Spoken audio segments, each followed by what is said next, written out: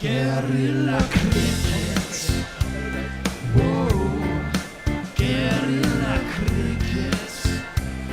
Whoa. Guerrilla Take guard, man the barricades, patrol the cover boundary. At last the time is come, this is a cricketing emergency. Hear this call to arms for every cricket revolutionary. Take up your bats and stumps for the test match insurgency. At first they tried to silence us, but we would not be silenced. They threatened us with lies, so we threatened them with violence. Che Guevara, Sangakkara, Joseph Stalin, Douglas Jardine, Robespierre, Darrell Hare, Vladimir Lenin, O'Brien Kevin, guerrilla cricket. It's not about the winning, it's about how many rules you break. Even in cricket commentary, this is the best advice to take.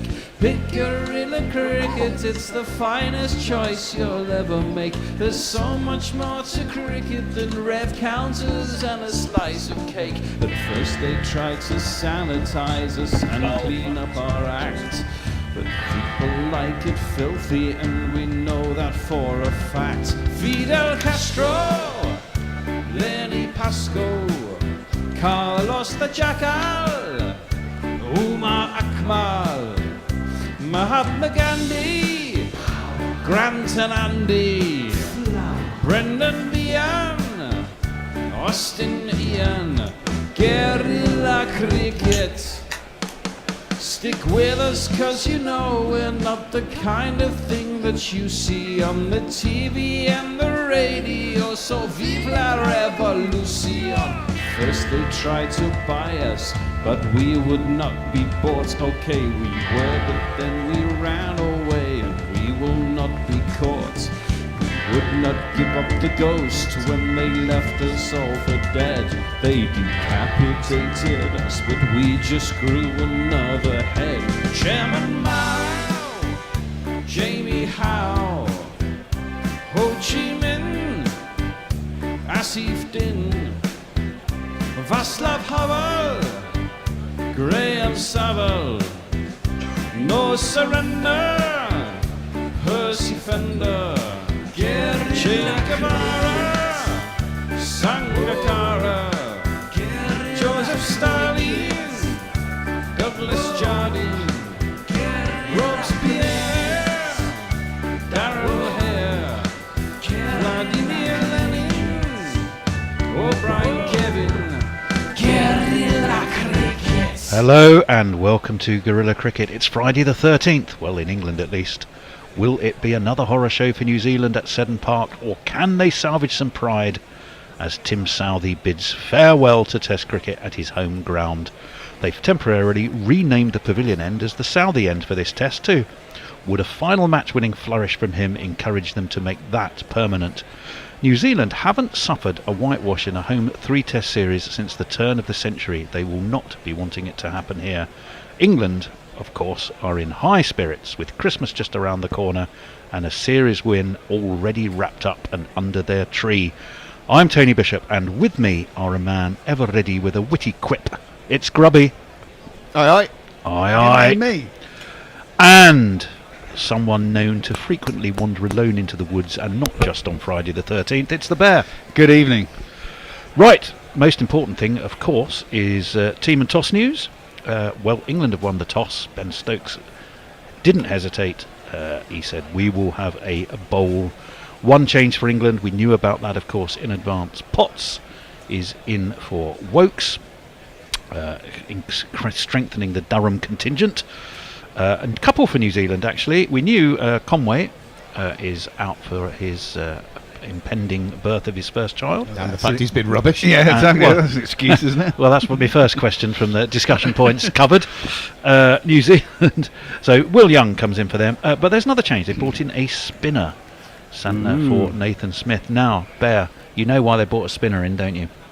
No, not really. But I mean, well, apart from the fact it makes common sense to have a balanced attack.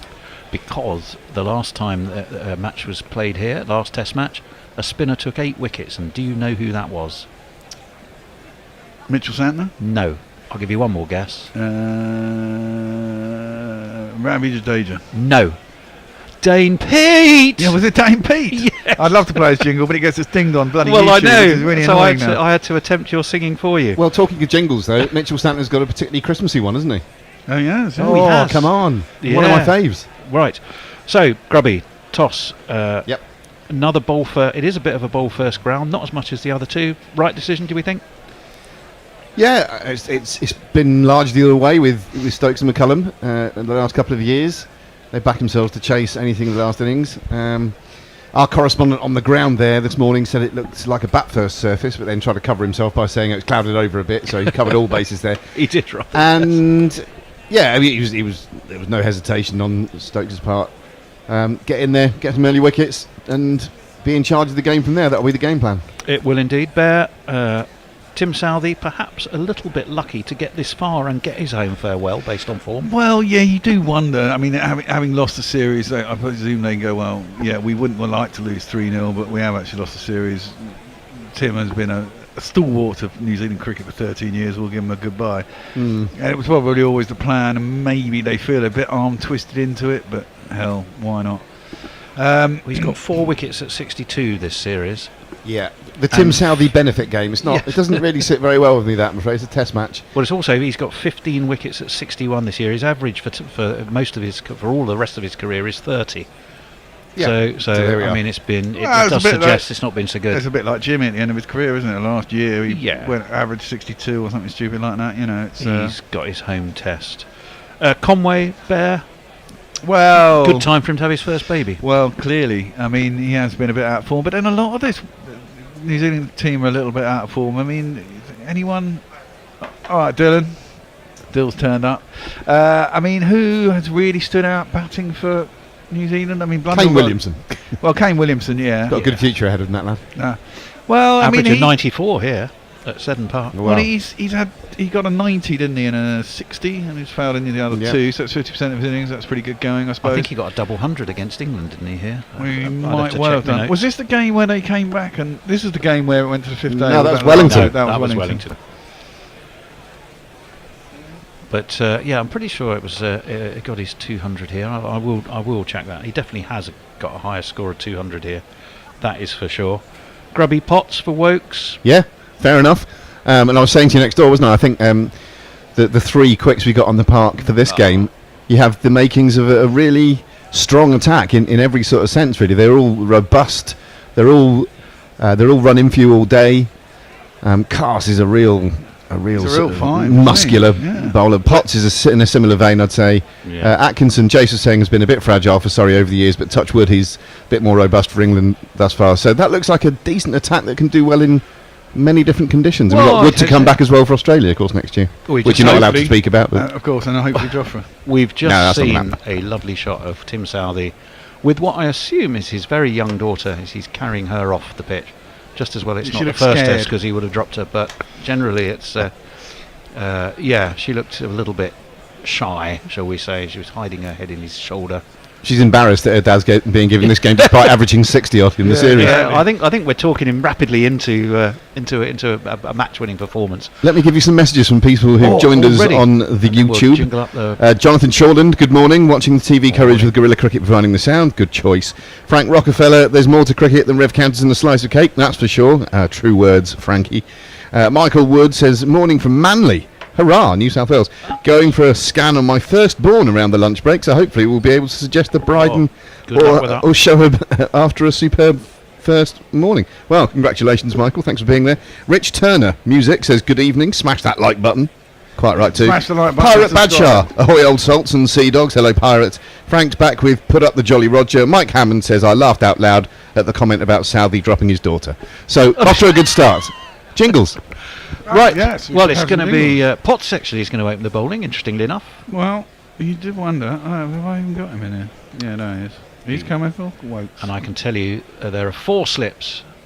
There is a deep sack gully, third man cover, extra cover, and that's about as much as I could see. But I think there was also mid-off. There's the rather portly figure of Ashan Raza, who says play, and Matthew Potts is going to barrel in, and is left by Latham through to Pope, who looks back down the track like, ooh, that was close, but I think Latham was in control of that one. Yeah, decently, but a good start from Potts as well. Good bit of movement there, wasn't there? Right, let's have his I've jingle. heard from Potts that the kettles are filthy black. You know he might do. Let's bring him into the attack. Ooh, he fell over first Yeah. ball. In tribute to his county and international mate Mark Wood, he's fallen over. He's fallen at the first, quite literally, first ball of the match. But he's up and jags away from the left-handed Latham, taken well by Ollie Pope. But again, Bear, plenty of life in this pitch as far as we can see. It looks that way, doesn't it? Can we bowl them all out by lunch? No, Oh, please. but thanks for asking. That'd be a fun morning, wouldn't it? This man's facing. He opens up a thing or sometimes keeps wicket. He doesn't bowl great, but I still don't wanna face him. Tom Latham. I'd be surprised I went under. The full of the first wicket was 20 and a half, which is a bit skinny. Like that slip cord and that. Round the wicket. Oh, That's Harmestonian ball. That's It was horrible. an absolute shocker. It's He's Give four them byes. byes. He's Yeah. lucky to Oh, get they're away with that. wides. They should be wides. Miles That's a down the bit leg harsh. side. Ollie Pope would have to have been 9 foot tall diving for that. Oh my word. We have to bring this in because That was an absolute stinker. Super chat, a super chat from a huge YouTube hero. They're awesome and smart and they're playing their part. Super chat, super chat, super chat. Oh, man, that's loud. Right, what's Potts got? He's got 4 slips, and that gully, and that's full, and defended out towards short extra cover by Latham. Tom William Maxwell Latham, to give him his full name. What's he done so far? He made 47. well, maybe we and should get the one super at the chats in. Hagley overs. Oh, Yeah. yeah, we got super chats. Yeah, we do. That's why Jake- we played the jingle. Oh, did you? so, I was yeah. concentrating on the cricket. Sorry. You even commented how loud it was. Oh, did I? I must be getting old. Definitely. Don't worry, Grandad. It's just a loud bang. Jay Grover, I'm coming to you very soon, my friend. Very soon. Full. Oh, that's an absolute corker of a delivery. Beats the outside edge. Just shaded away. What's the super chat there? Well, let me bring you the news. Jay Grover Oh. has given us the incredible amount of 50 English pounds. What? Jay Grover. A bullseye. Thank you, Jay. He says, evening all. I'm back on the non-spirit pop after my Trump-fueled drug and alcohol self-harm binge. But I better can a super chat in before I get overwhelmed with generic rage if I get intubed again with evil triumphs. You stepped on my... Oh, sorry. That was amazingly generous of you, Jay. Thank you so much, Potts. He was generous with the one ball of this over, and that one's not too much better because it's just flicked off his hip. And it was leg buys. I wondered if it was. So almost all the runs for New Zealand, in fact, all of the runs for New Zealand, have been a bye and a leg bye, both speared down the left-hander's leg side by Matthew Potts. So I'm going to... 8 without loss. I don't know if my sound's in and out. It's in and out of my cans. I can't hear anything anyway. Oh. Is it me? I don't know. I'll keep talking. I can't hear myself. But if you... We can hear you. Can you? I can't Okay. hear myself now. Anyway, Jay Grover, incredible 50 quid donation. Thank you so much. I should also mention Spud. Spud, greetings from Seddon Park, and he's given us $5 New Zealand as well. Thank you very much for that, Spud. But I must say, Jay, I'm overwhelmed by your generosity. Thank you so much indeed. Mayank is also with us. Don't just smash the like button, but subscribe and the bell icon for notifications. Thank you, Mayank. And Richard Mountford says, good morning, thanks for the great courage. Can Potts bat? I think he can swing a bat, can't he? He can. I think it might be just you and me talking to each other here. Grab it. Ah, there we go. The bear has done some magic on the mixing desk. Jonathan Seafelt says, is that Carlsberg? And he's spotted the Carlsberg at a distance, Bears Carlsberg, and it's making him thirsty at work. Still 4 slips for Atkinson, who's over the wicket, and it's wide of the off stump and left alone, and something is curiously happening to our sound, which is coming and going. 8 without loss, all in extras so far. Funny, a curate's egg of an over, Grubby. Four Yeah. terrific deliveries and 2 shockers. Yeah, fair enough. Yeah, I mean, maybe there's a bit of nerves there. When was the last time he played Potts? Back in the summer, I guess. I'll let you know in a minute. This one's left alone by Young. Through it goes. So we got a left-hander and a right-hander because we got quite used to being the 2 left-handers up top. But the arrival of Will Young means that we've gone back to the left and right combination. Adrian Holdstock is the other umpire, and there we have a 9th run because it's a no ball. I wonder if Extras has ever got anywhere near the Bannerman.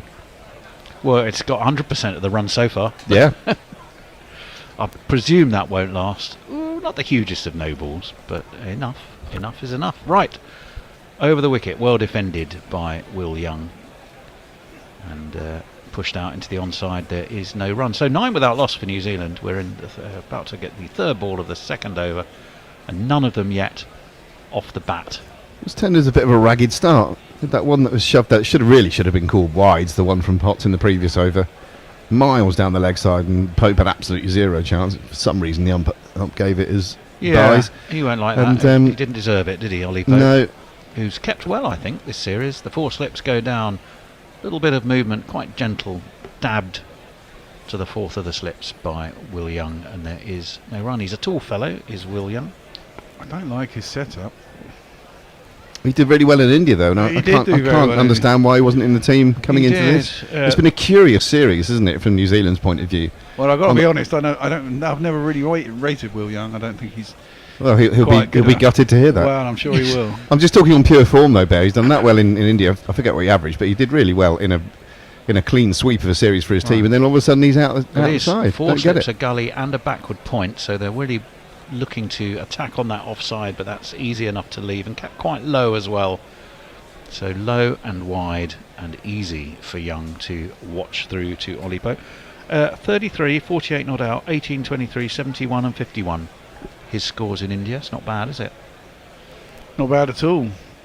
Just run through those scores again, if you wouldn't mind, Tone. I can do that for you. 33 and 48 not out, 18 and 23, 71 and 51. So not a big score. So it's No, not it's That's stellar. a big score, but Solid consistent, series, that. solid.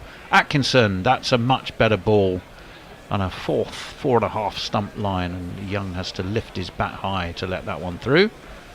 And there is no hat-trick taker, of course. Oh, have we got his new hat-trick jingle, Bear? Have we? Oh, yeah, right. We have a fantastic Gus Hattrickson jingle. Wow. Oh, right, yeah, there we The go. anticipation builds. And very good at his too, if Mog's listening. Oh, well, very good at his too, if he's not listening. that one moves away, but is easy enough to leave. It's another run over, 2nd over where nothing's come off the bat. 9 without loss, all in extras. Grubby. Back to the big-hearted Jay Grover. I Oh, can't afford Christmas unbelievable. presents for all you wonderful people. This is the least I can do. Oh, stop it. I'll start crying. Well, it's amazing. Richard Mountford's already worrying about how long England's tail might be. I don't know about that. I don't No, think it's got Potts that can much bat. younger. Potts can bat. Yeah, a he's decent not an batsman. absolute rabbit. Don't worry about it. Just chill out. Have a glass of Well- Mount Gay rather than Mount Ford.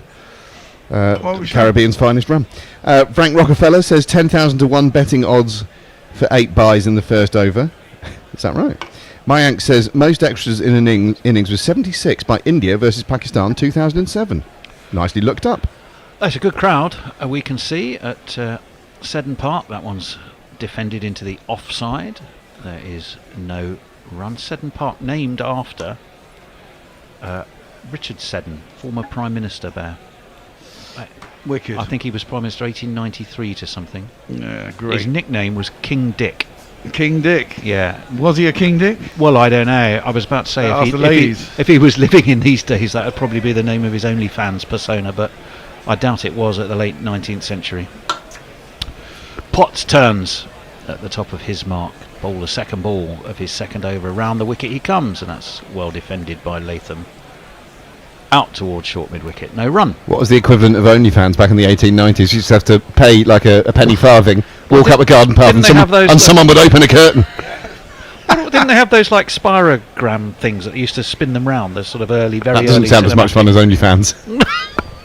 only, well, I don't know, I can't remember what they called cinemagraphs or something. You couldn't chat to the person on the spirograph, could you? Well, Maybe you could. Maybe they were filming it live. I don't know, Spirographing but live. it seems you know much more about this than I. I do not. As this one is left alone down the offside by Latham. Got loads of chums joining us on the YouTube. Dara Azizi says hi, all greetings from Arizona. Dara. Hello, Dara. Ombre Nuevo says, just tuned in. WTF, did we open the bowling with blind old Joel? Jonathan Seafelt says, speaking of newish batsmen, anyone catch West Indies Django in yesterday's ODI? Good knock and great game. Yeah. Hope he sticks. Yeah, he got a... was it a ton he got on debut? Think so. Yeah. Right. Potts is going to be in to Tom Latham, son of Rod. And this could be the first runs off the bat. Yes, it is, because it's beaten backward point. Who is that? Is that Crawley? It is indeed. He's a bit like a tanker turning. The throw comes in. They're going to have to hurry. Oh, it's a horrible throw as well. Carse is backing up. Well, that was a bit ugly all round, to be honest. England are playing with smiles on their face. They're looking relaxed. They're on the proverbial plane on the way home already, huh? Well, do you think they've already... Yeah. Well, Crawley dived. What proverb's that? The Is it in the book of Proverbs? It was a shocking throw, wasn't it? It's I'm like one of mine, that. Well, it was a horrible throw. So it was a bit Get rid of it quick. Get rid of it quick. Don't really matter where it goes. Well, it was a nice throw. It was a nice little shot from Young. So it is the first runs off the bat, and he's actually got three. But it was off three Latham. Pennyworth by Latham, yeah. And it's Young who's going to be on strike. But Crawley dived and missed it. He's a tall fellow. Took a while to get up. Lumbered after it, and then turned and released a horrible throw. And gave them at least one run that they shouldn't have had. Right, Potts over the wicket. He's shout that. Surely. Well, I thought that was going down leg. Ashan Raza Straightened. definitely thinks it's going down leg. There's a massive inside edge on there. Well, I didn't see that, funny enough. Potts is thinking height. I'm thinking What if it- down leg, and you're thinking it got an inside edge. Well, I thought it was going down leg because it got a massive It inside straightened edge. at the last moment. If he got an inside edge, it would have gone further down leg. Well, Ben Stokes is conversing with Ollie Pope, who probably wouldn't be the first person I'd ask if I wanted to Yeah. advice much on, so. on whether to review or not. But I suppose he is wicketkeeper, so he does have as good a view as most, or better view than most. Here's a chance. We'll have another look. Impact in line does straighten. I think that's a really good shout. I think it's probably Matthew Potts might be frustrated here if he sees this again. Well, I think it'll be umpire's call at best on leg, and Well, Ashan in which Raza. case it would have remained not out. They wouldn't have lost the review. Right, Potts. Oh, that's an Jaffa. absolute perler or a Jaffa, as you heard from Grubby there. That was just nipped away. A little tentative Latham prod. And he was lucky not to get an edge. 12 without loss after 3, Grubby. Yeah, lots of chums still coming in the metaphorical door. Pedro Gemot reminds me, of course, that Mount Gay is Barbados, to be precise. Absolutely right, Pedro. I've drunk it. Keep spreading the word. And it's lovely we've still got lots of Caribbean listeners. I think after we had that series in the Caribbean earlier this year. Delighted. So Pedro, keep spreading the word in Barbados about guerrilla cricket. Keep drinking that Mount Gay rum. Jay Grover says Bear's track record of people he does not rate probably includes Leonardo da Vinci. Maybe. Dara Azizi says Darren Stevens was a very disciplined bowler. Yeah, fair point. Quite serious. Baby Shaker says Matu Salem is the best rum. Appleton's second. Good to know. Right, it's going to be Gus Hatrickson, whose jingle we yes. might well play after this first ball, because he's going to bowl that. The first ball of his second over. Oh, and he's absolutely done Latham there, but it was just too good for thee, lad.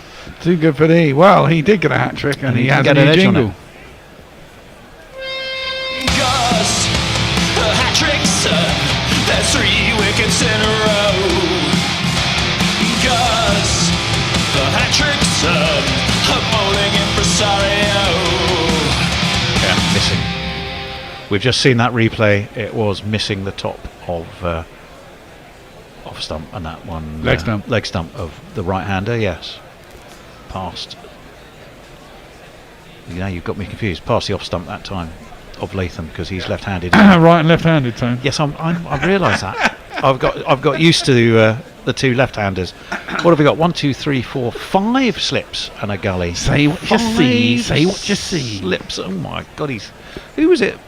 That was from a line from a quiz show, wasn't it? Yeah, it was. I can't remember what is it. What is it? Catch Freers with Roy Walker. In that's right. Sturries, Atkinson, and that the bat is dropped on that by Latham, and another Potts went down like a sack of potatoes, Sack of pots. sack of pots, and they'll get a couple. Move on to 14. Pirate Badshaw says, in terms of beige and rum, I'm more partial to Doorleys myself, though Mount Gay is easy to get. Good knowledge. We're watching the replay of that hat trick. You see, look, we jingle it and they play it. It's Well, amazing, you isn't know. it? It's as if by magic. He's been immortalised in that Mog jingle forever. That's Known as no Gus Hattrickson. finer, next to probably a knighthood, no finer accolade could he have. That's beautifully clipped off his legs by Tom Latham out to mid-wicket for 4 runs. First of the day. Off the bat, yeah. True. Do you think if they ever start playing jingles at knighthood ceremonies, That would whether be they'd great, ask wouldn't it? whether they'd ask Mog to do it, and whether Mog would be happy to do so? Well, I don't know. He may have principles that says, Well, we all have principles turn until we're down. paid enough. Well, this is true. It'd be great, wouldn't it? Can you imagine? Over the wicket. Oh my goodness me! There's good leaves and bad leaves, and that was about as good a judged leave as you'll see in your life by Tom Latham. As that didn't it back at him, and he raised the bat and can't have missed the top of his middle and off by much. Well, probably enough. So it was a well judged leave. England aren't exactly on it this morning, are they? So there's been about 5 good balls, and the rest have been not great. There've been a few jaffers, and then Yeah, a few moments of carelessness. Over the wicket. Oh, that's sweetly driven away through cover by Latham. Is it going to have the legs to reach the boundary? It's not. It's hauled in by Potts. Flicked, I think, to Crawley, who completes it with another pretty shabby throw, to be honest. Not his first one of the day. And after 4 overs, they're going at 5 and over. It's 20 without loss, Grubby. Jay Grover is there. Talking of that, Duckett were impressive on a final word interview. No Ethan Bamber, but not deserving of Ursine loathing. Daniel Keppel says, looking forward to another English victory. Very certain in your view there, Daniel, very early in the piece. I'd say that's a bit early in the piece. Jay Grover, talking to On Brain Rover, says he has got better. What's that in reference to? Who's got better? Oh, I don't know. Someone's got better, according to Hombre Nuevo. Not sure why the EUP needs to learn on the job, mind. Okay. Davey Pratt, away the lads. Nice one, Davey. Yeah. And Jay says, please do not tempt me with rum. I'm on the 1664. Doctor's orders. Might be a loosely interpreted version of their orders. Yeah, I order you to drink strong lager. And Dara Azizi says, I fear a ton from Zach. Potts. Will undeservedly keep him inside. Over the wicket. Oh, that's driven beautifully by Will Young. What a way to get off the mark. Away through extra cover for 4 runs. Going well, New Zealand. They are. Well, we're not bowling exactly great, I have to say. That was too long. It was a long half volley. My favourite person in the Gorilla family, Brian in Brisbane, has not only sent us $2 but also says that Bear has the code for the delivery. I do. Oh my God, Brian! I Thank couldn't love you more. That is magnificent. We Although- don't know what it is yet, but I'm sure it'll be great because it always is. It is indeed, yeah. You might extend us some filthy stinkweed. Probably not though. In comes Potts. That's defended by Young. Atkinson, no, Stokes fields. Atkinson's bowling, isn't he? And there's no run. 24. They are motoring along to. I can see a shadow looming by the door. Who's this looming shadow? It's Jason. Is it the door? Paul Higginbotham is with us. Is that Higginbotham or Higginbotham? Botham's the last 6 letters of your name, which is pretty cool. Higginbotham. Morning, chaps. First day of a test on a Saturday morning. I quite like it.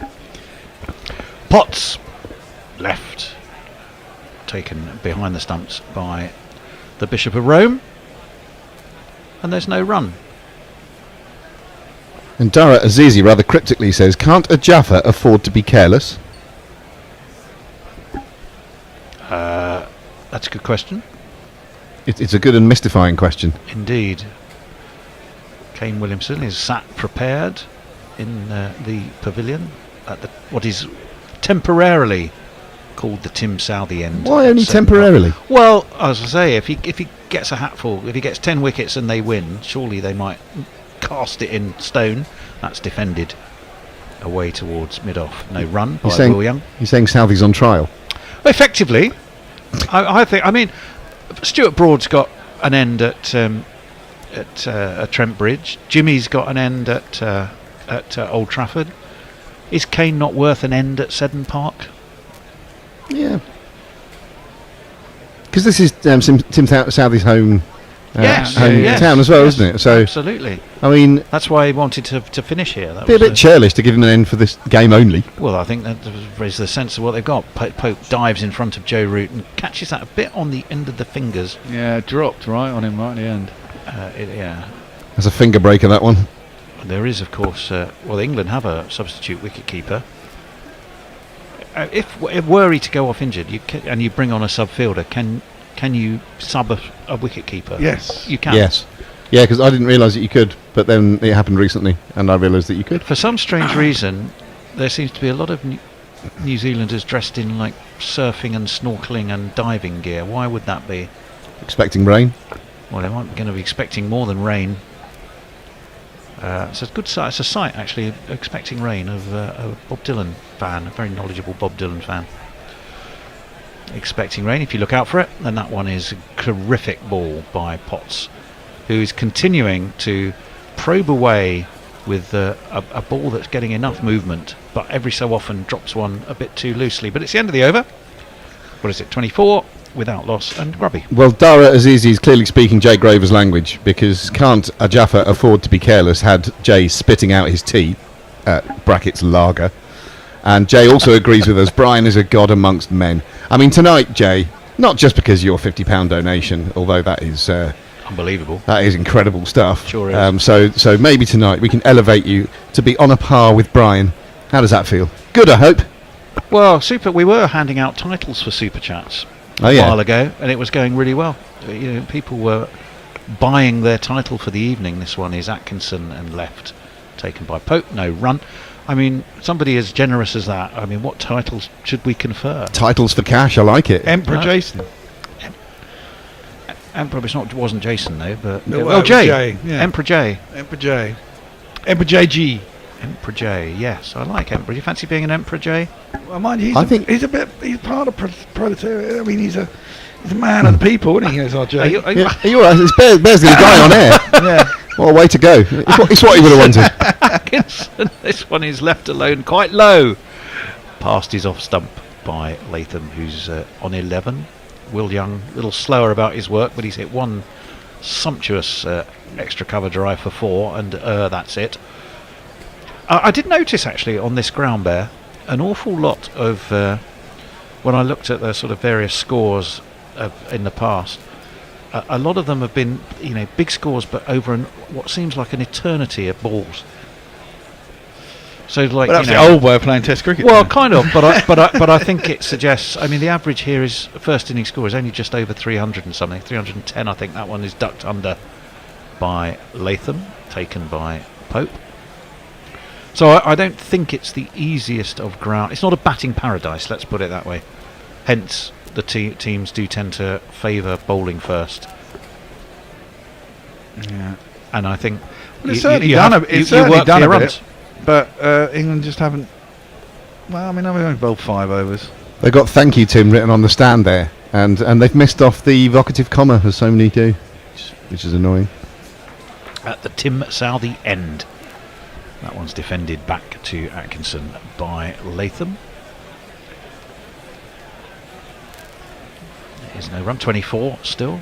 We're 2 balls left in the 6th over. We're seeing again the very shy scared daughter. Oh. Why is he putting her through that? Well, I think it's rather sweet. She's holding on very tight to him, isn't she? Terrified. Well, she's going to walk out in front of 10,000 exactly. people. Why are you doing that to your child? Atkinson is in. The bat is dropped on it by Latham. Sharp single. Good running. Adds 1 to the score. 25, the quarter of a century is up, and New Zealand, I think, by and large, have done pretty well here this morning, Bear. Well, yeah, that's what I'm saying. There've been a couple of decent balls, but a few long half volleys, a few wide. There's that horrible 5-4 buys. We should tell you the GPL is open. The Oh, yes. GPL is open. You GorillaCricket.com. You didn't put a score in at the end of the last day. /competition. You have to remember to put score in when you're here, What do you mean put the score in? so it knows if there's a Atkinson winner. in defended, and there's no run. There's a little box where you put how many runs were scored in the day, so it completes the thing. Otherwise, it fucks up. Just going to interrupt this production Database. meeting to bring you some messages from our listeners. Jay Grover says, "Chums and chaps, this feed is ridden with the public school like smallpox-infested blanket given to the Cherokee." Ooh. Whoa, Hello. that's a picture. That's a well. Well, I'm not public school. No, neither am I. Hang on. Well, in that case, I'm being No. ganged up on. This feed. He said. So he might be talking about the people writing on here. Oh, right, okay. Yeah, don't honestly. Delusions of reference. Darrett Azizi says, "I'm safe, Jay. Only Pima and Apache in these parts." Davey Pratt says, "I'm at work. No pictures. Is Potts moving it, lads?" He's got one yes. or two. Yeah, He's He's got only- one or two to nibble, and he's bowled a lot of shit. Well, he's bowled 2 or 3 not so good out of, mind you, out of 3 overs, that's probably 2 or 3 too many. Right, we'll let you know about this one because he's about to deliver it to Tom Latham. He's coming around the wicket to the left-hander, he's edged! And I think that's gone down. It may have just dropped short. The reaction, they've taken a very quick single. It was Duckett and Orr who got into a bit of a tangle with Brooke, I think Harry it was. Brook, I think, the new ICC I'm not number sure 1 it batsman. carried.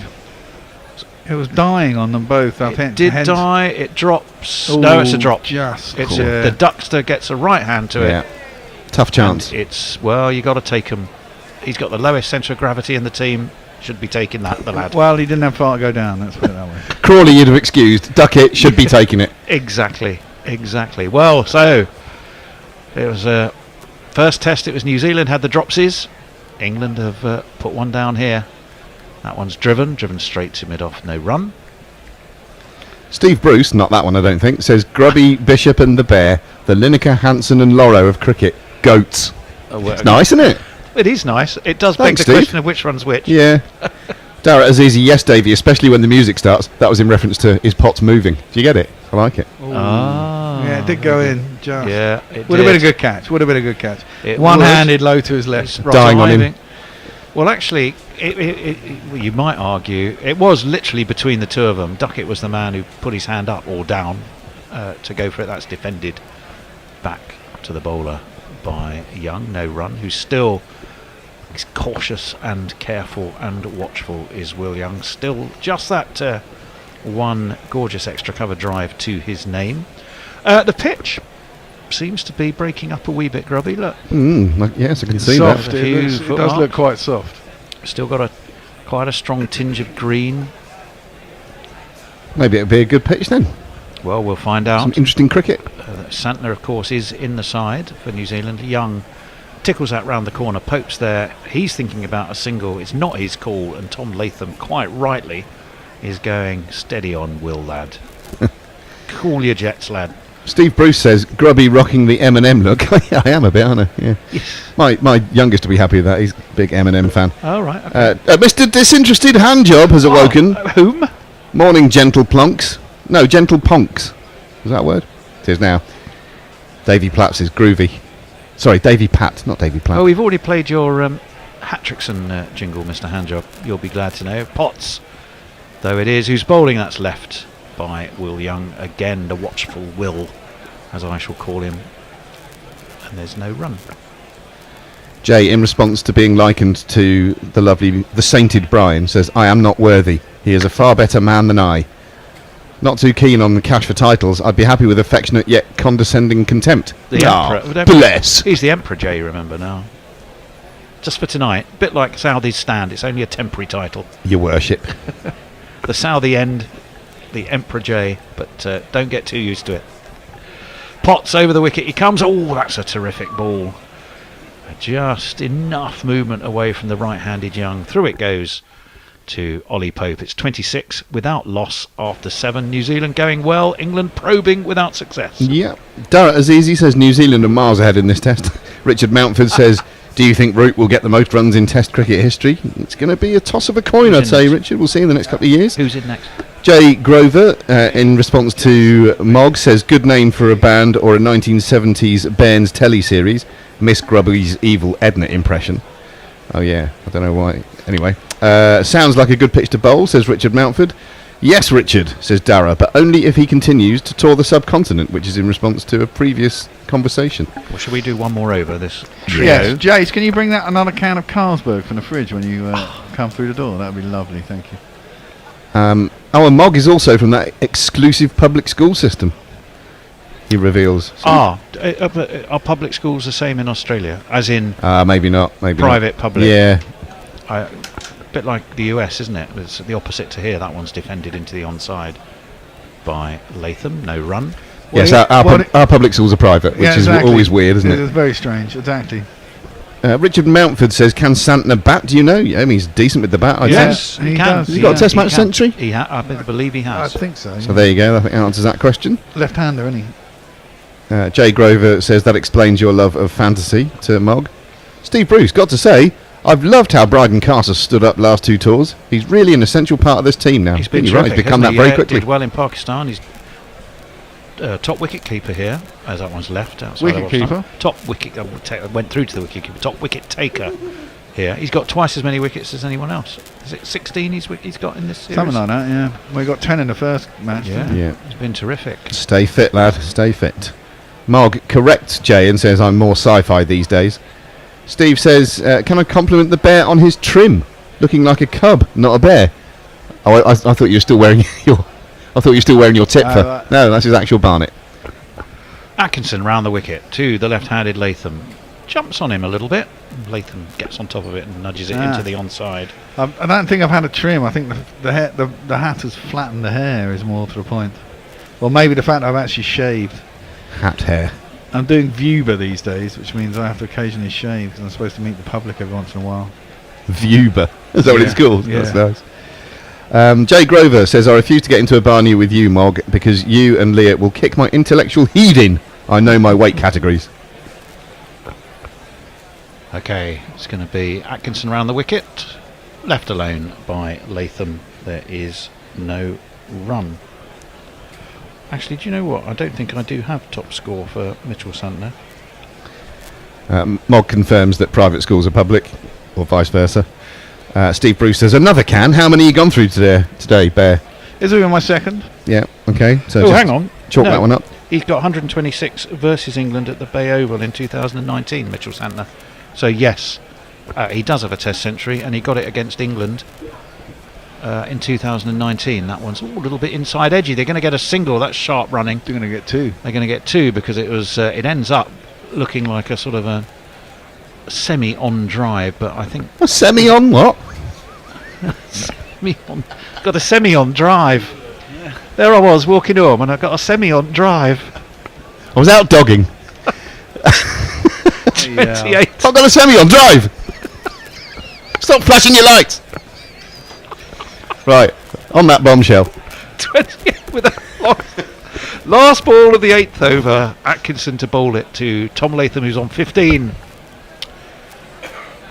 And it's left. It's through to the Bishop of Rome. It's 28 without loss. After 8, we're going to have a little shuffle-a-roo. I think it's Billy and Jason coming in. Bear, are you dropping into the commentary seat? I am dropping into the commentary seat. I think I'm working you. You're working me because you're leaving early. Yeah, well, that's because you've got me doing Saturday and Sunday. I do. I've got to be fair. All right, Billy. I'm all right, thank you, Bear. I'm hoping for a little less chat about semis in this. Yes, well, you know, we'll try and get off that subject. And Jay, it's Carlsberg, not Carling. I wouldn't drink Carling. Carling is piss. Yes, you're right. Yeah, Carling is piss, as is Foster's. Yeah. There's a lot of those sorts of beers. I'm not a big fan of Carlsberg, but that's what they send, and you know, I'll drink what I'm given. Has someone sent you a well, package? Brian always sends us a care package. I think there's another one on the way. Legend. He is a legend. Right. Will Young is going to face. Potts is going to continue, and that's on the line of 4th or 5th stump, left alone by Will Young. 2 to keep, and there's no run. What have you thought of the early confrontation? Well, I think the fact that they were 11 for none without scoring a single run off the bat says a lot about the way England have bowled this morning. I mean, I always think on Guerrilla Cricket beat Matthew Potts, but it's just slight the inaccuracy of line and length and occasional full tosses. I just think you've got. I know he's inexperienced. I know it's with a new ball. He doesn't bowl lots of the new ball, but you've just got to have more accuracy and be more on it. It doesn't look like bad conditions for bowling. No, it doesn't. Yeah, I'm not as down on Potts as you. I remember you were thinking that all summer. That's a leading edge, fat outside edge. It's going to get 4 for it, Will Young. Trying to work it into the leg side. It was aerial and it went past Stokes at a sort of deep set second gully almost. I mean, they've got a lot of attacking fielders, England, here. And it squirted past him. I'm not sure it carried. Yeah, it came down the pitch. In fact, no, it didn't carry. It went down. Anyway, it's gone out to that boundary, and it's going to be 4 runs.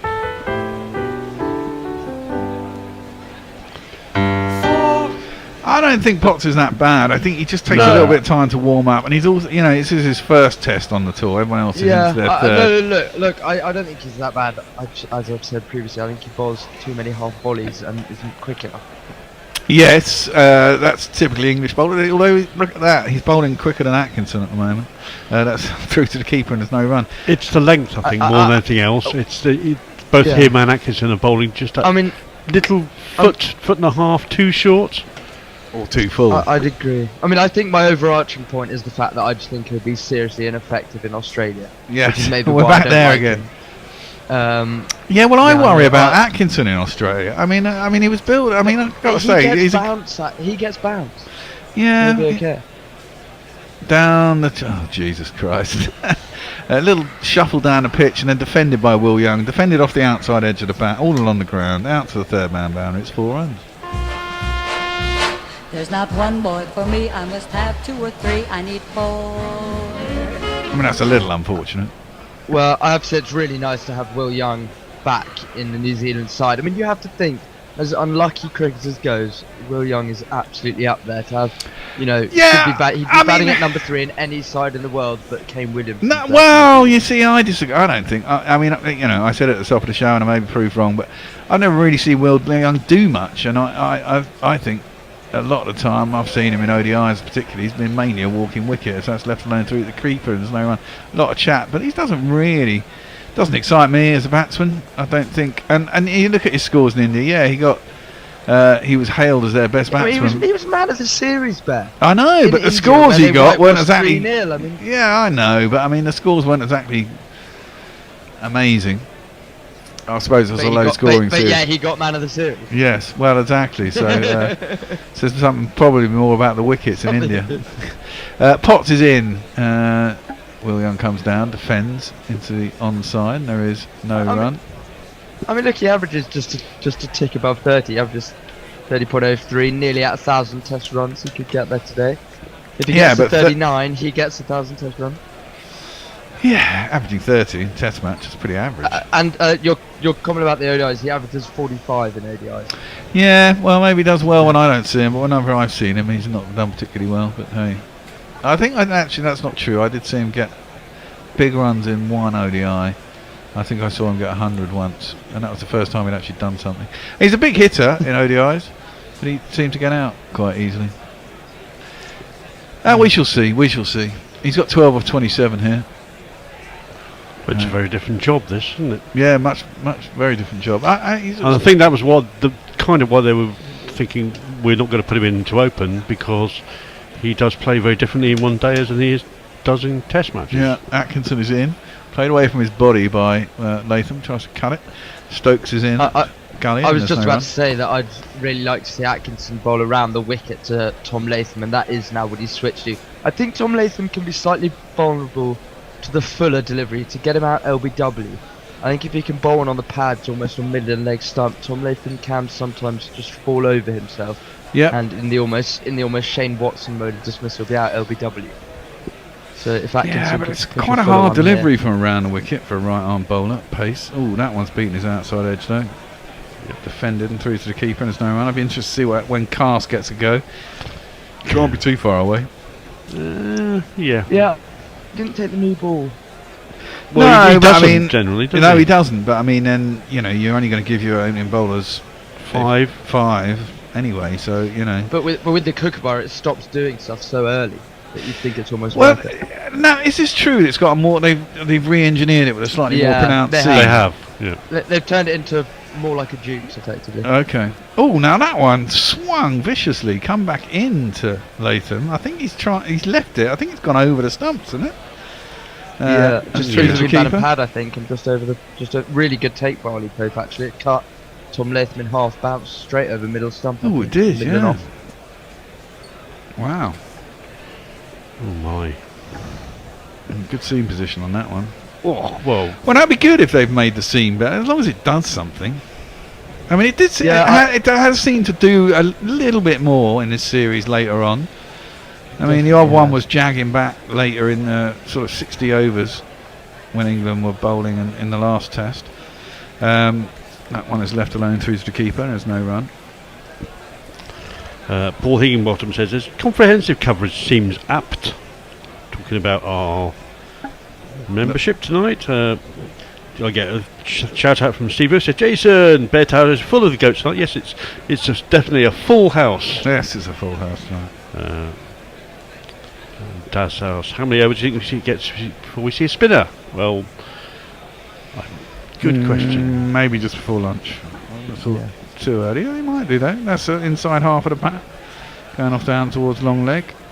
And is that Crawley down there? Can't be Crawley. Looked like it. Did, didn't it? What's he doing down there? Atkinson was close there to what I mean with the LBW. Yeah. That was a really nice delivery, great length, and he just looks slightly uncomfortable, Tom Latham.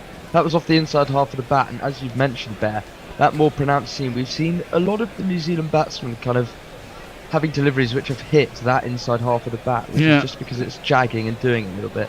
But yeah, so they've basically made the seam more pronounced in an effort to make it do a bit more for longer. Which is probably a good thing. Atkinson played out by Young. It was wide. Kind of chased it a little bit. Looked like he thought about drawing the bat away, but played at it anyway. Goes square to the offside, out to point. That's the end of the 10th over. 37 for none. Steve Bruce asks, Will Young, is Gareth Gates in at number 3? Oh, no, please. he's slam dunking in at number 1. Pirate Bradshaw says, funny, I've never found any lager appealing. It's either Smithwick's Red Ale or Beamish Stout for me. And yes, I know this is heresy for a Dubliner, but it is better than Guinness. Well, on your own head be it, I'm afraid. Well, indeed. Jacob says, Billy, up lad. Just in time for me to drunken rant about my UK school system. Apart from thou my best mate. And we're seeing quite blonde Stokes. Just on the when will England bowl spin, I agree with Bear. I think maybe just before lunch, but of course you never know with Ben Stokes. You almost wouldn't be surprised if he bowls first change. Well, you never know. Ooh, that's a leave by Latham. It wasn't too far from his off stump. A good leave, and there is no run. The other question is, which spinner of the 3 that I have available? Yeah, you'd think he'd go Bashir first up. As the specialist. It's a good lead by Latham, that actually. It's got a little bit of bounce, this pitch it has to it, although that didn't go over the stumps. Stokes and Potts, both with their hands on their heads. Alright. Well, Latham facing up. It's 34 balls now. And Potts into the pads. That's the one you're talking about, but it's going down leg and a bit of leg by out to square leg. Bashir Fields. Adds 1 to the score. Steve Lots Bruce. of extras so far. Yeah. The 10s, I think.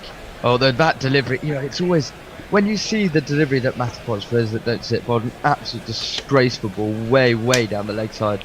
Absolutely nothing Ollie Pope could do about it, and it, goes against Ollie Pope's buys. I know, they that's shocking. They show another column for bowlers. I almost spat my water out in the green room. Yeah. It's harsh on the keeper, that one. Will Young just knocks that into the leg side. And he'll get himself a single. Just on that, we all know that Jamie Smith has been given assurances, of course he's on paternity leave, given assurances that he will come back into the side, and Ben Stokes has said so in press conference in the week.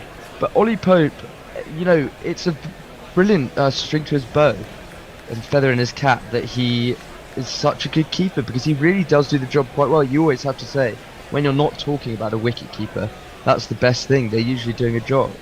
Yeah, and he done is. well so far. It's quite amazing, isn't it? I mean, I guess as we've all known, he was a keeper as a kid, coming up through the ranks. Again, that's left by Latham.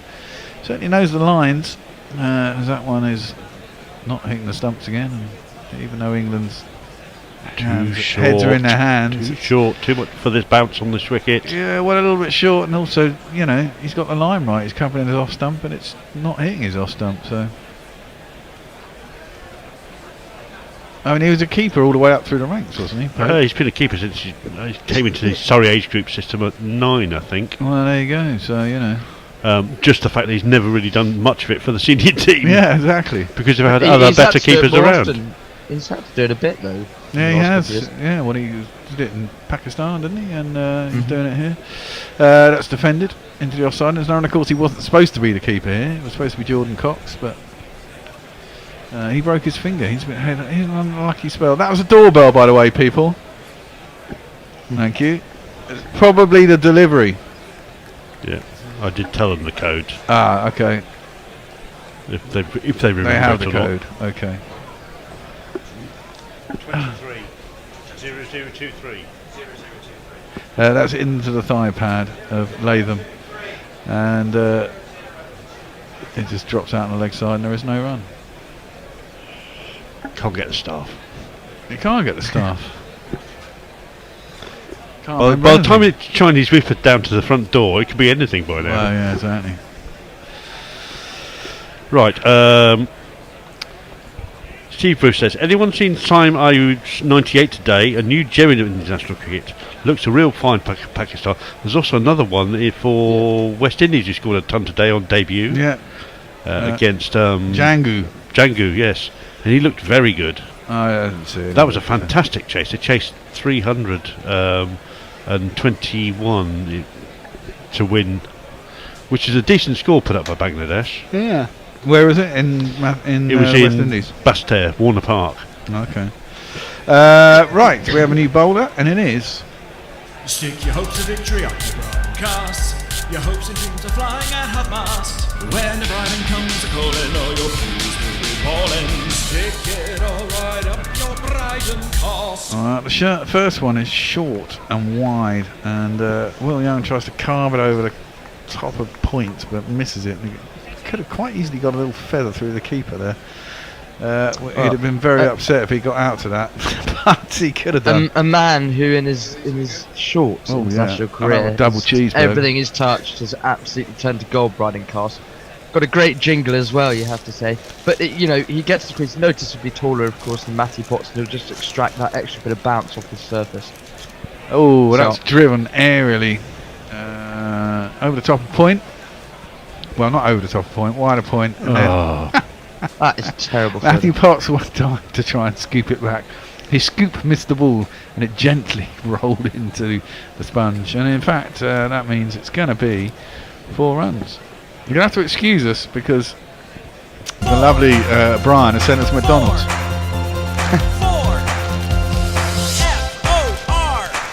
So I'm going to munch in between balls.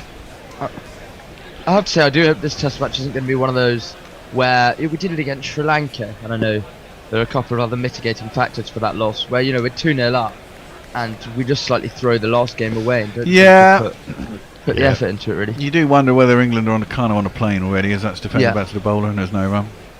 I mean, 17 tests they've played this year, the second most ever for an England side, and that's a hell of a lot of cricket for some of these guys. And they could always talk in the media, say we'll bang up for it, but it can be sometimes difficult to get yourself going for a test that you've already won the series. Yeah, absolutely. You're thinking about Christmas and coming home. By the way, are you still in Newcastle? Have you come back down south? No, I've come home. Hence the bookshelf. I was going to say, I didn't want read. It's far too academic for me. Oh right, yes. Cast is in and pulls the bat away. Does Young goes through to the keeper and there's no run. Jago says, serious point, I rate Potts and I don't know if this makes sense, but he sometimes seems to be trying too hard. I might be influenced by the Ethan Bamber I just listened to. He's a bit faster than Bamber, but I think he's got decent pace, Potts. He's not the quickest. Bowls quite a heavy ball. No, I know what Jay means though by over trying, almost Yeah. overstriding. Sometimes you know it's got to be a nice smooth action rather than hurried. And that's left alone by Will Young, through to the keeper. There is no run. 1 ball left in the over. Yeah. You know, some of the best bowlers are the ones that look like they're putting absolutely no effort into it at all. And Jofra Archer's a big exception, a bloke who, you know, you can't really tell if he's trying or not. And Mark Wood is on the other End of the spectrum. Very definitely on trying. the other end of the spectrum, hurls everything into every delivery. So he throws himself off his feet often. Gary Naylor, our own Gary Naylor, says, after Peter Svidler's appearance last week, we should salute Gukesh Deet's incredible win to secure the World Championship of Chess at 18. Indeed. How much money will the Saudis offer him to play Magnus Carlsen? Well, probably shitload. He got over $1 million, didn't he, for winning a chess tournament? That's a pretty good guy. That last ball was cuts back in, left alone by Will Young, goes over the stumps probably, but through to the keeper and there's no run. And David Pat says, sorry, skiving at the mo. Das Reynolds says, how many overs would you give Potts or Atkinson? I think they're probably going to do 5, maybe 6 overs at the most, although it's a green seamer. You could put them on for a bit longer if they... Well, Stokes bowled himself, didn't I he? think Stokes will come on at the other end. Oh, there we go. Yes. And Azizi says, does anyone think Root has been under-bowled during the kid? No, because he's bowled just the right amount to take the wickets he's got, I think. Ben?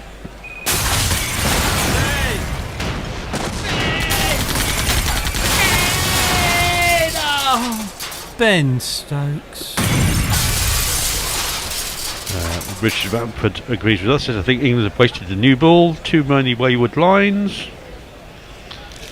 Yes. Very much so.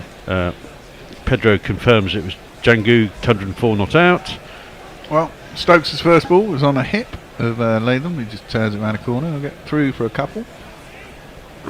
I think a good decision by Ben Stokes to bring himself on here. England, you know, New Zealand 45 none, going on not untroubled, but you know not far off it. England have beaten the bat a few times, but as it's a no ball, as you've said, they haven't quite got their lengths right. But Stokes, how often does he get a wicket when England need it? He is the man. Over the line! Huh? I'm sorry, Smokey. You were over the line. That's a foul. Oh, that was good. Who often makes things happen. Stokes, round the wicket, down the leg side. Latham tries to help it away, misses it. It's taken by Pope, and there's no run. Kind of get the feeling that Pope actually enjoys keeping. I think so. I think it's one of those things where if you nice to do it every once in a while, but would he enjoy it if he was doing it constantly? I don't know. But I know what you mean. And I think also, you know, if he was doing it in India the whole time, that's less enjoyable here. Yeah, he yeah, gets to stand back and not under the helmet. That one, trying to get an in-swinger going to the left-hander. Stokes, but it's outside his off stump, and he leaves it through to the keeper, and there's no run. Well, I think I'm suddenly forgetting the stat. I think the average for the opening partnerships between the two teams was 8 before this Test match. So I might have to fact check that, but certainly there have been very few runs scored in the openers so far in the series. 46 for non-New I think Zealand, England are going on very averaging 8 nicely. for an opening partnership, and New Zealand were averaging 15. Oh, there we go. Tries to turn it into the leg side. Does Latham, and there's no run. Yep. This interesting hand job, with somewhat of a tongue-in-cheek, says, I'm also very suspicious about the praise Billy seems to keep piling on the jingles. Is he actually deaf? What? There's more dissing people who praise his jingles, basically. Ah. You've got to take the credit sometimes, Mog. Some of them are Yeah, very, very exactly. good. Stop being so fucking self-deprecating. Stokes around the wicket to Latham, who just defends into the offside, and there is no run. I will accept no compliments. Okay. All right. They're all shit, Mom. Fuck you, Bear. There's a true Australian response. Absolutely. Love it. Latham 18 off 43, Young 17 off 35, 46 for none. England's really not in the game here at the moment. Stokes bowls that one outside of off stump. Latham leaves it through the Pope, and there is no run. You just wonder if this might be a really good time for Latham to slightly put his foot down and stamp his authority on this opening session. 18 off 44 so far. You know, he could just do with hitting a few boundaries and getting into the flow of it. Really, I know you might say this is more modern. Well, he's really short of runs in this series. I think he just wants to be out there for as long as he can. He's got a couple of starts, hasn't he? And then just got himself out in the sort of 20s. Well, that's full. Ooh, that was ducking in towards the stumps. Near good Yorker. Well, jabbed down back there by Latham. And it ends the 13th over. 46 for none. Jace. Richard Mountford says, I think Cars will have a long England future. I think he will also move up the batting order because the guy can bat. Yes, but there's also a lot of good people ahead of him at the moment. I can't see him ever being higher than probably 8, given the resources England have got at the moment. And he also says, I think the spin option for England would be a great idea now. And Jago says, Billy, we must play the book game. 40 is missed. Well, 40 well, is 40 coming. you say at 40. 40 is making a return in about 5 minutes. He had a little break. He went on holiday, I didn't think. He went on holiday. He'll tell us all about it when he comes on. And Jago says, Jason is rise, re-roots bowling. Root hasn't even bowled an over here, is he? No, neither has. You only need him as a sort of third spinner when he's, or second spinner, depending where you are. That's into the thigh pad of Will Young. And there is no run. Just to finish off on my Latham point quickly, I just think when you're slightly out of nick, as he potentially is, as a lot of New Zealand batsmen suddenly are, you know, you can slightly dig yourself into a hole. Almost just wanting to stay at the crease, but actually you're not really getting your feet moving and you're not moving around the crease, and you just could easily nick off or do something like that. I think the England match would be not hit out, get out, but you know, have a dig. Exactly. Left alone outside the off stump by Will Young, through the keeper, no run. Yeah, and Devon Conway had a pretty poor series anyway, hadn't he? I mean, it's all at sea. Yeah, he had a strange one really for Conway. He had such an extraordinary start to his career against England at home. I think in England, I think in 2021, something like but that. I'm pretty sure every single year his test average has dropped. Yeah, well, they showed in the last test, his first 10 tests, he averaged something ridiculous and scored a shed load of runs. That's an attempted pull down the leg side by Young. I think he went 60, 40, 20, virtually nothing. Well, yeah, well, in his last 15 tests, he's only scored something like 625 runs, an average of like 25 or something. Really quite poor. And his first 10 tests, he scored, 1,000 runs or something stupid like that, Well, what I'm always interested to know with New Zealand is what's their first class system like? Is it, akin to the Cadger Championship and the Sheffield Shield? Have they got a good crop of young more like the I think it's more as that's through to the keeper and is now a sort of super good sort of Surrey League, something like that, isn't it? It's like a bit like the grade system in Australia, I'd imagine. Yeah, it's about 8 regions, provinces. From memory. So difficult in other words, difficult for people to, it's a big jump from that to Test cricket. I'd imagine so. I mean, you get some overseas players, and I at the top, you're kind of there. This is it. You're kind of there, aren't you? I mean, I imagine there's some very good players. But are they, international? As you say, big jump. Cast in, and it's left outside the off stump through to the keeper, and there's no run. They do a lot of leaving, don't they? I don't see this from England particularly. They tend to they've left one, but it seems to be, from what we've seen so far, it's a pitch where you can really, really trust the bounce. Yeah. And they do this quite well. Something that, Ollie Pope, when he eventually comes back, could struggle on it if he was batting at 3. But he's not, of course, because young Jacob Bethel has taken his place for now.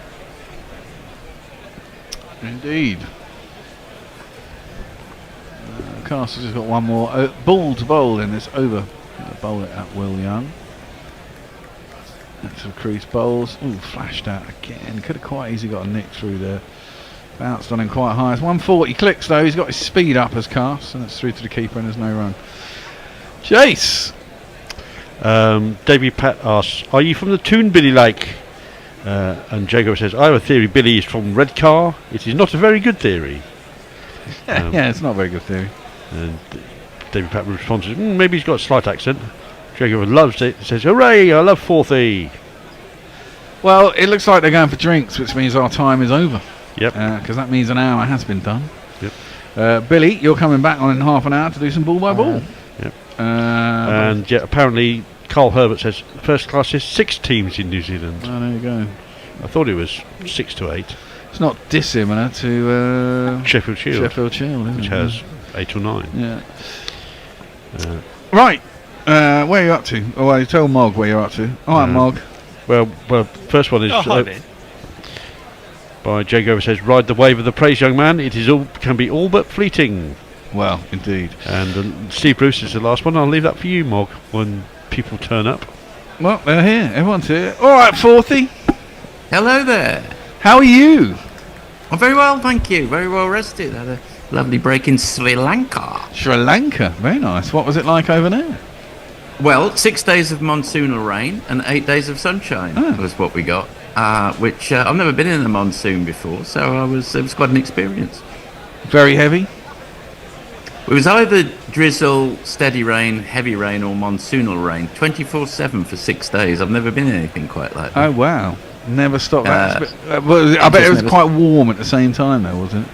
Yeah, it was really, the temperature wasn't the problem until the sunshine came out, when it was a little bit more of a problem because it got quite humid. It's hard to get it right in Sri Lanka. Everything else about Sri Lanka, well, with 1 or 2 exceptions, their driving, their electric circuitry, their disregard for wine. I'd put those as in the negative column. But disregard for wine.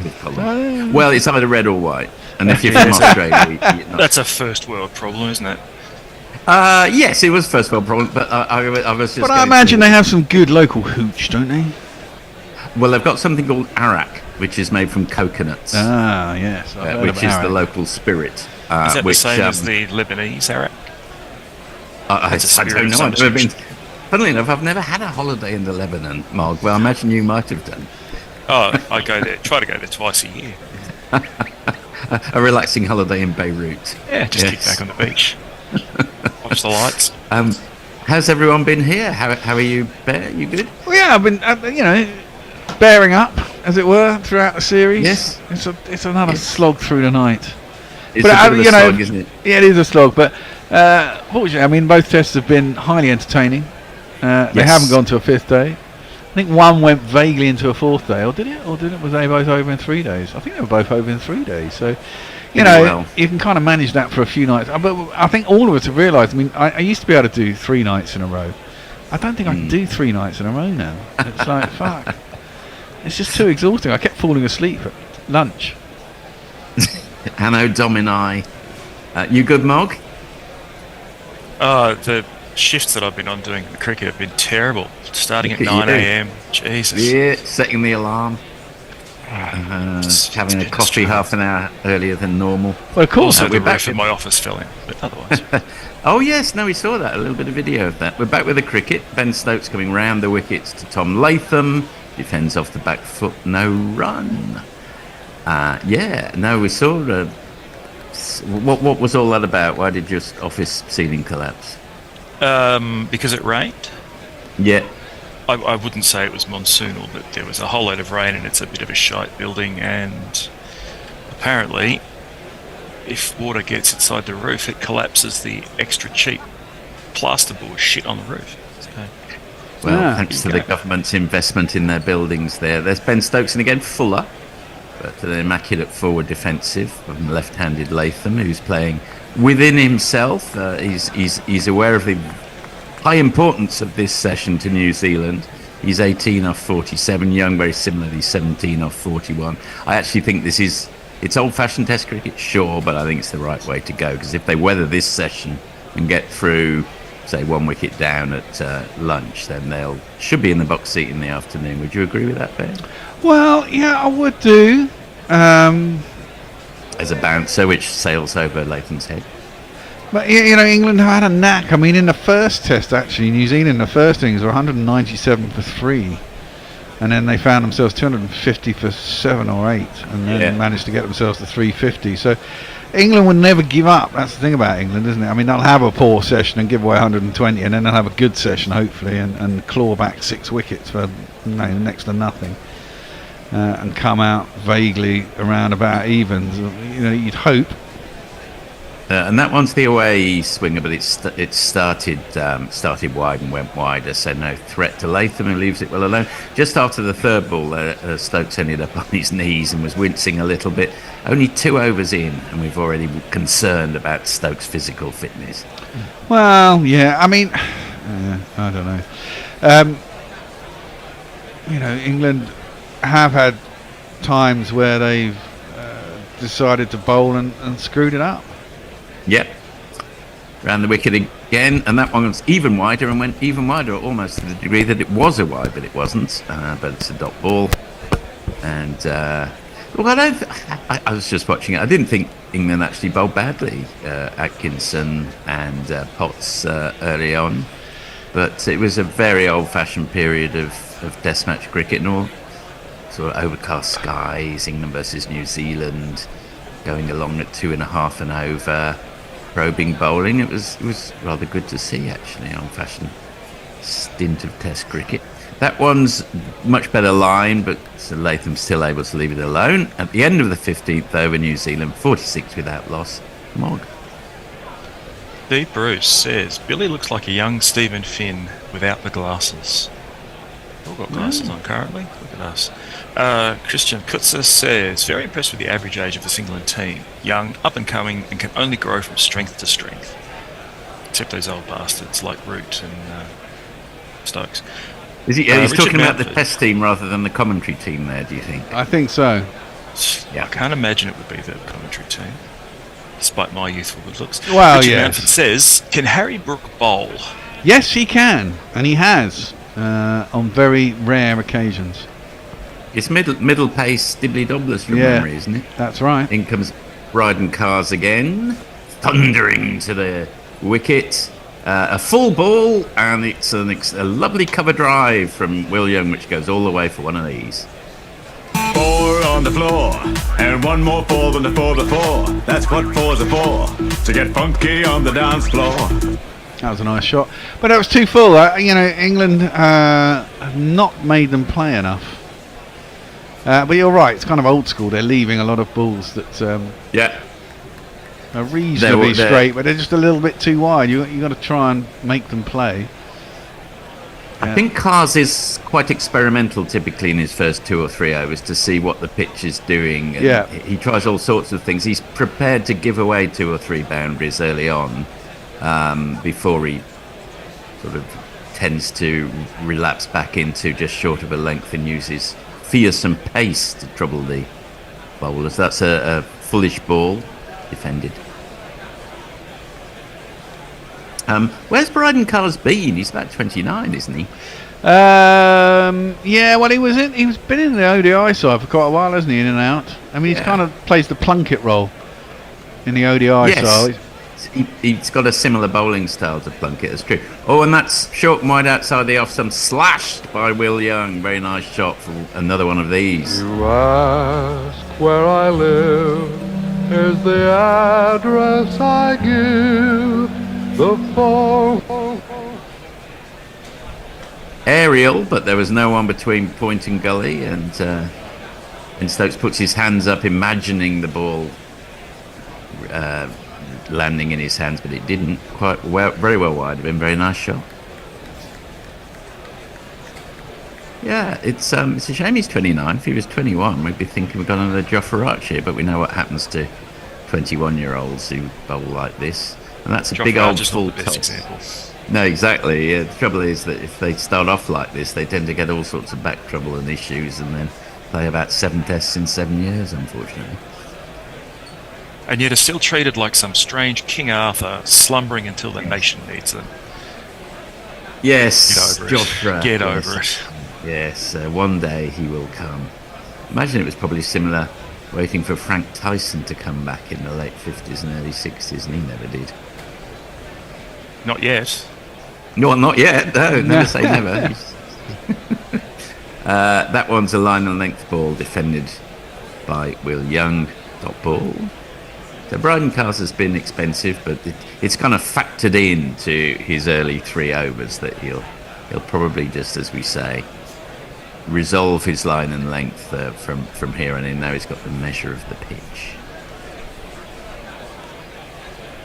54 without loss, with 1 ball to go of the 16th over. It's a pretty full crowd in. Always nice to see. A picturesque scene, right? Very homely, very provincial in New Zealand as ever. People sitting on the banks and deck chairs and things. In comes Cars for the last ball. That's line and length, defended off the back foot by Young. New Zealand 54 without loss at the end of the 16th. Richard Mountford says New Zealand should be at least 2 down with the state of the pitch by now.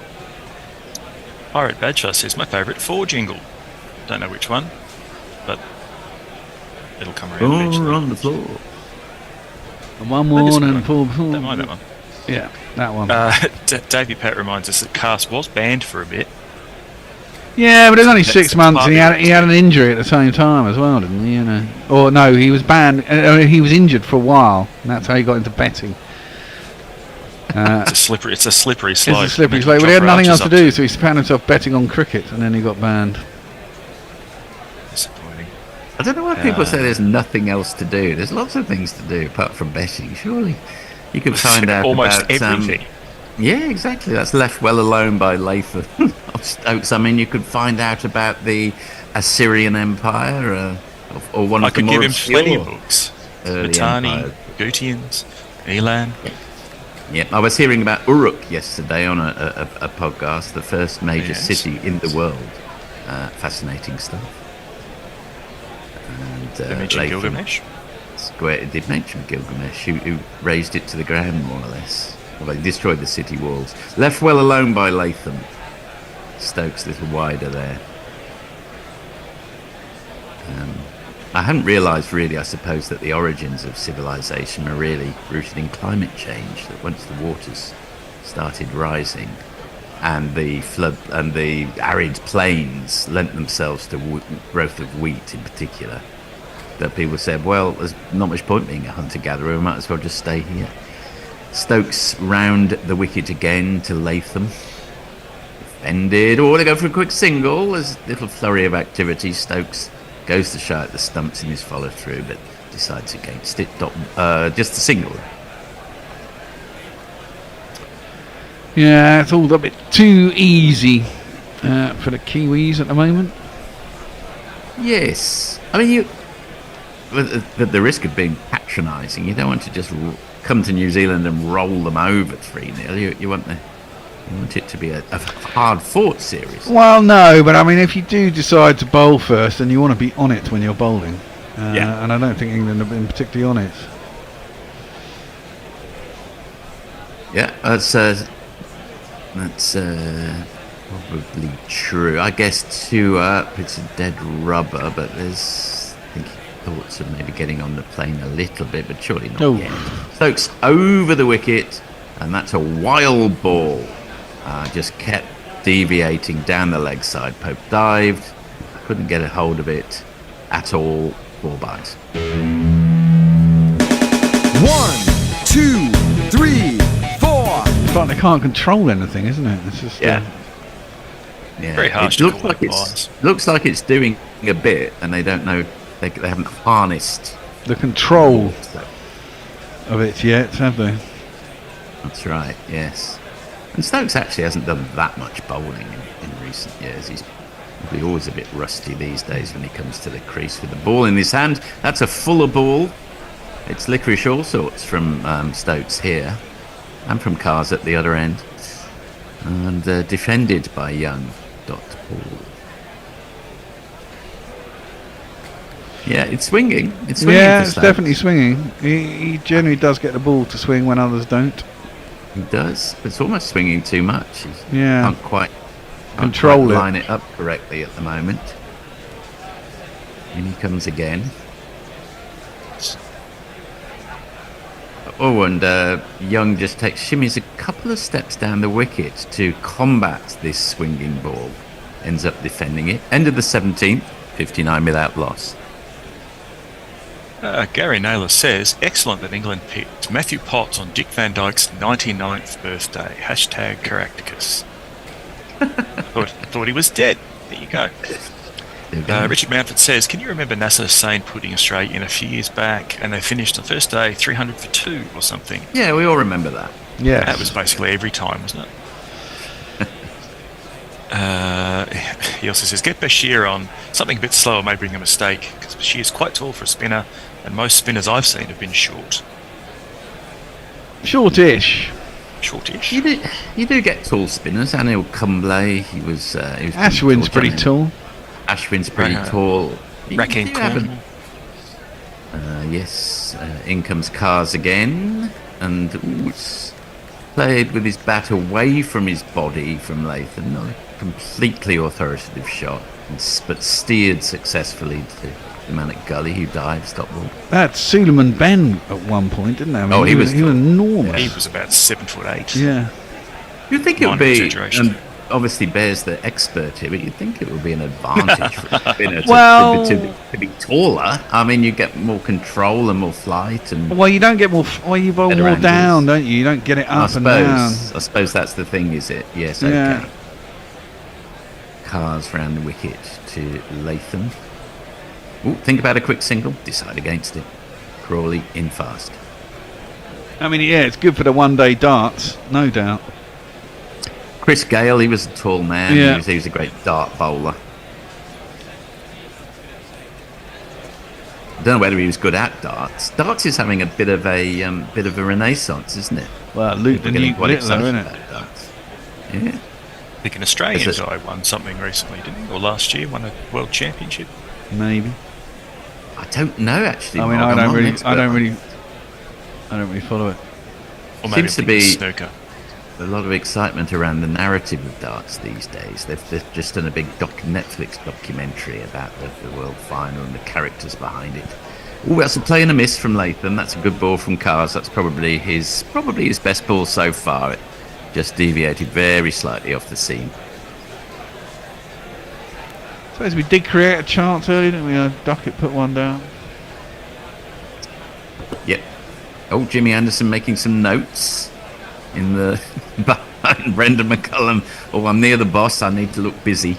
He's certainly copying the whole look and stance of the boss. He is. He's got sunglasses on. I don't know how well he can read with sunglasses on. Probably very well known. Jimmy does everything well. And that's steered just round the corner to square leg. There's no one there, so they amble through for a single as the man comes in from deep square. And they will have to change round because the left-hand, right-hand thing. Gary says Tom Hartley was 6'4". He was tall. I didn't really rate Tom Hartley, I have to say. I mean, he did all right in India, but the pictures were very helpful. There was a lot of dross in there. I wonder if Tom Hartley will become another of those single test. Well, he had a couple of tests. Well, he had a whole series, really, didn't he? I mean, he didn't do too bad, but I mean, you would never pick him anywhere else in the world, I wouldn't think. I mean, no Simon Kerrigan. Of Scott Borthwick, Kerrigan, Mason Crane. They come and they go. Min Patel going further back. That's left well alone by Will Young. Anything is possible, of course. And he's 25 off 51 with one ball to go. Yeah, I mean, little musical reference for you there. I don't know whether you spotted it. That's a number one hit. Anything is possible for William. He had a lot of number one hits. He did, yeah, to start with. Yeah. It's always the same with these characters, isn't it? Did he win X Factor, or was he the one? Did he win the Pop Idol, the one before it? I can't even bloody remember. Pop Stars. Pop Star. No, that was Pop Stars, and then it was Pop Idol. That was the Australian one. Oh, that's a full ball and attempted Yorker. Well, it was a Yorker, but well dug out by Young. Saw it all the way. End of the 18th. New Zealand 60 without loss. Jay Grover says, not slagging anyone off who bets, but blimey, there are a few books to read, things to draw, and stuff to look at and think about. Very correct. Outside of the rest is history. What the GC's favourite podcast recommendations? Ask Carl Herbert. Sombrero Fallout's a good one, I hear. Oh yes, I've come across that. It's really good. Never listened to it myself, but I hear good things. Yep, that's really good. Gary says, alcohol filthy. Early civilization developed because man had to stay in the same place while sugar fermented into alcohol. Of course, source, Colin Spencer, The Heretic's Feast. Not the only reason, but there you go. Davey Pat says, couple of quick ones, we'll be all right. Ben Stokes round the wickets, wide and wider, left well alone by Tom Latham. Toby's joining me. Hello, Toby. Please don't start barking. Don't start barking. Are you in a different room to usual? Yes, I've had some technical issues in the main room, so I'm in in front room. I'm in the main room, which exposes me to Toby. Who thinks he should be fed about now. Hang on for 5 minutes, okay? Do not start barking, or I'll put you out. In comes Ben Stokes round the wicket. Fuller. Oh yes, it's got away by Latham. Not entirely without risk, but it's gone all the way for one of these. Good shot. You ask where I live, here's the address I give, the phone. Oh, I'm ready for bed now. Ready for bed. I'll put you out if you start barking. Do not start barking. Is he giving you that look with his eyes? He's definitely giving me that look. I don't know, maybe we can get him on camera for a second. There he is. Hello. Hi, Toby. Alright, Toads. Looks like he's had a haircut. He has had a haircut. One of the things the children did for us while we were in Sri Lanka, they gave the dog a haircut. That was left well alone by Latham. Yeah, that's nice. You've recognised the virtues of patience finally at your age. Delayed gratification. Wonderful. No, he's wandered off. That's good news, actually. Good news for all our listeners. Now you can break your promise and not feed him in 5 minutes. He gets earlier and earlier. In comes Stokes round the wickets. Left well alone by Latham. Not much happening here, apart from the occasional fuller ball experiment from England, which is duly dispatched, or the shorter ball, which is slashed. So, classic Test cricket. Yes, Mr. Rolo. Rope-a-dope cricket. You come to us, and in the end, you'll try something different, and we will dispatch the ball. But I think Will was saying earlier, was it, or Billy? Sorry, was it saying these New Zealanders feel they can trust this wicket, which is a big thing. There's swing and seam, but there's not a lot of up and down movement, which they feel they can combat, I guess. Defended by Latham, dot ball. Yeah, well, Mr. Rolite does say Will Young won Pop Idol. Pop Stars preceded it, yes. The Mining Class, yes. And Kim Marsh, and they were in a band. What was that band called? Because I can't fucking remember. X Factor. Was it? No, I doubt it. No, it was... It's not my absolute sphere of expertise, I have to say. No, not mine either, hence I can't remember. Good thing you don't do any music podcasts. Oh, thank God. Hearsay, that's Ben it. Stokes round the wicket. Oh, hearsay. And also, as dot ball, it was hearsay, but there was a little apostrophe after the here, and it was HEAR, so it was a play on words. Yes. Clever. There you go. Okay. Good stuff. John Palmer says, hi from Warsaw, Poland. Love Gorilla's first class commentary. And then he signs John Palmer. Hi, John. Hi, Hello, John. Hello. Richard Mountford says, I'm very disappointed in England so far. Yeah, me too. High expectations. It's very disappointing. Several people remind us that Tom Hartley is still 6'4". George McPherson says there's no aggressiveness in the bowling attack. No, that is... Stokes to run up and give someone a fucking headbutt. That'll sort shit out. It's all a bit flat. It's all a bit flat. Just Brian Carr's in again to Will Young. Fuller tries an expansive shot. Beaten. Ball goes between bat and pad, but also eludes the stumps, and there's a big grin on Oates' face as he was tested there because he started going one way and then went the other, and he ended up taking it down the leg side. That was a horrible shot. It was a horrible shot. It was a good ball, actually. It was a good ball. It's just reminded when you said I'm disappointed in England. I was reminded of a Fall lyric. I was very disappointed in in the English government's budget. I was expecting a £1 million handout. I just remember Shane Warne saying he was disappointed when he got done for things. Yeah, disappointed. Defended off the back foot by William. I do remember when I discovered that our dear old Warney had perished. I actually felt I felt genuinely sad that morning. Yeah, well, I mean, it was quite an extraordinary thing to hear, wasn't it? It was. Yeah, I mean, take him in the round, Marg. He was a character. No, I'm a small, petty, unforgiving person, and quite frankly, I celebrated his death. I tell you, when you go to Sri Lanka, there are two names on people's lips when it comes to cricketers, apart from their own people, and that's defended, full ball, young. One is Ricky Ponting. Okay, Ricky Ponting, got it. And the other is Shane Warne, because he gave a lot of money to the tsunami appeal from memory, or did he organise a benefit game or something? He might have done a benefit game, I think. Yeah, I think that was it. Lots of talk of the tsunami from 20 years ago when you go, the wave crashed over here and all of that. There's killed 250,000 people, so it's probably left a bit of a mark. Absolutely it did, yes. Not as many as the Civil War, but still a lot. Which Civil War?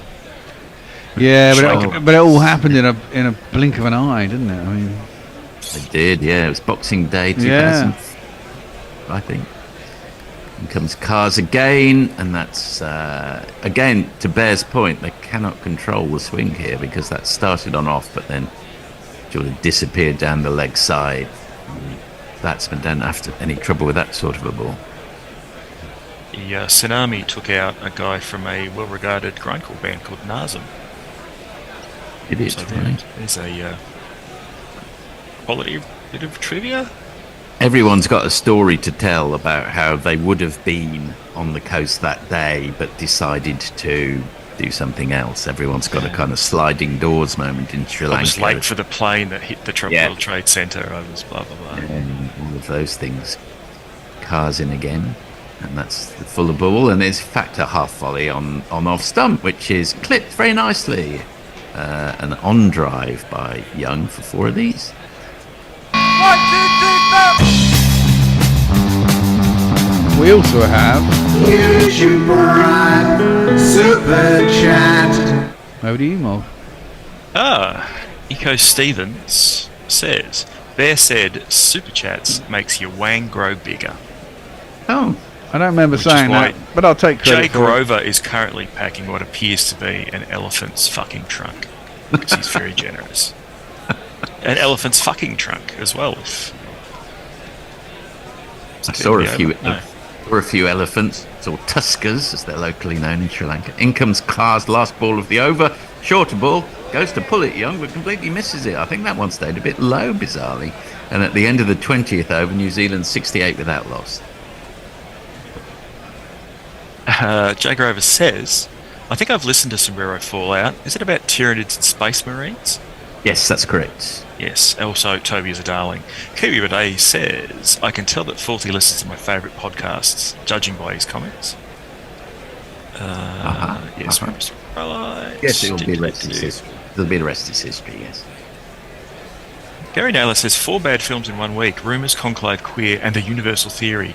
Not a 3 stars amongst them. Try watching TC 9000. That'll ruin your hope for any kind of movie. What's TC 9000? Sounds like it was a terrible sci-fi? action film from the early 90s starring Billy Blanks. Who? Billy Blanks, Tybo guy.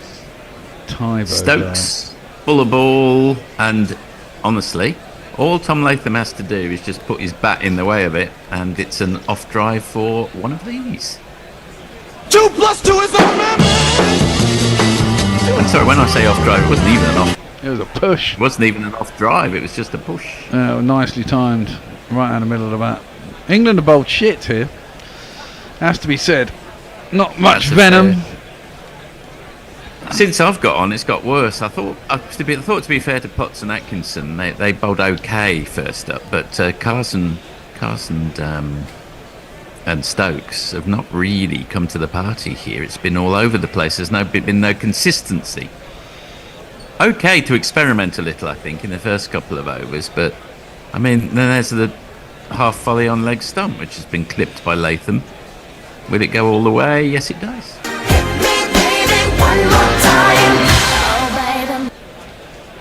They can't be bowling shit because they haven't taken any wickets. Because, as we all know, shit gets wickets.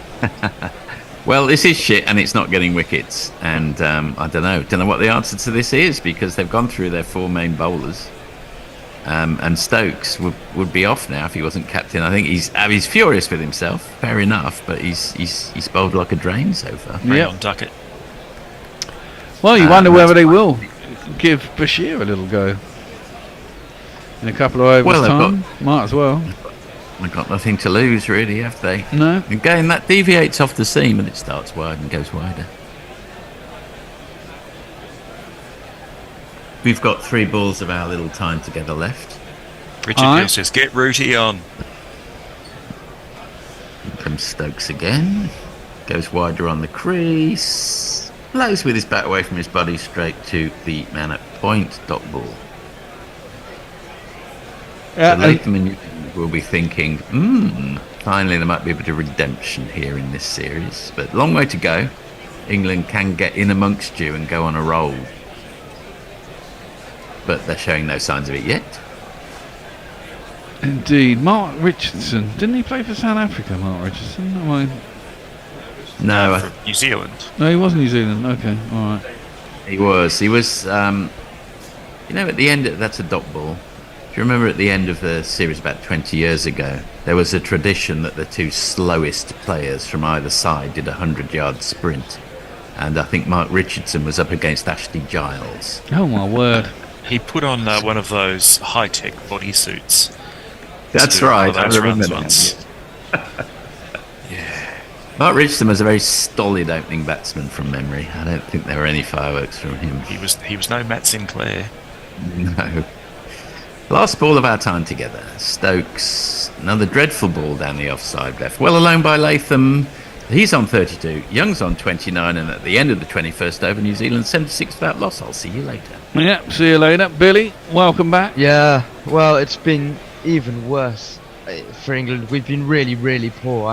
You have to think. Indeed. Do one of you want to sit in there so that I can get out of here? You're going to come in here, yeah. But Jace can sit down. All right, I'm out of here. You talk amongst yourselves.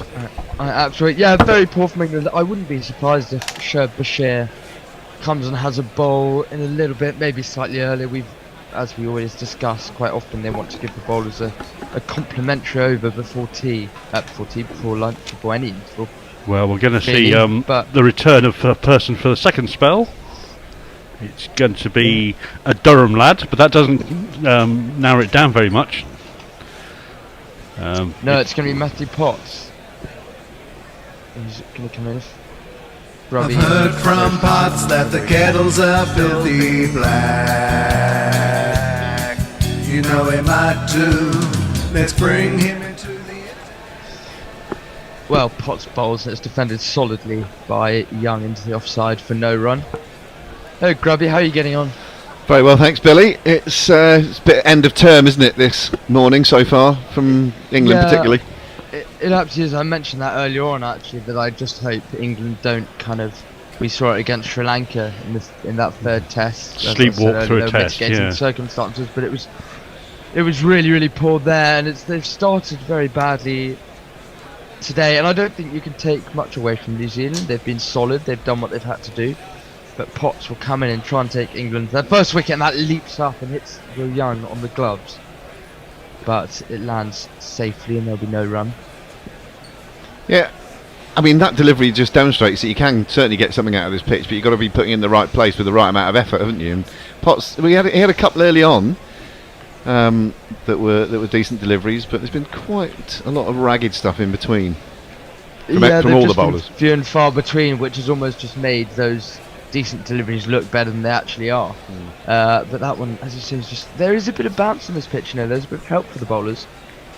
These Potts will try again, and that's it's been defended into the ground, almost a Chinese cut just past Will Young's off stump as it trickled. How did that and miss? It was picked up by Ollie Pope. I thought he That's chopped it on, almost I have to a carbon copy of the first ball of Gus Hattrickson's in.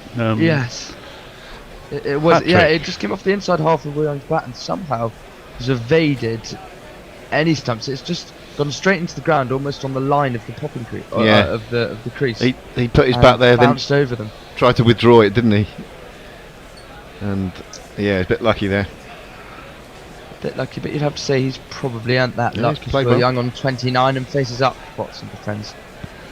Once again, very technically correct defence, as Matty Potts is giving lots of encouragement from Slip. But what would you guys have England do? Do you think a spinner is Bowl the better. answer? Maybe. Yeah. Well, apart from ball. from that, Yeah, That's, they've all been off it by 5 or 10%, haven't they? So I think just execute your skills, I would say. And Bashir's going to get a couple before lunch, you'd think, as well. Yeah, I think there's a jingle for what we want the bowlers to do. Potts bowls, and this is drive, ungainly drive. Really, it comes off the outside edge and evades gully, wider gully, and it'll go for 4. 1, 2, 3,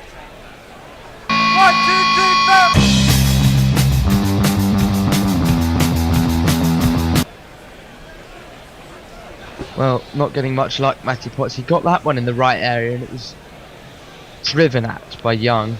But as I say, wide of gully. That was a better delivery, you'd have to say, wouldn't you, Gubby? Better length at least. Yeah, no, he's probing the right areas, and he had one or two earlier in the over where he's sort of beat the bat and almost got one squeezed through as well, played onto the stumps. But that's the life of a bowler. You bowl in more or less the right area, a little bit wafty airy, and gets 4 behind square on the You offside. wouldn't be surprised to see him bowl.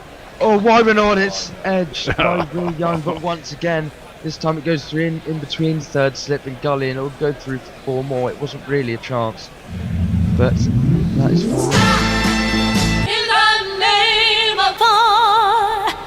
Right, Spud says Mark Richardson's favourite stroke was the leave. Tony Bishop says Mark Richardson's nickname was Rigger, short for rigor mortis, and was given to him in 1996 by Shane Bond, because Bond thought he moved with the speed and agility of a dead man. If people will remember the Mark Richardson race, where you had to pick the two slowest people on the team and had raced out to the centre and back. No, I don't remember that, but it sounds entertaining. Sounds more entertaining than Mark Richardson batting, at least. Which I have competed in for my club. How'd you get on? Oh, I was mortally offended that I was thought as being one of the slowest people there. So you ran with anger. I thumped the person. Stokes was starting to over, and that's a fantastic delivery. It just went in, nipped away, and Tom Latham just held his bat there, played the line, and it went past his outside edge and into Ollie Pope's gloves. Well, a lot of smiling from Matthew Potts and Ben Stokes at the moment, but no real reward. That was a really nice ball from Stokes. Incidentally, that last delivery of Potts over that was edged just past third slip for 4. It went at a catchable height, but definitely no chance Ben Duckett could get it. You would have needed a Cam Green kind of character to have caught that one, as Stokes will try again, and that's left well alone. Once again, Tom Latham trusting the bounce on the Seddon Park pitch as he stays on 32 with Will Young on 37. It's funny, both Stokes and Potts have bowled good deliveries in the last few balls, and both of them have looked to the heavens and said, oh, what have I got to do? But you go, well, yeah, you've bowled 1. Maybe try bowling 4 or 5 or 6 and over like that, and then see where you can. Then you can feel aggrieved if it doesn't come off. Yeah, just haven't put the New Zealand batsman Latham and Young under enough pressure, you'd have to say so far. As you say, got to be consistent. Stokes will try and be consistent, and that's a decent delivery. Latham kind of plays at it, but then withdraws his bat. It's tough to know whether you consider it a play and miss. I assume not really, and it's bounced up and gone into Ollie Pope's gloves. Do you guys prefer that kind of leave, where you've just withdrawn the bat? I mean, he's definitely played at that one, and he's just withdrawn the bat afterwards to make it look like he's left it. Or do you prefer it when they shoulder arms? Shoulder arms, because that's a definitive shot, isn't it? You're making a positive decision. That one is a little bit of a bob each way. Yeah, it's a Steve Smith wiper blade. Yeah, we wouldn't teach it. Stokes bowls to Latham, and that's defended. Another short delivery from Ben Stokes. He really needs to try and push his length a bit fuller. Yeah, it's just comfortably defended by Tom Latham. Just signs, though, that he's finding a bit of rhythm there, a bit of groove, Billy. You know, when he's those long spells that he bowls for England sometimes, and he's round the wicket at the moment to the left-hander, just that sort of angle that comes in and he gets the odd one to jag away. Oh. If he can get into that rhythm and bowl a decent long spell, which he's very capable of doing, then from England's point of view that makes it interesting, and maybe from the game's point of view, because the game's, even though it's the first morning, drifted a bit. Well, they're coming again, and this is a poor delivery down the leg side, and Ollie Pope backhand flicks it to the slips, gets it quickly out of his gloves, and that's the thing. That's, I think, kind of that delivery really sums up England this morning, because he's bowled a decent over so far. Well, that's and then the just better bowls a length, rank certainly. one down the leg side. Well, that's way much down the leg fuller. side. That's not troubling Latham at all. The line was off on that one. Quick. The length was a lot better. Quick production note, Forthy's lovely to have you with us, but would you mind turning your camera off, my friend? Thank you. Stokes comes in once more, and this is worked into the leg side when there will be no run. Forthy might not have his earphones in, so he might not be able to hear that. He might need to type something to him. Can someone message Forthy and ask him to turn his camera off, please? Well, Latham and Young, 32 for Latham, 37 for Young. Saying of the 23rd, I don't know who's on socials. It's me. And Joe Grover says, "Good Lord, Grubby, we are a similar age, but at some point I think I bought Reznov, that was doppelganger in 1994. What's the feel for Potts? Well, there is a feel for Potts, but they're all in the wrong place because it keeps going past them." Dazra says, "Always cause of frustration, not GC's fault, mine," says Jay Grover. And who says Leah and Mog and Matthew Potts will start a new over, and that's just defended from Cam Young for no run. Will Young, sorry. Cam Young is a golfer. and we have from Davey Pat the description of the field for Matthew Potts: 4 stotties, 1 peas pudding, and 3 brooms down the leg side. Very good. Well, yeah, Potts will try again. There's kind of 19 minutes before the lunch break. They might get him 4 overs, potentially 5. They'll never get in the full 30 as always, but Potts conceded 25 without taking a wicket so far, and it's defended by Cam Young for no run. I think Will Young still. Will Young. I'm now going to keep doing that. Are you big into your golf? In my head. Yeah, I absolutely love golf. Watch him play a lot of it. Very good. Yeah, no, I like it. Need to get a counter to see how many times I do that. Well, I think it's got to be a sign of tiredness. There'll be a swear jar for you. There's be a cam for you. A can of money. You can fill it up with tenors. Send it in. We should remind people, Gorilla Prediction League is still open for another 20 odd minutes. Potts bowls, and that's short, and that's beat the edge of Will Young. And he just sort of played at that, but once again it's not necessarily quite the right length, it's back of a length. And I know they've got to mix it up, but if the ball's going to do a bit, you seem to be thinking about a review here. I don't know if Ollie Pope has heard something. I didn't necessarily see a reaction from Matthew Potts. Oh. Out of desperation they might go for it. No, they do not. Ben Stokes doesn't. The conference of Gingers says I'm no. not sure I'd trust Ollie Pope, would you guys? No. The reviews are terrific. No, it's a great ball, but I think there's clear daylight between the bat and the edge. Will Young faces up once more, and this is jagged back and hits his inside edge. Now Ollie Pope will try and do the fielding at backwards play leg, and they will trundle through for a single. That gets Tom Latham on strike. Now let's see if there was a little feather. It would really sum up England's morning if there was, but fortunately it has missed the outside. Close. It didn't miss by much though, very close. But Ben Stokes stood firm. Good piece of umpiring, good piece of captaincy. Yeah, well, Stokes tends to be all right, doesn't he, on the reviews. I think he's probably in credit over his time as captain. I wonder who's got the worst ever review record as a captain. Pope's right up there, obviously.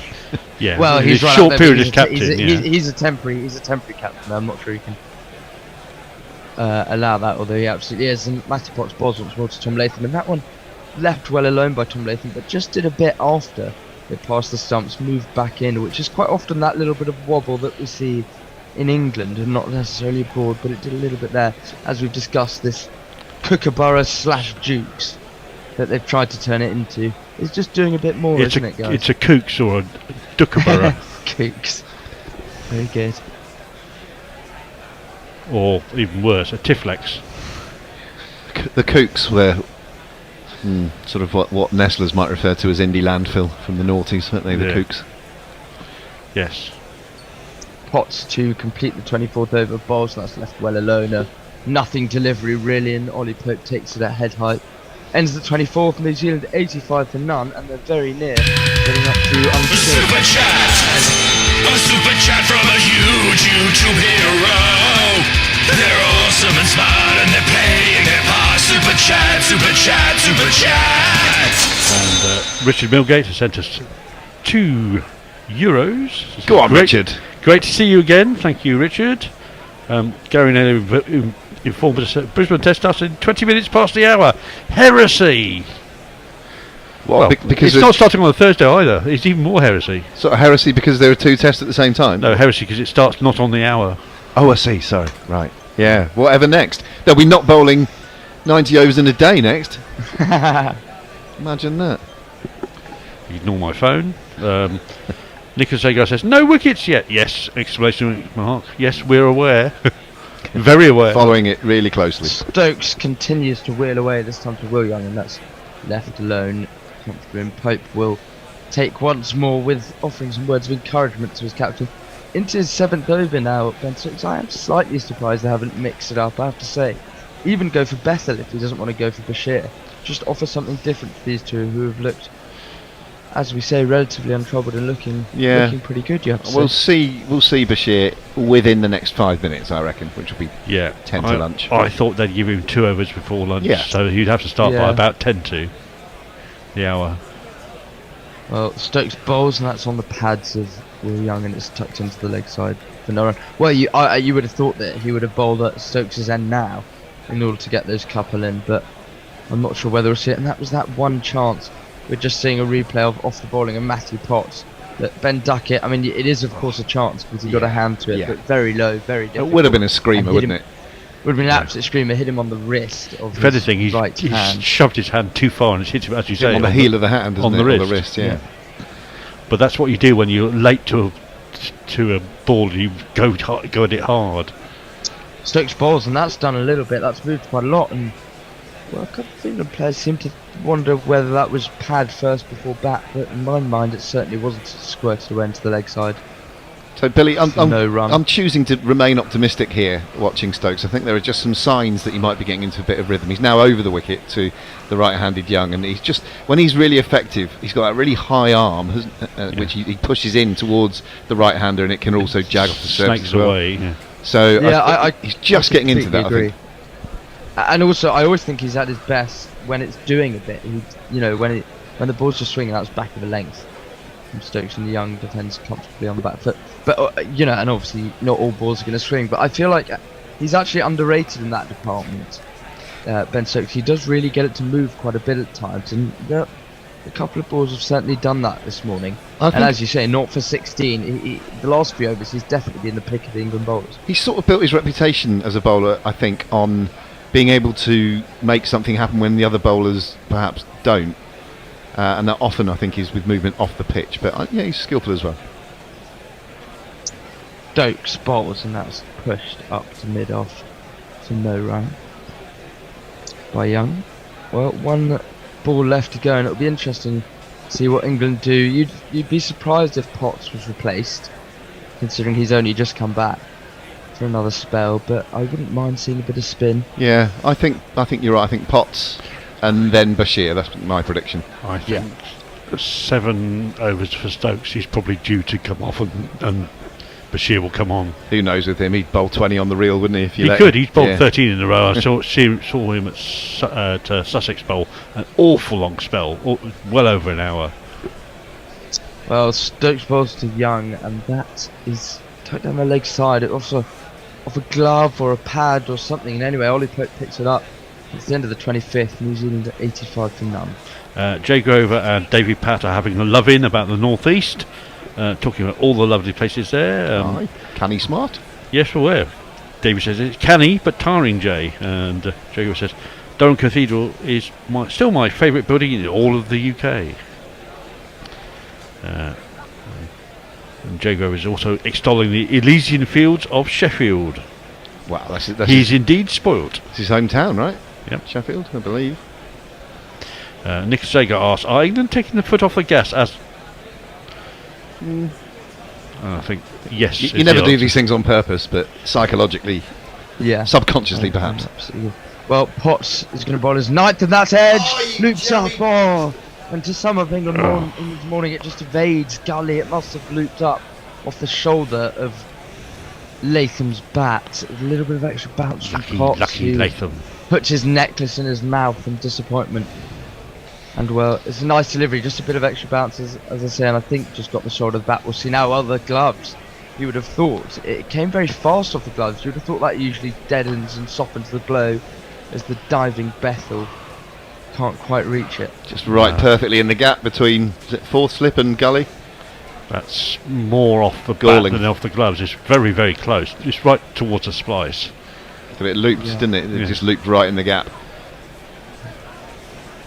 Well, frustration for England. How dearly would they love to get one or even two? Because if they get a wicket now, they'll definitely still have time for Williamson to come out and face Potts and Stokes. The Young will face up now to Potts, and that's full.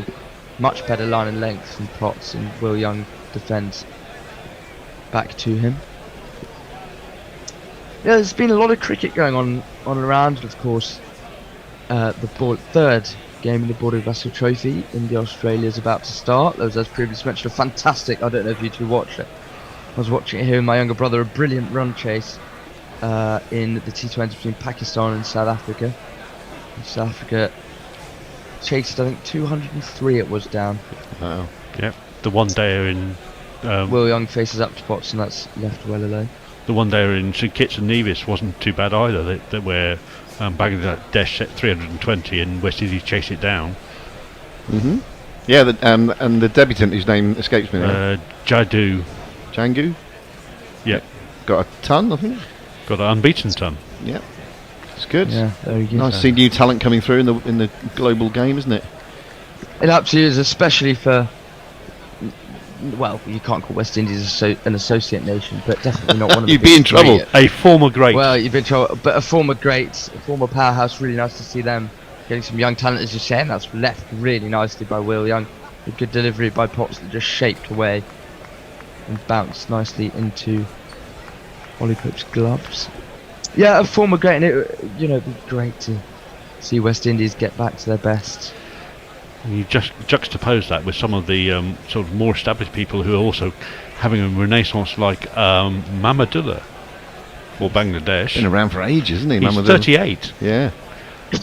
And a person who we've loved in Gorilla for a while, Shivani Sarkar as well. Next series bowls and driven really nicely by Young down the ground.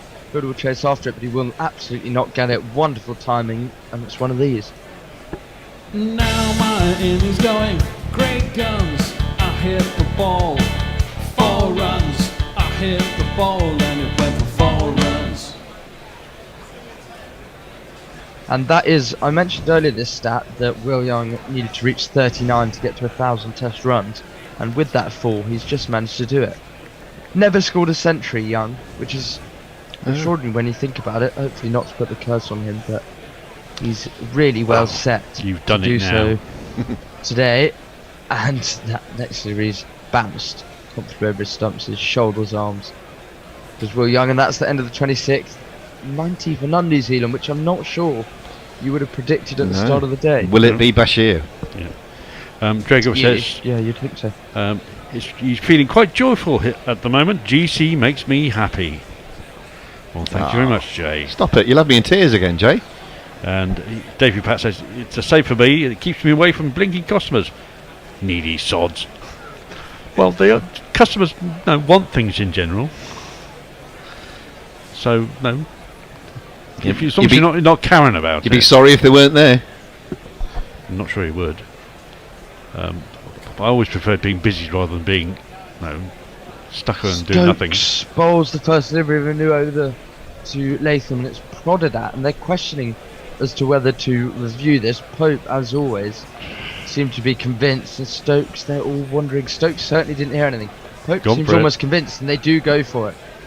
Well, I wonder if this is one of those where out of desperation England are going for it. We've seen Pope, as we previously mentioned, his review record is awful.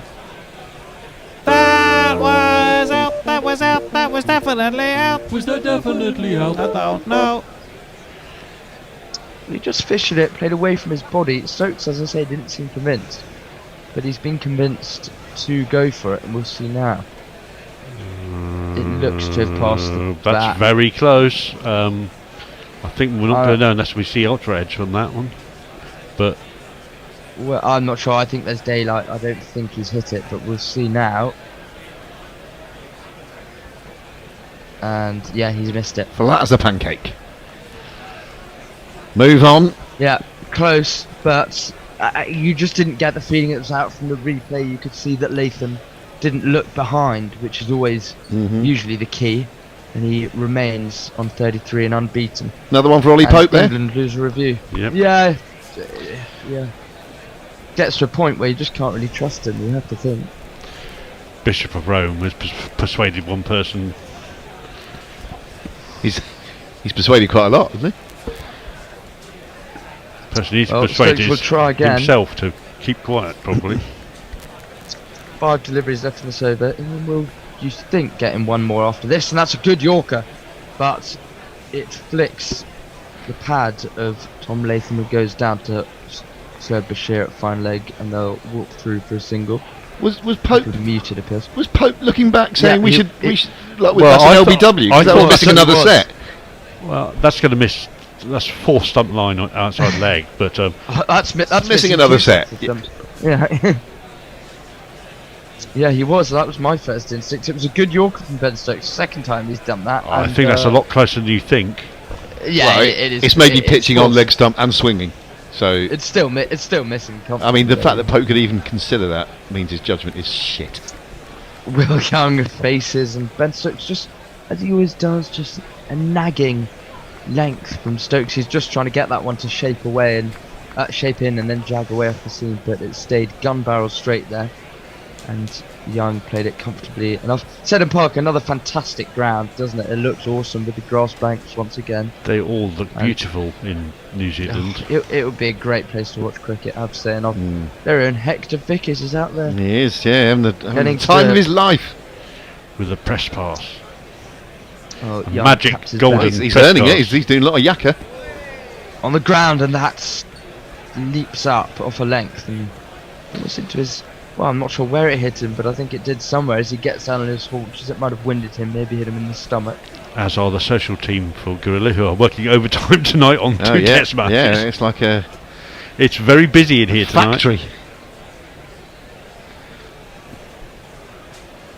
Are people saying in here throughout the night? Oh, we're just seeing a bit of that replay, and well. You said it was closer than you thought it was. Yeah, all right, Jace. All right, yeah. Umpire's cool. I still can't believe he thought it was worth the review though.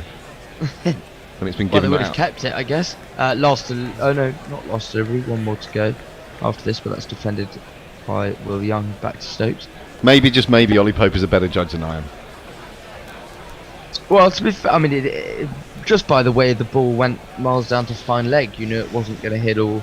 You knew it wasn't going to be 3 reds, but definitely, I'm willing to hold my hands up. It was definitely much closer than its first look. So there's going to be this last delivery of Ben Stokes over, and then one more delivery after that, and that one swings in nicely from Stokes, and there is no run as it's defended into the offside. So 27 gone, New Zealand 91 for nothing.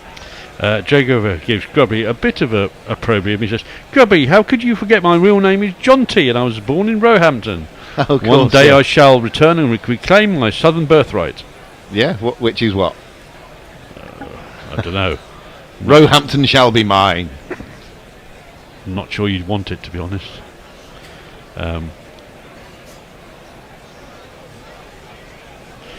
Jago says, beyond decades of teaching, he never got round his head dealing with customers. Yep, they're the ones who pay the bills. Well, are we going to see a bowling change? We aren't. Very interesting. Potts is going to continue. None for 31 of 9 so far, and he comes into Latham. Will this pay dividends? Well, the first ball is what you would usually describe as a loosener, except it's his 9th, going into his 10th over. So it absolutely isn't, and Latham leaves it very comfortably. These two, well, You'd think, Grubby, they're just going to look to survive Yeah. this over. Very nothing ball that, wasn't it? Get from through to Potts. lunch. Just sort of floated one up outside the off stump. No threat to anyone. No need for Latham to play it. Last over before lunch. Yeah, Bit I'm of a surprised non-event. at Stokes, I have to say. This has been quite a non-Stokesian like session. He hasn't really tried to do anything different. Yeah, I'm surprised you haven't seen Bashir at all. You'd give him one, wouldn't you, before lunch at least? Definitely. he's An, just- an exploratory over, as they like to say, while Potts bowls. And this is driven really nicely by Latham. He hasn't quite timed it, and Ben Stokes will do the chasing himself as he throws acrobatically in on the turn, and it goes on the bounce to Ollie Pope. And they'll come back for 2. It's been kind of captaincy 101, sort of on autopilot. Yeah, but usually you would bring the spinner on for 1 or 2 before lunch, wouldn't you? So that I would say that's at captaincy 101. I'm surprised. But anyway, watching Stokes run back and field that and throw it while he's running away but still manage to get it back over the sticks, it's incredible strength, isn't it? Amazing. I think if I tried to do that, it would go about 4 yards, the ball. The accuracy as well. Well, we'll see if it pays off this gamble to keep Potts going, and that's wide. And a bit of zip and carry through to Ollie Pope, who takes it at head height. 3 deliveries left to go in the session. Will Young would be very, very happy to just stay at the other end and do absolutely nothing and remain on 42. That's not necessarily always how cricket works, because Latham will be desperate to get down the other end as well.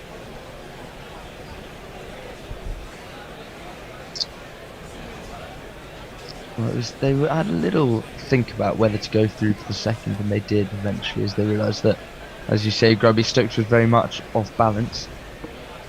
Yeah. Potts comes in again, slightly wider on the crease this time, and Latham defends it into the leg side for no run. This is where if you're Will Young at the non-strikers end, you're really just leaning on your bat, aren't you? Yep. You're planting your feet in those concrete boots, you're going nowhere. You're not backing up. You're not even looking at the bowler. Yeah, it goes into a massive gap you could run to. No thanks. Well, 2 deliveries left for the 2 of them to survive. It's been a fantastic session for New Zealand, Yeah. a perfect session. The odds on this before the start of play, when England won the toss and chose to bowl, wouldn't have been very high at all. And is there going to be a change of angle from Matthew Potts? No, he's sticking to the same thing. 3 slips and a gully, backward point and a short cover will greet him as he arrives to the crease, and it's left well alone by Latham, which means with 1 delivery left to go in the session, Will Young, the New Zealander, who's always in and out of the side, always the man there for a crisis, he will remain and resume after lunch on 42, unless of course there's a no ball, which Potts is having a discussion. Poor over, isn't it? Last over Someone before thought- lunch. And he's not had Really to play poor. at 4 of the 5 deliveries. Yeah, it's been a bit too wide. Yeah, you got to bowl at the stumps. Or at least Yeah, well maybe Making he'll go a nice full delivery, full in swinger here Maybe. and trap him on the crease and get him LBW. Maybe it was the plan. the old 6-card trick. The setup. Well, Latham to complete the session taps his bat down on the ground. The arm guard is there. The slips are waiting. Matty Potts charges to the crease and he bowls, and that's wide and driven. Not timed and off the inside half of the bat, but it's fielded nicely at cover, and that will end the session, as you say. Very poor over, a very, very poor session for England, and well, they're lucky they're 2-0 up in the series. Ben Stokes clapping as always. Says well done to his teammates. And they've got through 28 overs there, so not too bad on the over 8 front, but a perfect session from Latham and Young. 93 runs between the two. Most overs in the first session this series. Well, I they're think. still behind where they should They're be. still behind, yeah, I know. So we shouldn't celebrate that. Yeah, but as previously discussed, they need to change the rules, Yeah. really. I Yeah. think if they get 28 in a session, They've done pretty unless well. you're not in the subconstant, I think that's a good effort. Well, I disagree, but there we are. Go on, Jace, do some messages. Will Jonas says, it's great to see cricketers bring their kids to watch the game. Latham with his child before the game. I'm not sure it was Latham, I think it was Tim Southey. Southey. Yeah, And Southey. I know that the young boys are there too. The young boys of Burn? I don't know whether it's young boys. Well, Will Young is Brian Young's son, isn't he? Yeah. Brian. Right. From the Tim mid-90s. Southey it was Tim Southey, of course, Will, because it's his final test match. Yeah, his reluctant But, daughter. And Jacob says, Yeah, exactly. Grubby, not sure where Roehampton is Jonty is a fairly low state for a returning king. I might give it a miss. The returning Jonty of Roehampton. Yeah. And Tom Ewart says, yeah, especially when they live near Tidworth. I don't know whether that's in relation to, whether that's Roehampton or whether that's the young boys. That's my neck of the woods, Tidworth. Ah. Is Tidworth near Tadworth? Just to quickly run down the bowling card, Stokes 8 overs on the spin, bowled probably you'd have to say the pick of the bowlers, none for 17. Matty Potts got through the most work with 10 overs, none for 33, but none of the England bowlers particularly good. You have to say 15 extras, and 11 of those came within the first couple of overs. Yeah. All right. So if we're done on the messages, Billy, I think is that you done today, Billy? That is me done today. I said to Tony before the test, I've got a lot of disappointingly academic uni work, so I need to be make sure I'm on. We mustn't fire. keep you from that. But I've got a couple of I'm on for definitely a couple of sessions for the rest of the test. So superb. All right. Well, thanks as ever for your work. Tremendous as ever. Go and get a nice sleep or a pint, or don't do an essay. It's Friday night, but entirely up to you. All right. So we'll see you soon. I'm going to put on a recent episode of The Bishop and the Bear for your listening delectation over the lunch break, and we will see you in 30 odd minutes or so. See you in a bit. Call it the Joe Root rule, and then you had both Noman Ali and Sajid Khan run a ball 48, fantastic, but we let them wriggle away, and that is a problem that has been England's problem for years, since McCullum and Stokes took over, because they've always backed themselves. They've always said, we don't care what the other guys get, because we reckon we could always chase it down. And that constantly, if you look at the record of all test countries since I think 2022, the tail against England in all tests, all countries, averages about 19. The next highest would be 17 or 16. So England have a absolute problem putting away the tail when they've got a team down. They rely on the batting to bail them out, and bailing them out on turning wickets is a heck of a lot harder than it is on soft, low, flat tracks. And that's and we wouldn't be having quite the same desperate discussion about the batting if the batting hadn't been exposed by a very below par performance, really, by the captain to a certain extent, when even he admitted he just lost the plot. McCullum has gone to his defence quite rightly, but the fact is, he's saying we need to put an arm around him. There's some of the language there that just suggests all was not well in the Ben Stokes world to me. When I hear what the sort of language coming out the camp, it's very defensive of Ben Stokes, and kind of admitting he wasn't on his game as a captain or as a batsman. Maybe they impact each other, but things he should have probably been on top of. On this occasion, he wasn't, and it might have been a different game if he had been. I think the fielding positions was the most obvious thing for me. So often, I mean, he almost usually changes the field after every single ball. Pretty much, he'd get the umbrella fields out. He'd do I think he was unfit to bowl, personally. I mean, there's literally no reason for him not to have bowled. I mean, Shaquille, I think he was at 70. Other than the fact that it was a ranked turning pitch, therefore. When they were knocking it round and in no trouble, at least give yourself a couple of overs. Try anything different. Try something different. Give them different things to think about. I think Shaquille, his 100, I might be wrong here, I think he had 70 singles in it. Yeah, he only scored 4 fours in his 100. Yeah, the most singles ever in a Test century, I think. Might have to fact check that. The thing I'd say just about, because England batted first in that final Test match, and I know you're saying it's a big advantage, but I actually think that first session, and England were, I think, what is it? We were 118 for 6. I think that was the session that the pitch played the hardest, to be honest. Yeah, I mean, Ben Duckett, the delivery that Ben Duckett got was extraordinary. I mean, it just rolled along the floor. Yeah, it was only the only real pea shooter. But then that gets into your mind, though. Yeah, that gets into and their it was mind. up top, but it was the only real one.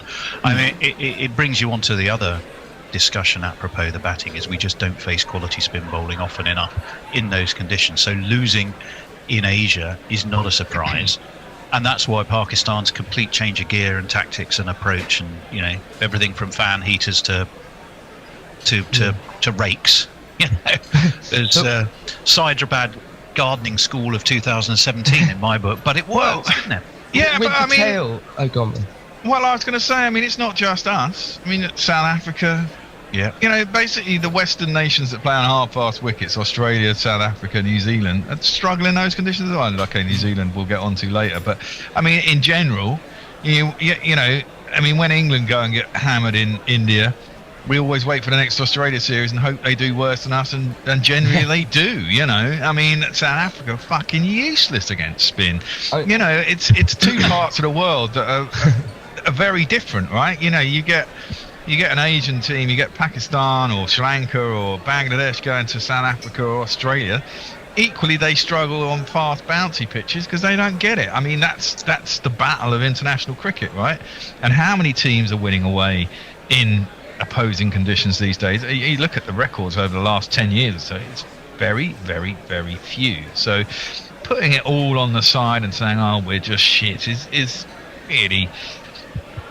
Can I point? Not quite how right, many centuries do you think Ricky Ponting made in India? Just I weren't in India. Quite a few, but one.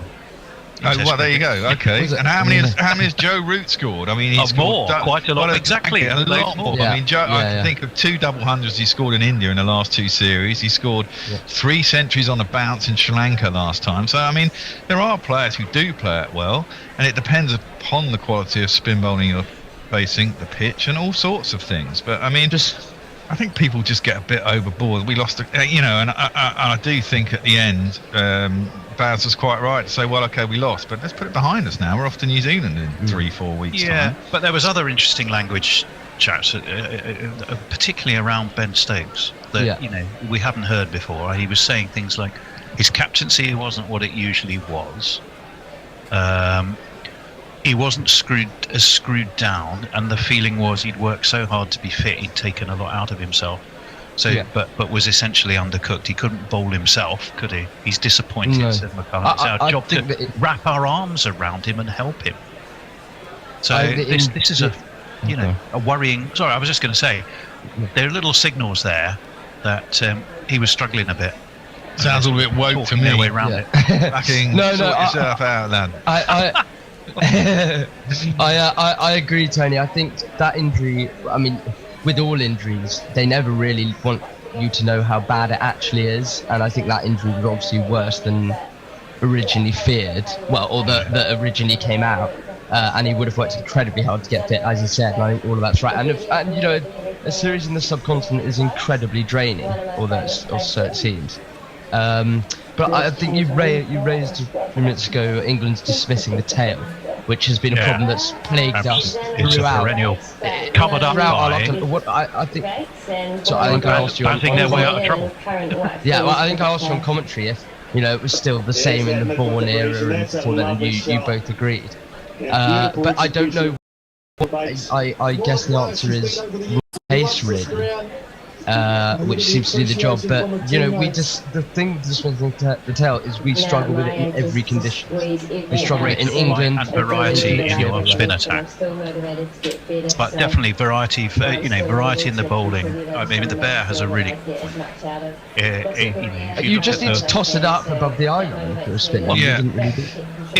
Which is what Noman Ali did incredibly well, but they varied their pace superbly. Jack Leach was pretty much one pace, so yes, he gets turn, yes, he can be accurate, yeah, he's terrific.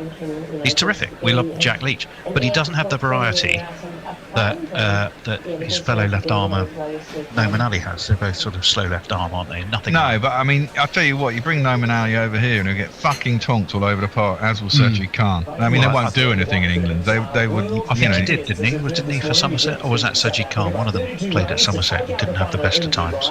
Well, no, exactly. I mean, this is it. It's horses for courses, and you know they're at home and they prepare pitches for themselves, and they're very they play. That's my point. They play in those conditions all the bloody time, so they know how to bowl in those conditions, and so you can analyse some of this stuff too much, I think, and go too far with it and blame the team. And actually, what you have to say is Pakistan played bloody well, considering they got hammered in that first test.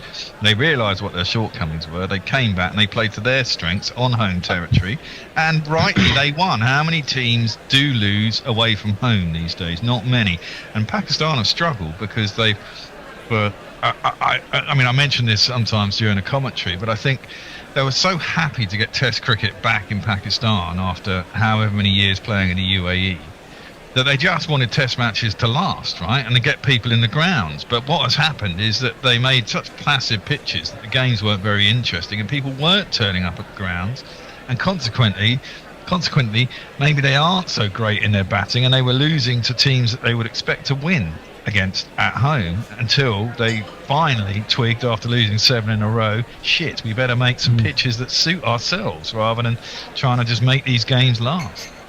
No home, no address, no address, no bank account, no bank account, no job, no job, no home, no home, no address, no address, no bank account, no bank account, no job, no job, no home. It's time to break the vicious circle. We're working with charities like Shelter to provide a bank account for people who are homeless. Search HSBC UK, no fixed address. Hey, want to hear a PC Game Pass advert? Well, I'll take your silence as a yes. Want new games on day one like Call of Duty Black Ops 6 or Stalker 2? I thought so. How about unlocking all the League of Legends champions when you link your Riot Games account? All for one low monthly price? Well, guess what? We got you. Learn more at xbox.com/PC Game Pass. Stalker 2 available November 20th, 2024. Game catalogue varies by region and over time. And yeah, that's the end of the script. I mean, I think you have to give a lot of credit to we all ribbed and took the mick out of Pakistan's selection committee, 13-man selection committee, without the captain or coach getting a vote. But you know, to drop Babar Azam, Shaheen Shah Afridi, and Naseem Shah is massive calls, and they did that, and it's worked. So it's props to them really. And just quickly, do you guys think Babar Azam will come back in at some point? Yeah, I think he will. He's got the quality. Incidentally, I think Jason Gillespie came up with the title for himself of Match Day Strategist. Clearly, Jason Gillespie. Jason Gillespie's also just taken. I've seen earlier, maybe yesterday or this morning. He's also just taking control of all of Pakistan cricket. He's now white ball coach as well. Wow! I saw earlier today. Yeah, well, that's good for him. Yeah. Let's before we come on to the. Sort of how it affects selection for New Zealand and perhaps the Ollie Pope conundrum. I mean, we found Brydencast had a great first test when we needed a bit of extra pace, when we needed a bit of extra pounce. He had a good second test as well. Suited us to do it. Yes, he did play in that. I thought we went into the second test. We probably should have gone for more spin earlier as soon as we saw the way the runes were going. I think. Nonetheless, we missed a trick in the second test. Well, they went all spin, we did, and look what happened. Well, they did, but actually, you look at the first innings, I think we took 5 wickets with pace. That's what I was going to say. Yeah, and you know, and there was the glaring drop by Jamie Smith, which was off Brydencast. There was another drop as well, didn't Bashir drop one down at long leg, or was that in the first test? Can't remember. He did. No, I think you're right. Second. And you know, catches win matches, as they say, and that one behind the stumps was, you know, as much as Jamie Smith had a pretty good series. I think he's a good find and he's good for the side, and that's all well and good. But Jesus Christ, I mean, if you drop an absolute sitter that just comes straight through off the edge, you're not doing yourself any favours. Maybe some mental fatigue, I guess. I mean, not that that's possibly too big an excuse, but. No, yeah, it could well have been that. I mean, just looking at it from a Pakistan perspective for a moment, can we think of any occasion where bowlers have come into series as a duo and completely turned around? I can think of one. I can think of Axar Patel against England for India. Yeah, but not as a duo. I was thinking duos, pairs. I mean, yes, you can go. You know, you've got Wasim and Waqar. You can have Laker and Locke if you want to go back as pairs. For series as a whole, I mean, you obviously have Lilly and Thompson. You name any pair. Broad and Anderson.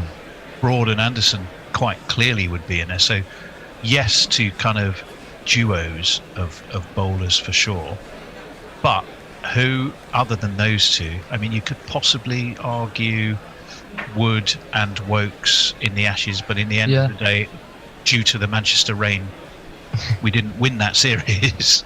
We won morally, Tony. Don't forget. Yeah, okay, we won the moral morally. victory. Moral victory. But I was really struggling to think of anybody else as a pair of bowlers who had completely changed the narrative of a series more than those two have done. Quite remarkable. They took 39 or 40 wickets in 2 games. You know, and the only other wicket was what was it, Leggy? Can't remember his name now. Yeah. But I mean, that's it. 39 or 40 wickets is incredible, as you say. I mean, I can't think that. You know. But we watched Sajid bowl his first over, and I think I think I was on commentary time, maybe with Tony. I can't remember, but we all immediately thought, oh, you know, that's some intensity. That's what Pakistan needed. He would immediately bang up for it, chirping away, big celebrations, and it just lifts everyone in the field. Yeah. And you know, he bowled well. He did bowl well, but yeah, it's extraordinary. As I say, 39 out of 40 wickets is an unbelievable achievement. And you know, hopefully, I don't know where Pakistan's next Test series is actually, if any of you know, but you know, hopefully they can continue the momentum, because I think Pakistan playing well is good for the game. Yeah, I agree. The first test, England 823 for 7 wickets. Next 2 tests, 814 for 40. That's how dramatic it was. What about? Yes, now we do talk about England technique, and no, they don't face enough quality spin. And yes, if they're playing red ball cricket, you know, the fag ends of the season, then they're not likely to, and we know all of those problems. But all that, you normally mark Ollie Pope down as a player who can play spin, and as you would Stokes. But Pope, what was it? Scores for the series, poor old Ollie, 0, 29, 22, 3 and 1. Well, add to that his woes in the summer against Sri Lanka, with a weight of captaincy seemed to weigh him down. Due a break, or do they stick with him? Well, since his 196 in Hyderabad, he's had 23 Test innings and only averages 26. In Asia, he's had 13 innings, only averaging 13 without ever reaching 40. Which is extraordinary, really, when you think about it. My problem with Ollie Pope, you know, we made that 196, and everyone thought, oh, because he was under pressure before then, under quite a lot of pressure, and he made that massive 100, and everyone thought, oh, you know, he's back, he's brilliant.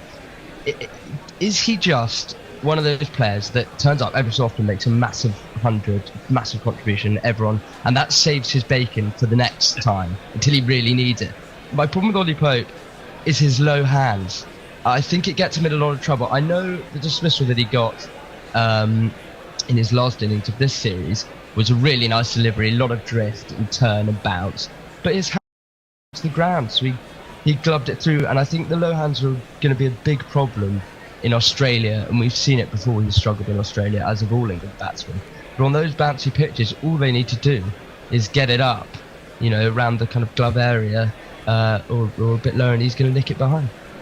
But I think he's got the New Zealand series, and he's got the start of the English summer. So excommunication for the Pope is not until after New Zealand, if it's going to happen. I mean, generally, when you look I at agree with that, you look at the Bazball era, we still won more tests than we've lost. We've lost a lot of tests in New Zealand, in the subcontinent. Generally won at home. We won away in Pakistan last time we were there. You know, I mean, the win-loss ratio is pretty good, except for against the top 2 teams, which are India and Australia. India away was terrible. Australia at home was 2-2. But out of all the losses, I think before we went to Pakistan, we'd lost 8 tests in the Bazball era, of which 4 were in India and 2 were against the Aussies. Every other test series in that thing we've won quite comfortably. And therefore, I think part of it is not changing a winning side. You know, in some degrees, you go, well, we won, so why are we changing the side? But I mean, Ollie Pope is a problem. I would like to see a change. I think he probably does need a break. The problem is, who the bloody hell do you pick instead of Ollie Pope? I'm not into this putting Root up at 3. I think you leave your best players where they're scoring their runs, right? They put Root up at opener at times, and he's not really done that well, but he scored 12,800 test runs or whatever, mainly at number 4. You leave the guy at number 4, you don't even think about it. Look, in Australia have done it with Piggy Smith. They put him as opener and he's not struggling. So, I mean, if I was Australia, I'd be putting Smith back down at number 4. Yeah, they are putting him. Yeah, they are putting him down at number 4. And that's wise. Thing I would say is, Jamie Smith isn't touring New Zealand at all, is he? So I think that'll be really interesting. Exactly. So they get to look at Jordan Cox.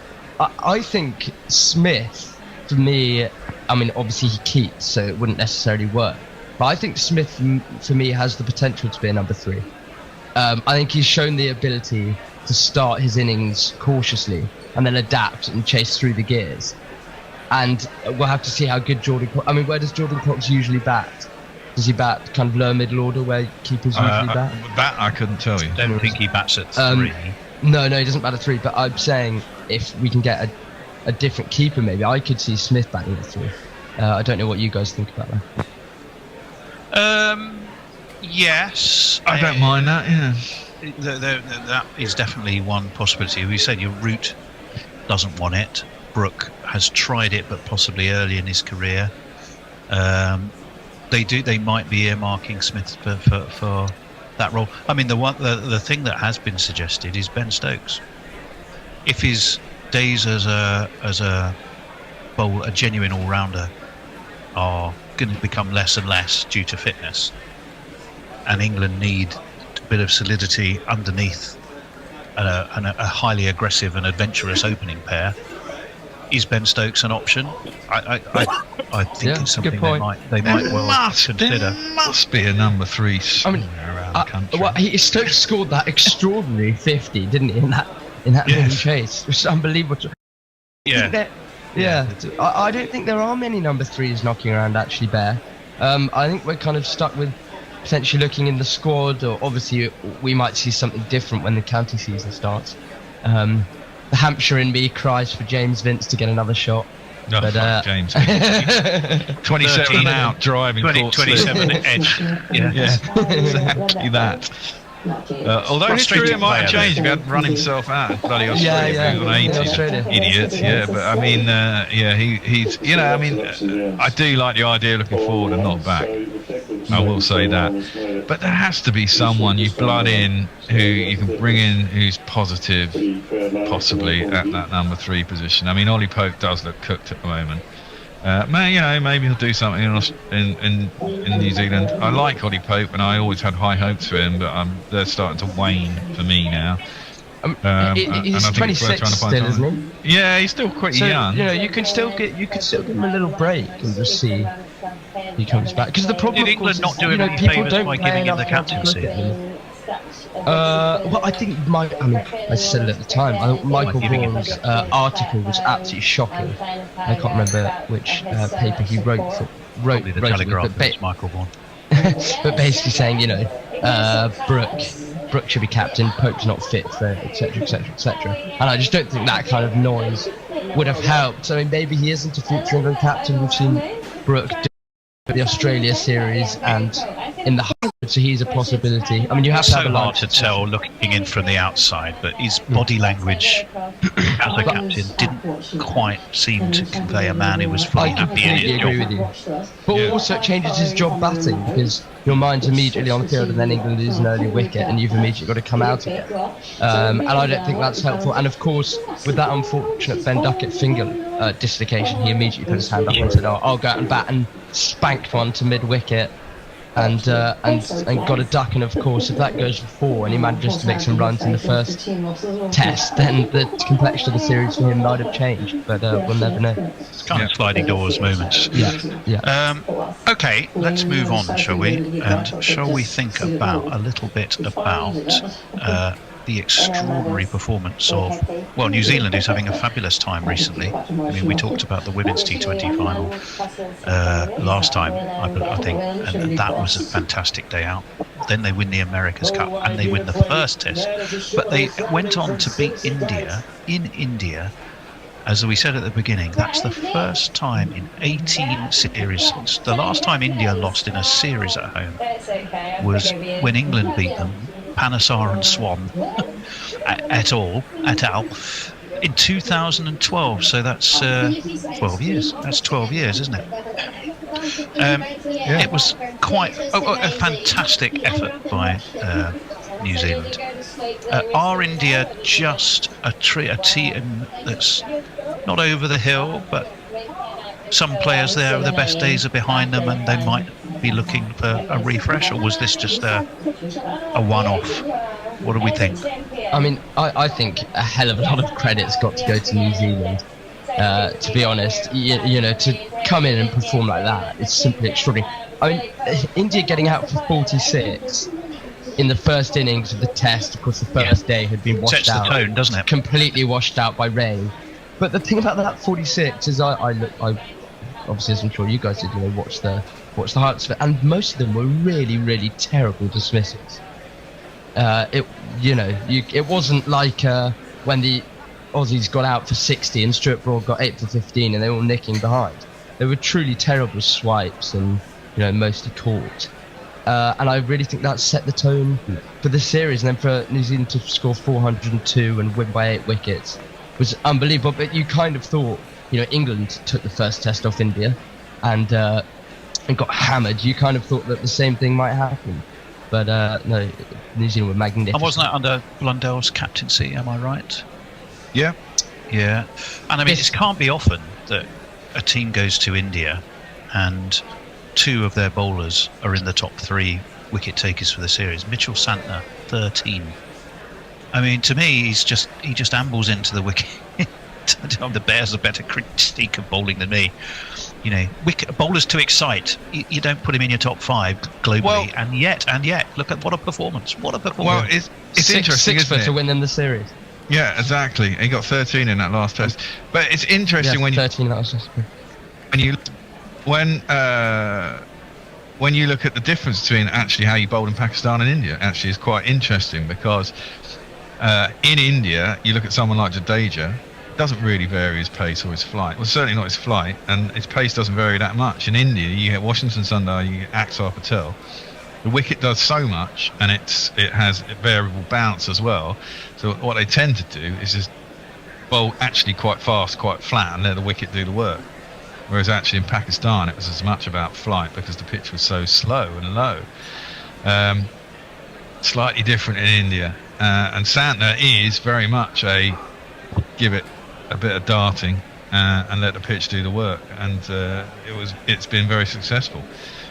I mean, it is interesting. You wonder whether India just expected to roll New Zealand and kind of got caught on a hop.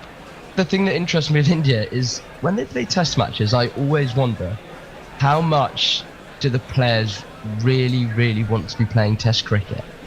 It's kind of always a question I ask myself. You know, I think the crowds were okay for this series, but I don't know, for some reason you always get the impression that they'd rather be playing white ball stuff and rather be playing the IPL. I think potentially different when they come overseas to England and maybe Australia, but for a test series like New Zealand at home, I don't know, are they really up for it? Well, that's interesting. Maybe not. I mean, they certainly seem to play like they weren't. It was very carefree. It's almost like India decided they're going to play baseball too, and it failed them drastically. I mean, they're all exactly as you said. I mean, Indo was saying on the WhatsApp, wasn't it? It's time for a change. You know, some of these guys have got to go, and blah blah blah. Bowling seems to be okay, although there's, you know, apart from Jasprit Bumrah in the pace department, I guess some of the boys are coming to the end of their careers. I mean, they had Arshdeep Singh was in the squad, wasn't he? But I mean, I guess Shami's getting old. He's injured. Shami's not been taken to Australia either. Yeah, he's been dropped. And you've got what's his name? He was really good for a couple of years. Can't remember his name. Siraj, you think? Yeah, I'm thinking Siraj. Yeah, I mean, he seems to have gone a little bit off the boil. You've only got Bumrah left of what was a very good pace attack. It seems to be on the boil still. And obviously you've got Ashwin and you've got Jadeja, and they're knocking on the doors. I mean, they must be 35, 36, 37, the pair of them. So I don't rate Axar and I don't rate Washington Sundar as much as I rate those two. So maybe there are some changes that have got to come through. I mean, KL Rahul's knocking on and is inconsistent. Jaiswal looks the business. Rohit's been out of form as far as I can see for quite a while now. Well, he's averaged 15, I think, in the series so far. Doesn't seem to really care that much. Virat doesn't score as many runs as he used to these days, you know. So I mean, they for him. and they often start their tail. Sometimes they have Ashwin at 6. That's quite a long tail if things don't go your way at the top of the order, and you can get through at the top. So they got some issues of their own. In India. I wouldn't be surprised if Virat.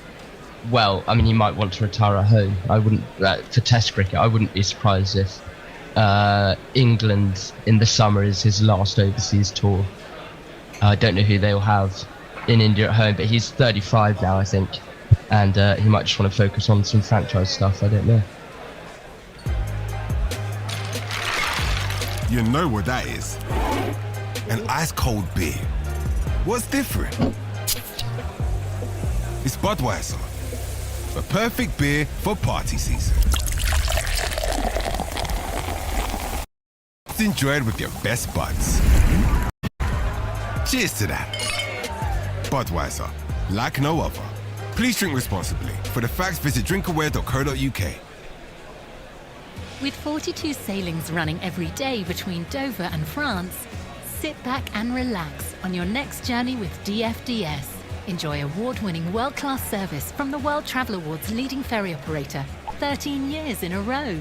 Daily sailings means lots of choice, and with 2 fast frequent routes to Calais and Dunkirk to choose from, we'll have you on your way in no time. DFDS. Now that's a breath of fresh air. Visit dfds.com to find out more.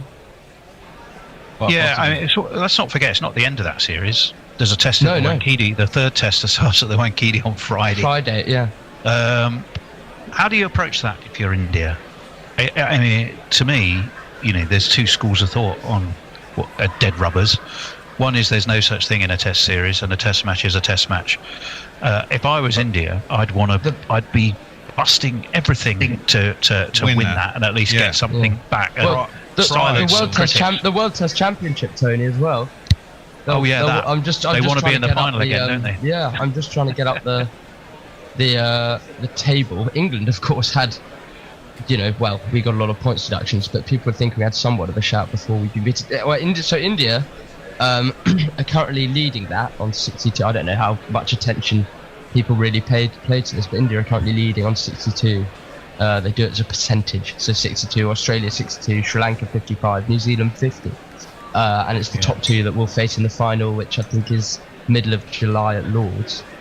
So England would have loved to have been there. I don't think it's feasible now. It wasn't. When we lost to the last test to Sri Lanka, we were out of it. If we'd have won that last test to Sri Lanka, we'd have had to win every possible when we were sloppy again with the bat. When we were sloppy. Yeah, we were sloppy again with the bat. Yeah. Rashin Ravindra, and by the way, what a star turn he is.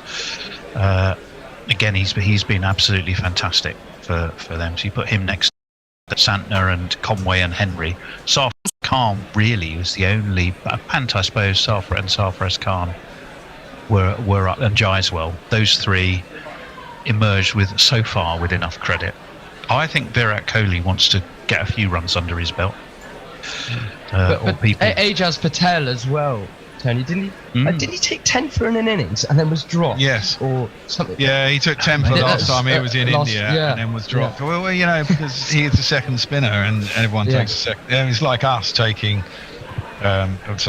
We've got Bashir as our main spinner now, but every time we go to the subcontinent, you put Rayan Ahmed and Leach in the squad because you need the extra spinners. But generally, anywhere else, you're just going to have 1 spinner.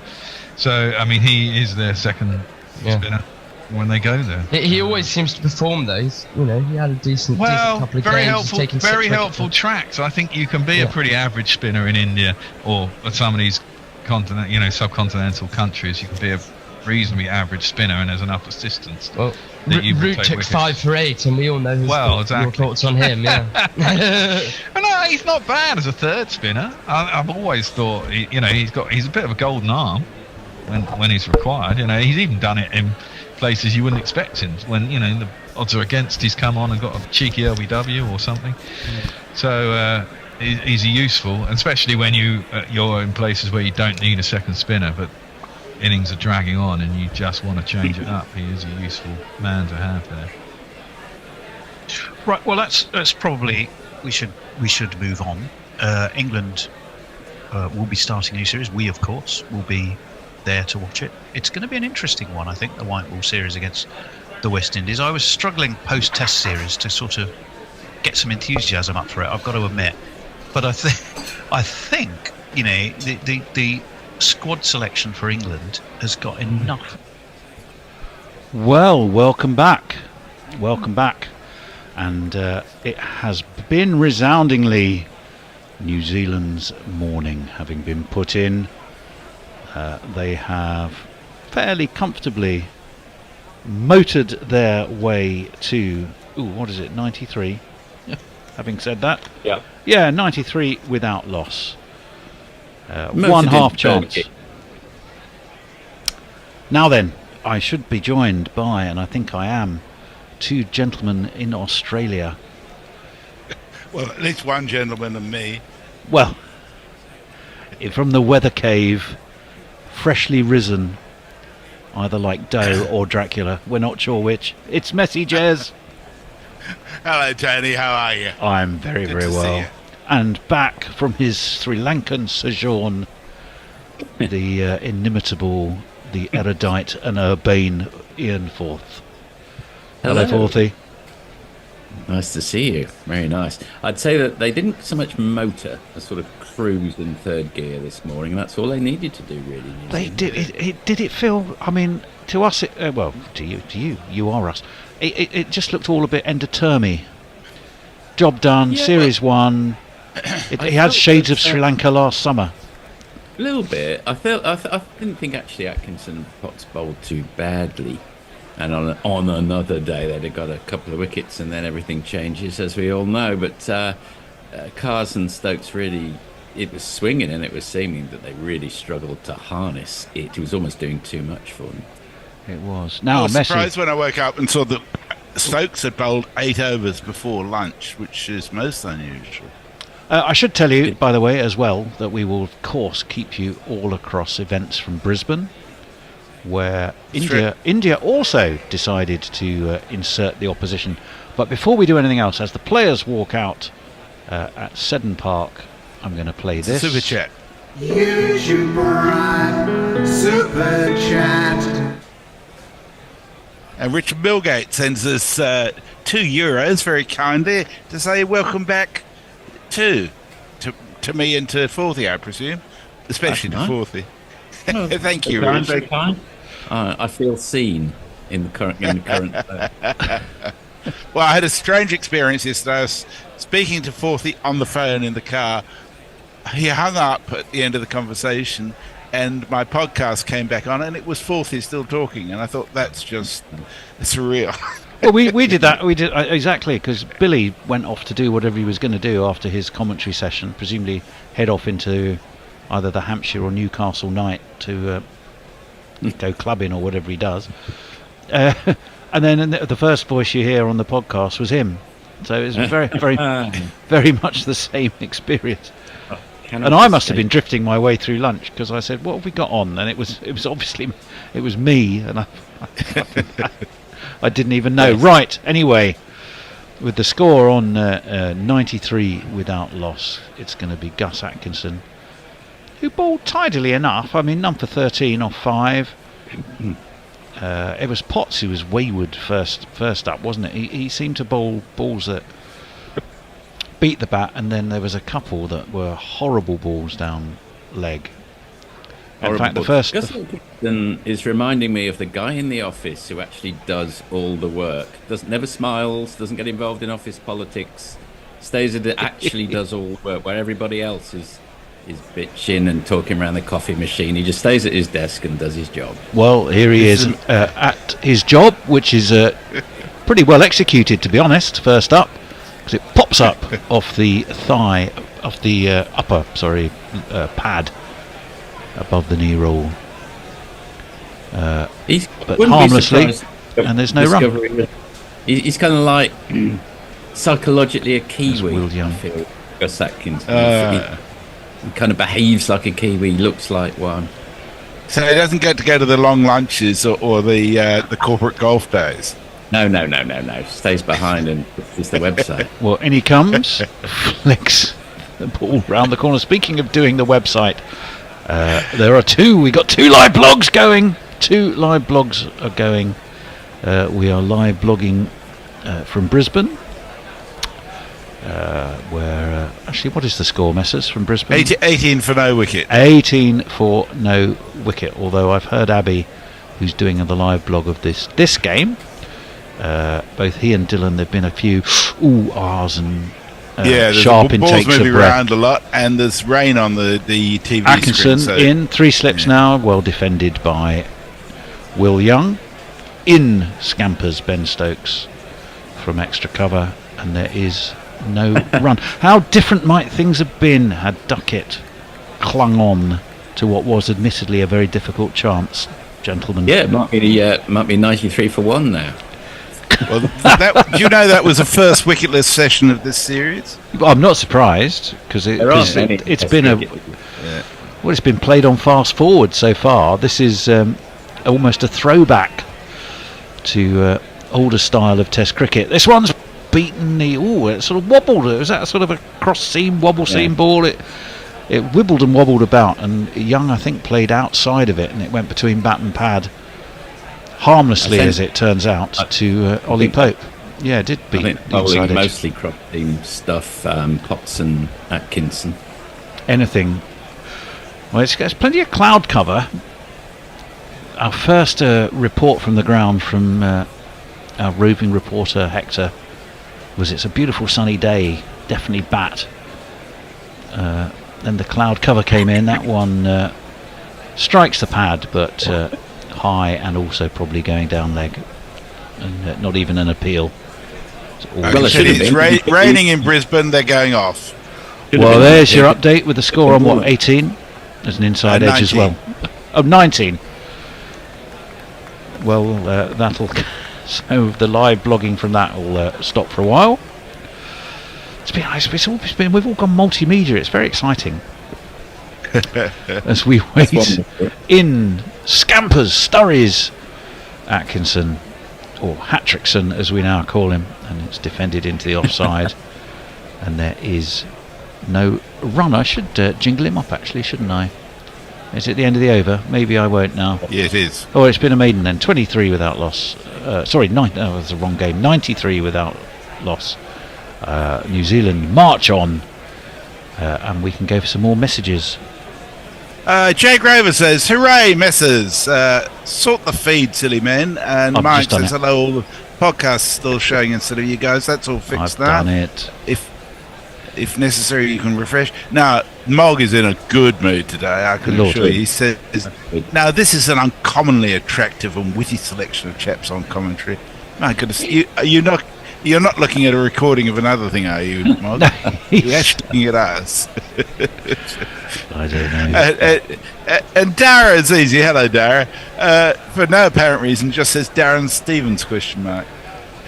Well, who knows? Right, Bryden Cast is bowling, and it's left by Latham through to Ollie Pope. Let's jingle up Bryden Cast, if for no other reason than it might just cheer us up. Here he is. Stick your hopes of victory up to Bryden Cast. Your hopes and dreams are flying at half mast. When the Bryden comes a calling, all your fools will be falling. Stick it all right up your Bryden Cast. Marvellous. That's Marvellous, nice. marvellous.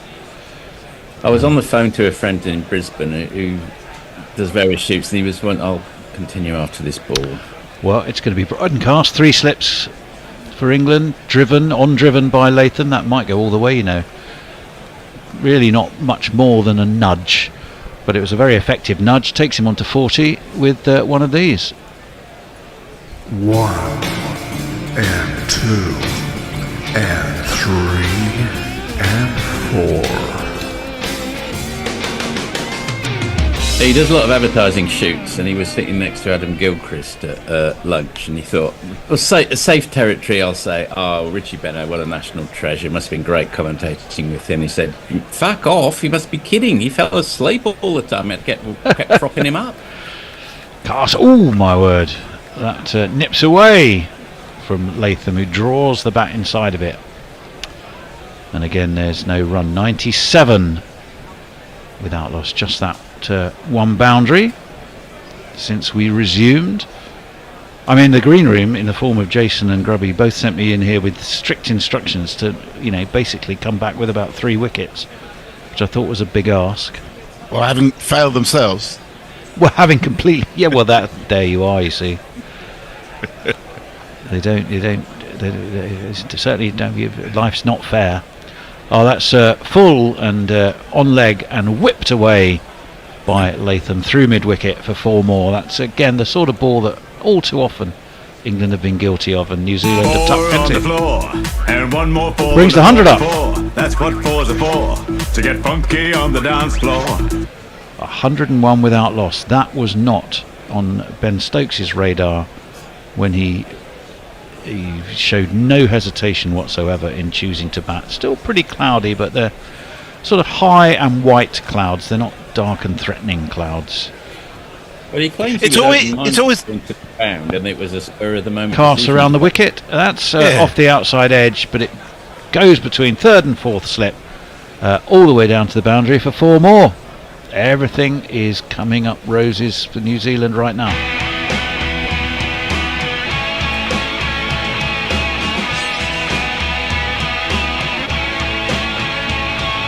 Well, between slip and gully, really. 3rd slip and gully. Everything's coming up. Yeah. It's always intrigued me then there is hesitation when someone loses the toss. It's not as if you go out there thinking, well, I won't have to make a decision here. 50% chance of it, and you haven't thought what you're going to do. Well, that's very true.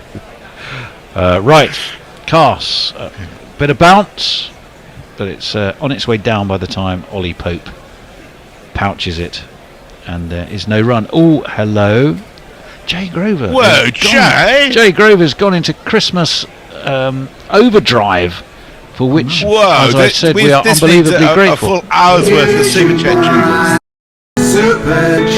Or Emperor Jay, as we've decided to christen him for the rest of the day today. Jay has realised that being Christmas and there not being much going on, we need all the money we can get, and he's been unbelievably generous. He sent us a super chat of £100. Wow! And Jay, says, because I'm not going to kill myself over Christmas, I'm going to be off the pop for a while.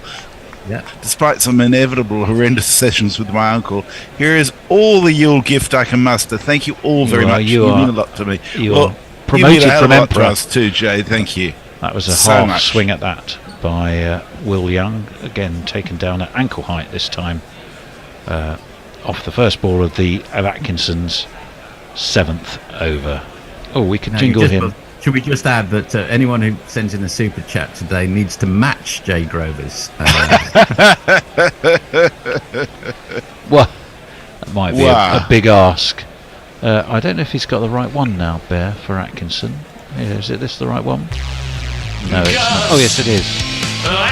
Oh, no, that one is just defended into the offside. No run. He hopes he's not like Joffre, break him down after every game. Oh, this is the one I meant to play. Gus, a hat-trick, son. There's 3 wickets in a row. Gus, a hat-trick, son. A bowling impresario.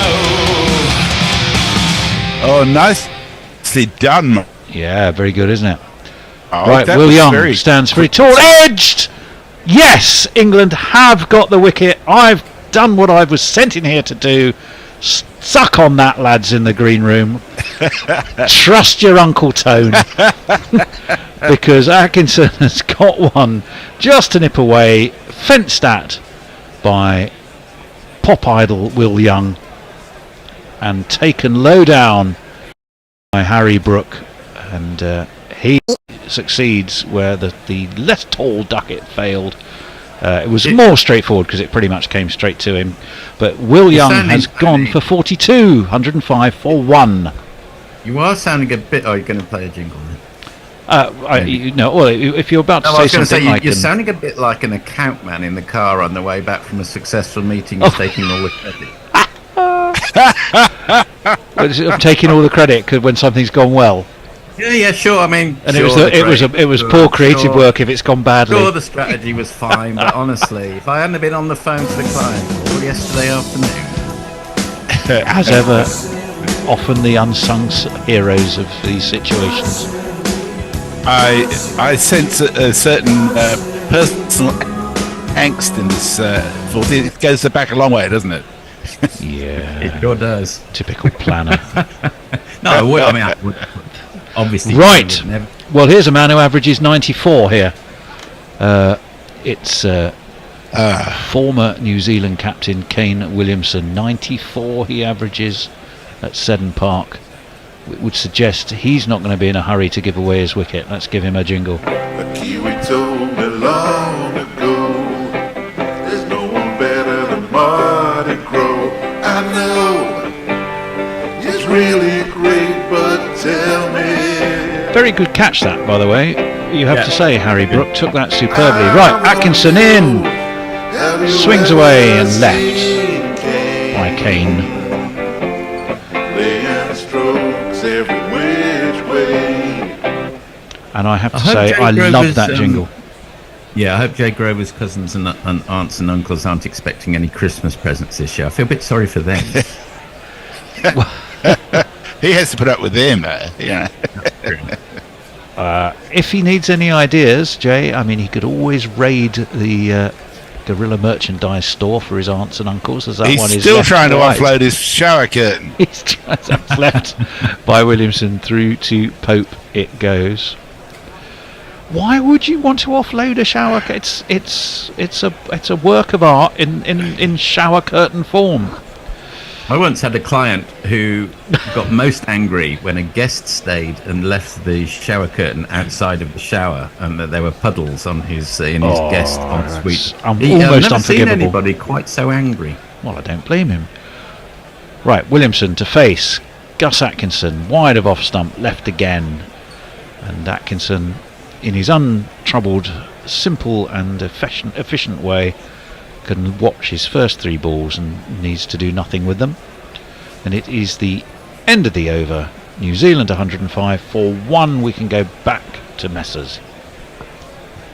Yeah, I catch up on a few messages. Mob says the handsome team, of course, he was talking about was the Channel 9 comms team, which means he was looking at a recording from 20 years ago. He also says, England, what a fucking shambles, already on the plane home mentally. And then after Jay's super says, fucking heck, Jonathan. Echo Stevens says, well, that is absolutely epic. Carson Super chat, that is. and Latham guides. Fielded at gully, they take a single. Who's that? It's Bethel.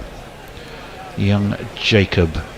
Suppose the debate will rage. Is he done enough to nail on the number 3 spot? I think one of the questions there is, hasn't both his very good scores been in second innings? Yeah. And when he's actually had to come in a genuine tough number 3 position of the ball moving around and an early wicket having gone, which inevitably it has because it will be Crawley, it hasn't gone so well. So he's batted brilliantly when the conditions have suited his game. He's yet to prove it when they haven't. So I'm not saying that he can't do it. I'm just saying he needs to. It'd be interesting to see, or when he can do that. Right, 4 slips, a gully, a backward point, mid off, mid on. There is I don't think there's a third man, but there's definitely a long leg as Cars is in, and Williamson goes, well, if you're just going to keep bowling there, I'm just going to keep leaving him. I suppose what you can say about Bethel well is wide. that, unlike some of his predecessors who come into the team, he does look relatively fearless. Some of the characters, well, there's a combination of things. Some of the characters in the 90s, like Hick and Lathwell and Rempercussion people, I think they were more nervous characters anyway, but they also had no security about them. It felt like you could get dropped at any second in the 90s. Well, that was it. It's the revolving door, wasn't it? Yes. Okay, Cars to Kane. Down leg. Pope half throws up a glove, like there may have been a leg side strangle. There clearly wasn't. And there is no run. 106 for 1. He seemed perfectly competent behind the stump so far, Rolly Pope. I haven't seen the other 2. He's done. I think I can't speak for everyone, but it's hard to think of him having done much wrong. He's looked. And, He's fumbled. He did have one slightly dodgy session. I'd say considerably better than Bears, though not as good as Folks. Cars over the wicket That's again wide. Williamson, I think he would have struggled to reach that. It was just inside the tram line to stop it being a wide, but it was probably another set of stumps and add a bit. Bit of recency bias, do you think, Messi with Bairstow? He did have a poor series, but that was after he'd come back from a double broken leg and he could barely sort of move very fluidly. At his best, Bairstow was a decent keeper. He was, well, Yeah, I I think never that's fair. liked him as a kid, but then I never liked him as a person, so maybe that influences my judgment. He's bowling from the Saudi end, is Cos, as we shall call it for now. Temporarily named as such. That's up in the air, but driven slightly uppishly away through cover by Kane Williamson. He's off. Well, he's not off and running because he doesn't need to. It's into the cover boundary for one of these. Eventually, all that width was going to need to be used, and it was. And Kane knew exactly what he was doing. Actually, did him a disservice. It wasn't that uppish. No, it was more downish, actually. And off it went. Back to Bethel, which was an interesting discussion, because you said, I mean, he was criticised for a couple of things he said by some people who I didn't see honestly what was wrong with it. No, neither did I. As we wait for Cars, there are now 4 slips for him, but it's just defended into the onside by Williamson, no run. I mean, essentially all he said is, kind of throughout my life, throughout my career, when I've been asked to step up to do something that I haven't done before, I've found that I've been able to do it. I'm not saying what he said, and I've actually done very well doing it. So testing myself to do better brings out the best in me, is all I read into that. How can that be seen in any capacity as bad? Don't know. Come back to that in a minute. I'll hand over to Okay. Yes, Messrs. Yeah, Jay qualifies his super chat love for us to clarify that he's not entirely a fan of not Fred. I think the lack of love is mutual. Less of the Emperor. I'm not born for command. He also says, we go back a long way.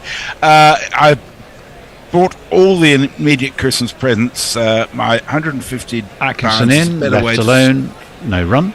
Sorry, Messrs. Finish that. My £150 super chat is a better way to stop me substance abusing. Guerrilla cricket deserves it more than me getting battered. I think that's a very good principle. And we offer the relief of substance abuse to everybody by offering to relieve you of the funds which would enable you to abuse any substance, be it alcohol or Christmas pudding.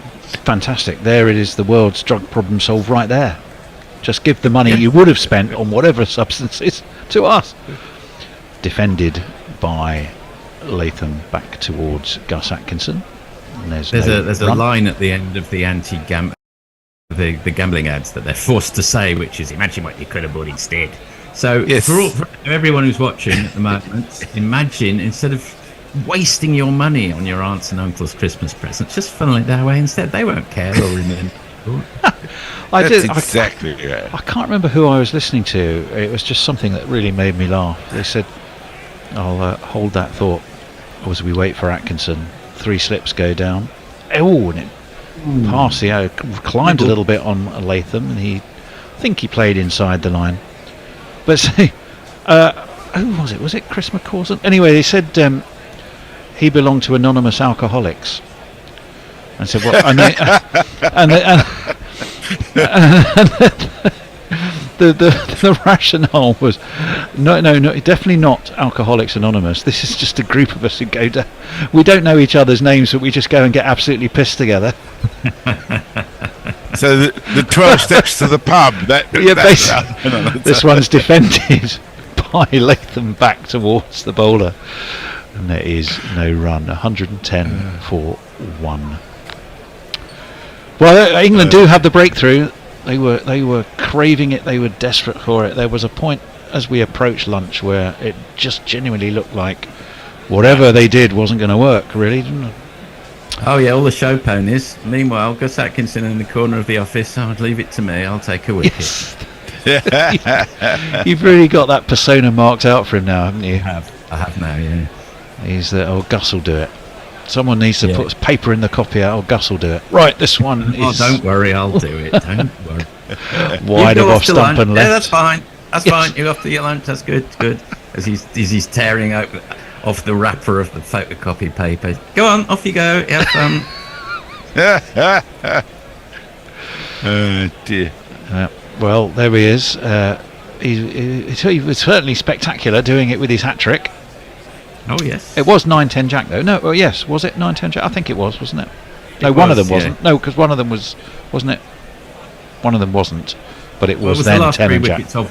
Yeah, right. That's worked off his hip by Latham. It's beaten Ollie Pope, and I think it's not quite going to get there because Shoaib Bashir looms into view at fine leg,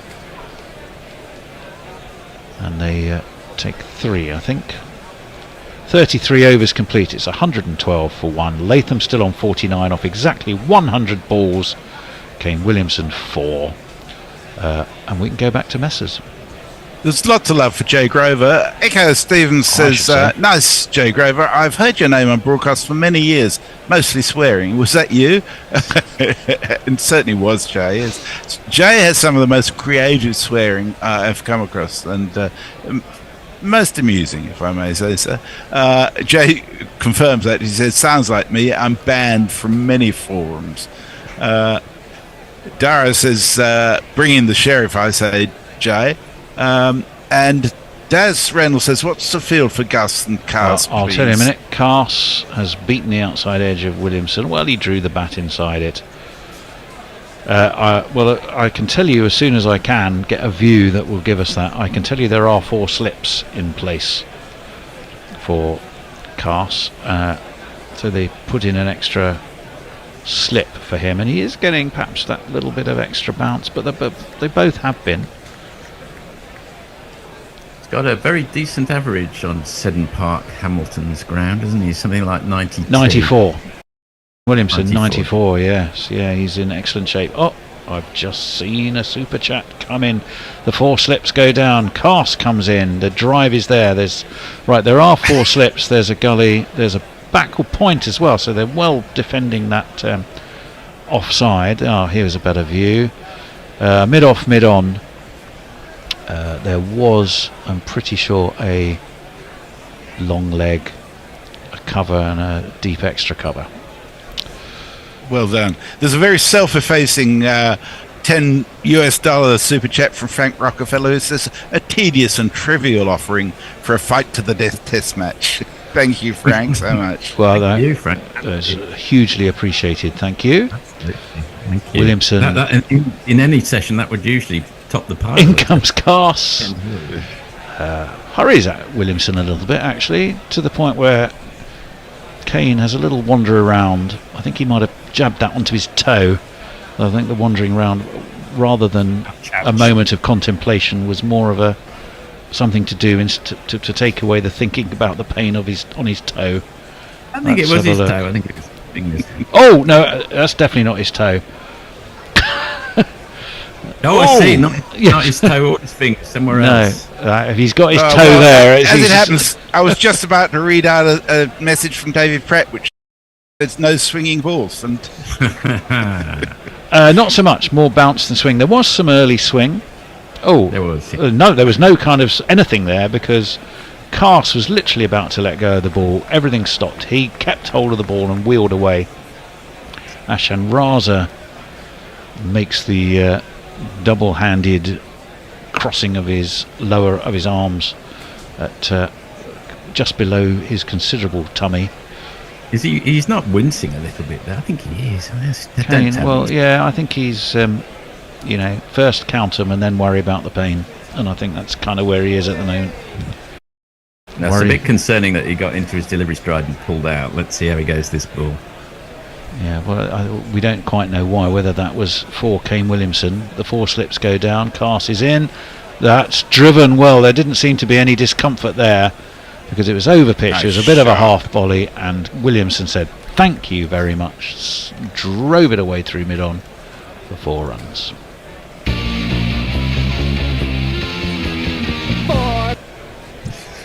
Mark says, what a rich fantasy world fourth he has generated for himself there. Thank you. Yes, I have. Oh, is this The Office?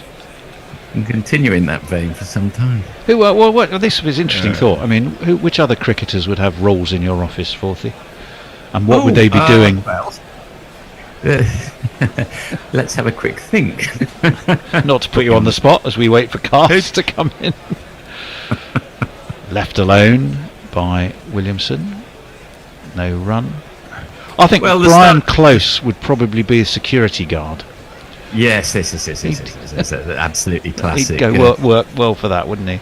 But yeah. Have you got a Jeffrey Boycott in there? Close and Illingworth will have a massive set of keys. Illingworth will be the janitor with a huge set of keys saying you can't go in there. You can't go in there. Jeffrey Boycott would be probably head of accounts. I'd say so. Try and get your expenses through Jeff Boycott. Oh. I've just come round for the expenses, lad. What's this? You can't go spending 27p on a second sandwich. What? Fall and driven on the bounce back to car. So we've got Jeffrey Boycott in accounts. We've got Gus Atkinson as the office boy doing literally everything. So 116 for one. Dear. 34 overs complete. Have we got time for one more over this trio? Yeah, come on. Jay says, I've abused a lot of substances over the decades. I was an early starter. I just nicked the Christmas brandy and substituted it with meths. Oh, God. Davey Pratt says, I'm an alcoholic conspicuous. Carl Herbert says, my girlfriend asked why the shower curtain is so expensive.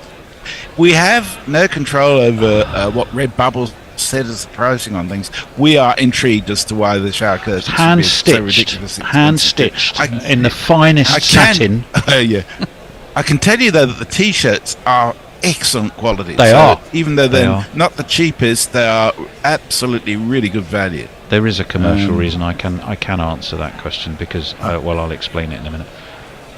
We will wait for Latham, who is going to face Gus Atkinson, who is around the wicket and it's defended. I'll tell you who else I'd have in my office. I'd probably have Kevin Peterson as head of telesales. Yes, I'll tell you who I'd have. I'd have Usman Khawaja as the rather stupid guy who clients love and is quite charming and inexplicably has a great success rate with the ladies. There you go. Well, I'll tell you, I'd have Mike Brearley as your head of planning. Not Usman Khawaja. I didn't mean him. I meant Marnus Labuschagne. Oh, that's better. Yeah, because I was going to say Usman's no fool at all. No, Marnus Labuschagne is who I meant. Atkinson is going to be bowling around the wicket to the left-handed Latham, who drives magnificently away through mid-off. What a shot that was. Again, it's slightly over-pitched, dealt with in the grand manner. 4 of these.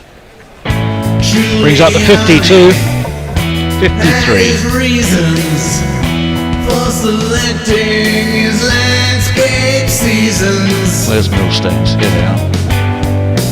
There were 4. It's 50, and you know that can't be bad. Yeah, it's 50, and you know you should be glad. Left alone.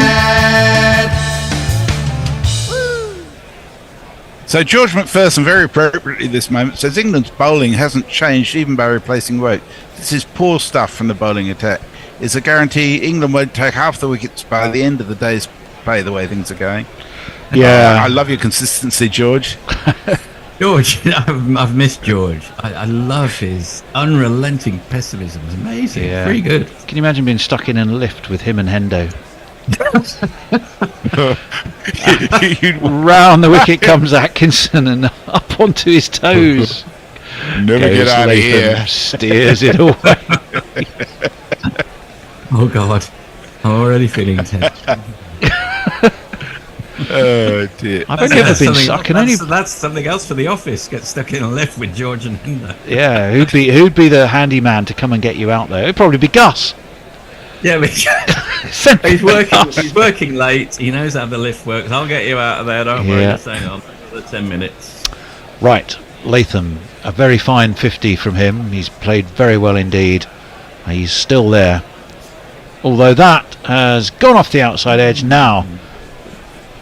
It's gone through third slip.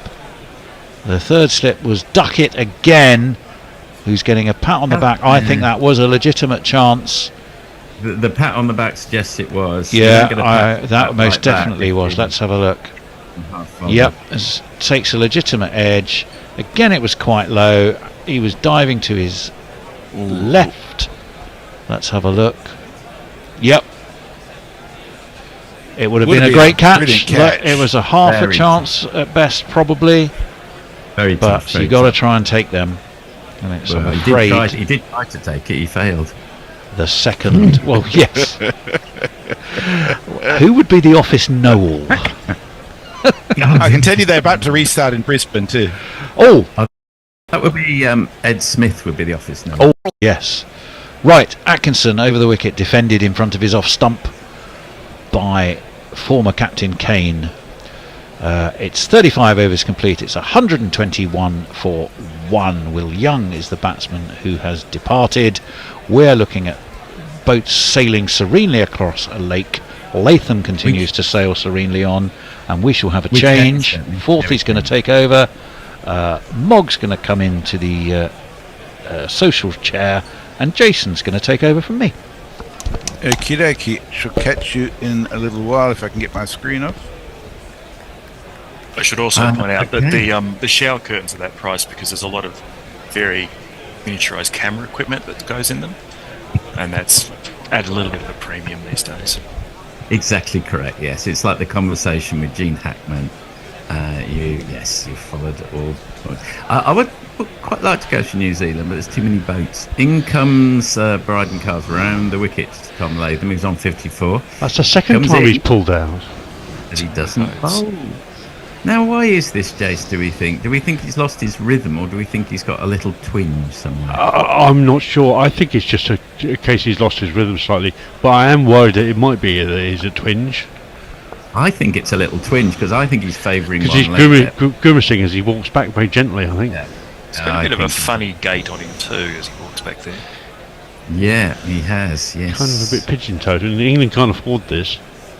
Well, they can't, but I think they're going to get it, because I think he's down on pace as well, which is suggestive. He doesn't look happy with himself. That's defended off the back foot by Latham.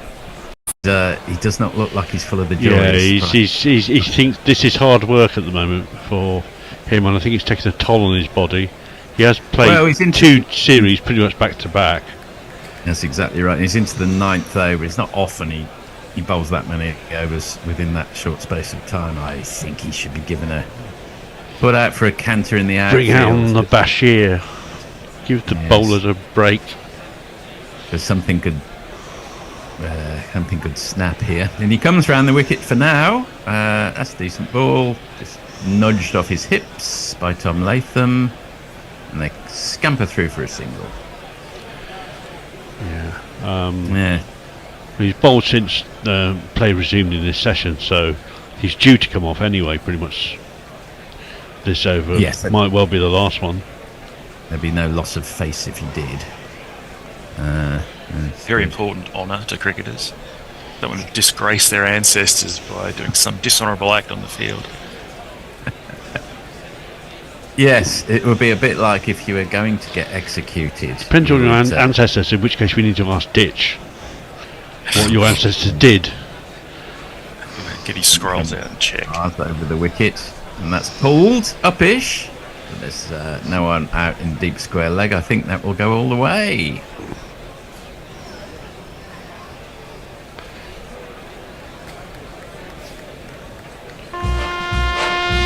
There's not one boy for me, I must have 2 or 3, I need 4. Yep, pretty safe shot. There was no one at deep square leg. There was a man at wide long leg, but Williamson moves on to 12.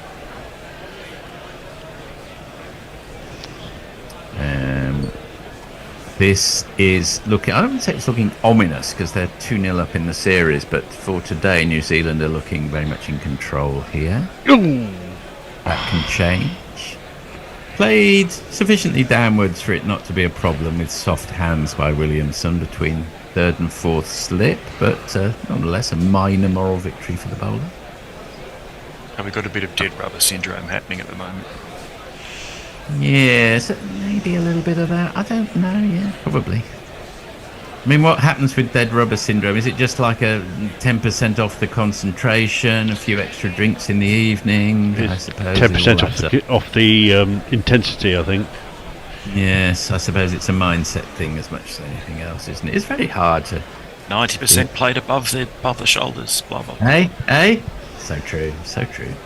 And that's why Jacob Bethel does well at Test cricket, because he's all 90%, isn't he? As it were. You're saying he's got a really large head. Well, it's hard to miss with those frosted tips. Frosted tip, crystal tips, and Alistair. That's a reference I don't get. No, Australian. Did you not get Crystal Tips and Alistair, the cartoon series, as a child, Mog? Unless it was played near Banana Man, probably. No, I would have seen it. Carr's in again for the last ball of the over. Seems maybe to have got his mojo slightly back, so that's good news. Oh, big appeal. I felt it was probably a little high and going down leg side. Not reviewed at the end of the 36. New Zealand 126 for 1, Mog. Mayank says, easy on the super chat, Jay. You'll go broke by stumps. To which Jay replies, I'm done, old boy. I shall gnaw the scarred bones for Christmas. Not really, I'm banking on a Satsuma in my Christmas stocking. A whole Satsuma. Ooh. No coal for you. Grubby says, Marnus would be the over-enthusiastic graduate trainee. He volunteers for everything. And still fucking annoying at all times. Yeah, and, he would. Jay says he's glad that you corrected it from Usman. No. You cannot see Marnus being that popular unless embracing some terrifying death cults. No, it's the jet lag talking. How long can you use that excuse for? I had my first decent night's sleep last night after. It's always the same. 4 terrible nights and then it sorts itself out. Defended by Tom Latham, first ball of Atkinson's over dot ball. Well, at least you don't have what I had when I came back from Vancouver. Jet lag, I had the world's worst. Started off by going to cricket nets and missing the slowest full toss that clanged me in my face straight up. And then I slept. I didn't sleep at all one night, and then I slept for almost 24 hours tonight after that. Yeah, well, that wouldn't solve the problem, would it? Because your body doesn't know where it's at then. That's left well alone by Tom Latham, wide ball from Atkinson. I'm glad that story wasn't I came back from Vancouver with 12 condoms full of cocaine in my stomach. Been more disastrous. We very diligently declared the packet of tea that we'd bought in Sri Lanka, and we got such a glare from the security guard coming into Australia as if, oh, for fuck's sake, then waved us through. It's a packet of tea, mate. What if you had 45 illegal things in your bag and now they've just fallen for your cunning trick? That was a bluff. Not a double bluff, just a bluff. Or was it a double bluff? I had a long conversation about bluffs and double bluffs on holiday with my wife. We said, well, what's a double bluff? It's defended by Latham off the back foot. Well, bowlers know all about double bluffs and whether they work or not. Well, Atkinson sort of famously bluffed his way to a hat trick, didn't he? Yep. Or did he double bluff? No, I would have said bowled his way to it myself, but there you go.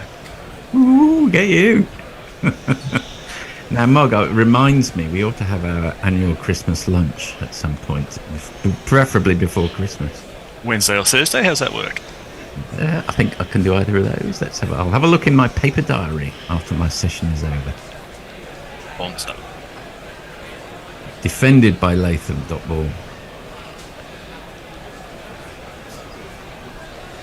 I'm surprised you're not having an all-day Christmas party on Thursday, but glad to know you're available. Do you have an office Christmas party, Mo? We have a lunch that we're not given any actual time for, so... Or money. Well, yeah, we've essentially paid for it ourselves, so yeah, that's... we don't... No, our tax. When I used to get invited to them, we used to get a lunch as well, but after the ball. Defended by Latham off Atkinson, dot ball. But nobody ever went back to the office after lunch. No, we went for the lunch at 12:30. We did not come back. Unspoken. Pretty much ever in 20 odd years. Yes, well, that was every Friday in advertising when I started. But those days Those days disappeared during the early 90s recession. What, a Mad Men lunch? Was it a 2 You just martini or a left- 3 martini lunch? You would take your jacket that you didn't like into the office on a Friday and leave it on the back of your chair at 12:30 and not come back. That's played off his hips by Latham. For a single down to deep square leg, he moves on to 56, and that's the end of the 37th over. New Zealand 127 for 1. Mogga. I don't want to see the fuckers I work with at work, much less outside of it, so I don't do these things. Can we play the Super Chat jingle, please? Here's your bright Super Chat. From one Jeremy Henderson, 20 Australian dollars. I'm inspired by Jay. This would have been wasted on fruit mince pies. Oh, Which is nice. fair enough. Davey Pat says Fred Truman, entertainment's manager. I'm not so sure. Yeah. No, I can see it. He'd be a bit. He'd be a bit of a bluff Northern Club comic, wouldn't he? He was, well, not a comic necessarily. Just Well, that's the whole point of Northern comics, and not necessarily funny. Bernard Manning comes to mind. It's Stokes time. Is it mandatory for long-term English bowlers to have the right arm sleeve of tattoos? Yes. Since Turnback, Yes. yes. Got it too. Fred Truman, for example. He was known for his tattoos.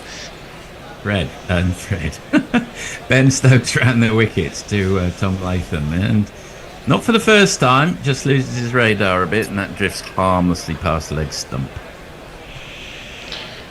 Yeah. This is a rather rusty bowler we're looking at today in Ben Stokes. He's obviously got talent, the lad, but hasn't quite got his radar right all day.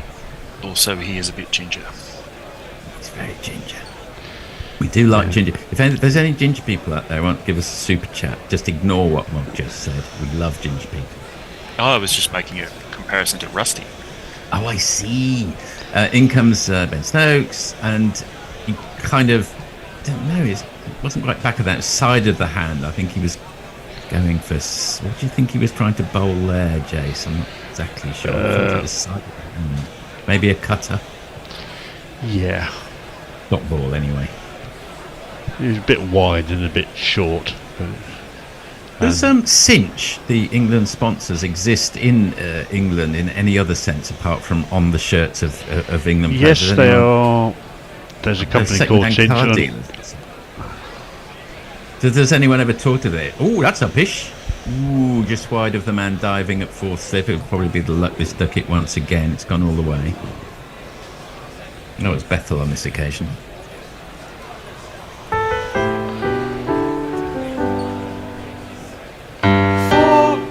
I think Latham must think his luck is in this match, so he's going to take advantage of it. It's like a keeper who knows that he's beaten there, Bethel. He didn't even outstretch his arms sufficiently far away. Wow. Made just enough of an effort that the coach didn't tell him off. Exactly, yeah. Nothing much you could have done about that one, mate. Comes Stokes again. Gingerly, in all senses. And that's played off the back foot by Latham. Dot ball.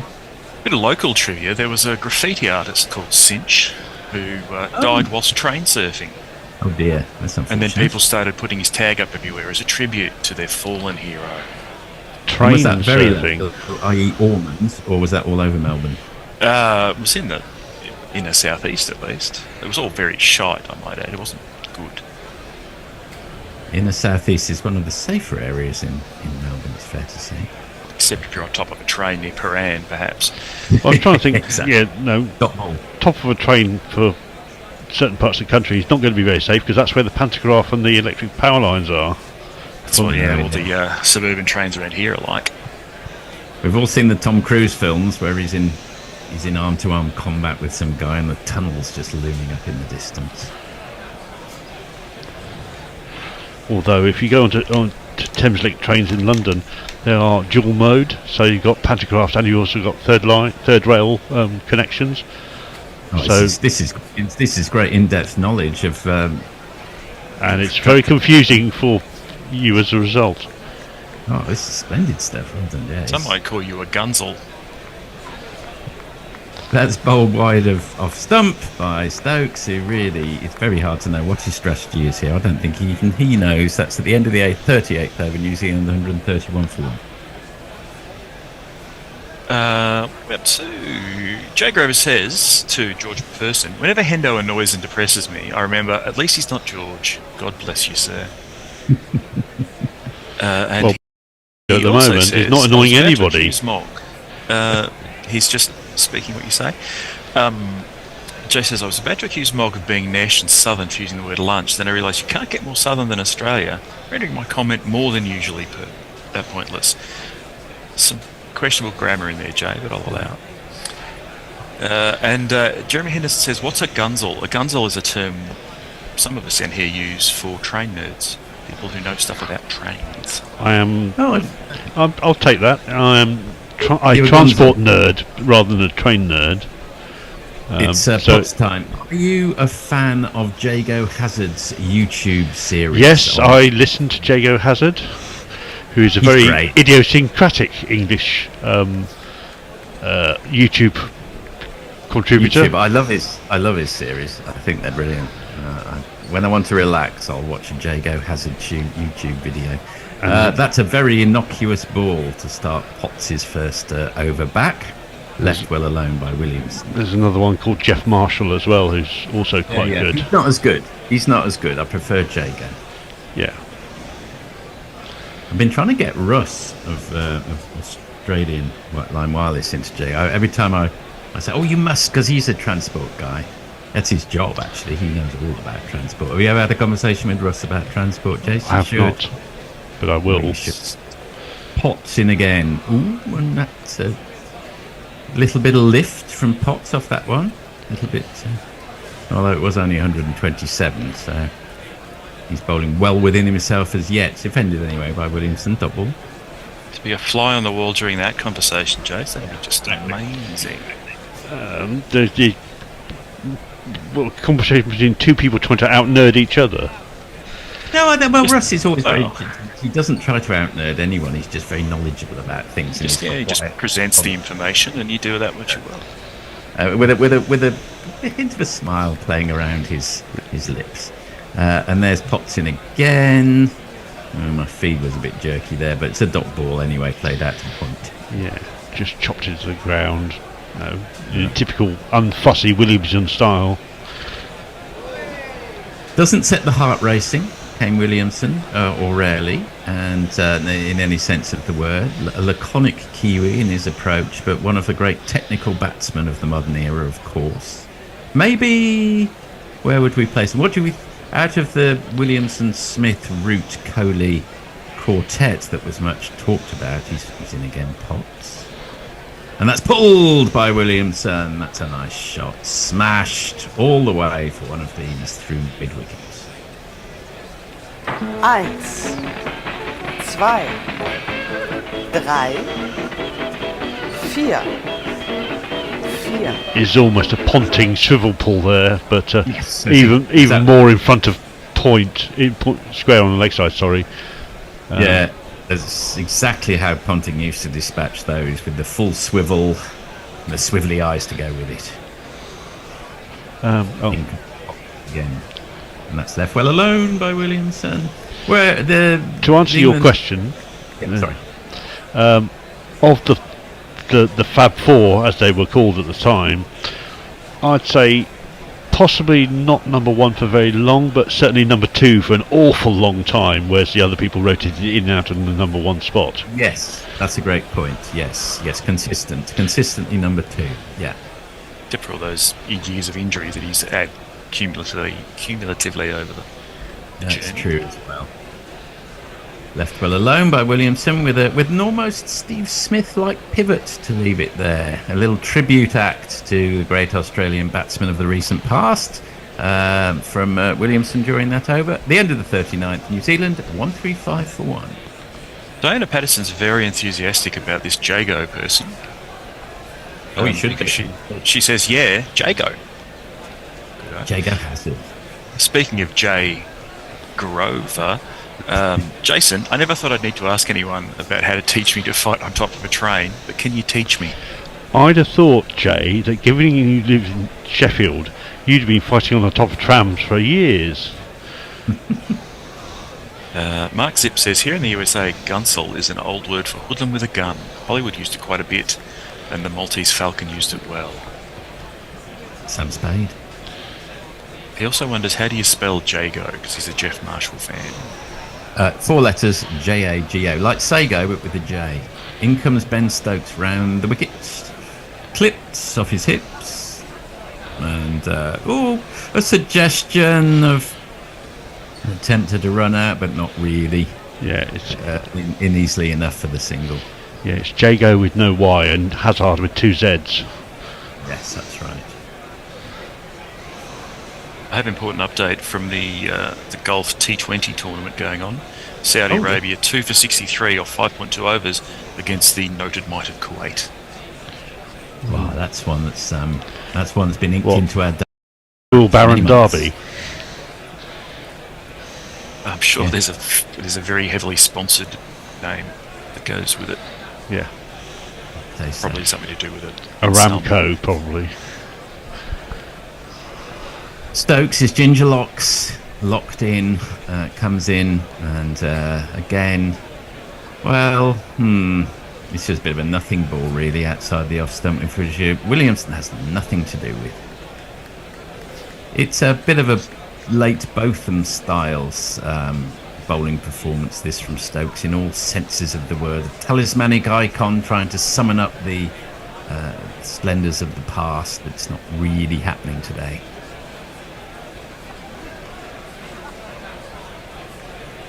Lovely sky in Hamilton. Little fluffy cirrus clouds fluffing around. Oh, there's a little bit more happening there. Williamson clamped down on it. One of those clamped downs where the ball spins back and endangers the stumps, but in fact, probably was sufficiently far away for it not to be a big problem. Oh, I don't know. That's gone over the top of off stump, I think. Turned around pretty quickly. Indeed.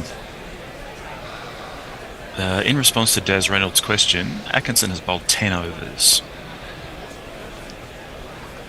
Right. Yeah. One spell of 5 in the first session and another spell in this one. If the question was how many overs has Gus Atkinson bowled, that's a very good answer to the question. I'm not sure what the question was. That's played out into the offside by Williamson. They hurry through for a single. He moves on to 17 off 28. Yeah. Latham quietly accumulating. 3 runs and over, 61 off 120. Yep, it's old-fashioned cricket this now at the moment. It's been a very old-fashioned sort of day, all the way down to England bowling not very well, which they frequently used to do. Back to their traditional mode. The tradition, yes, that's right. Stokes round the wicket, left well alone. A bit like when they say, and here comes a trademark Roberto Carlos free kick, which inevitably ended up in 10 rows back in the crowd. And after a while, same applied to David Beckham as well, really.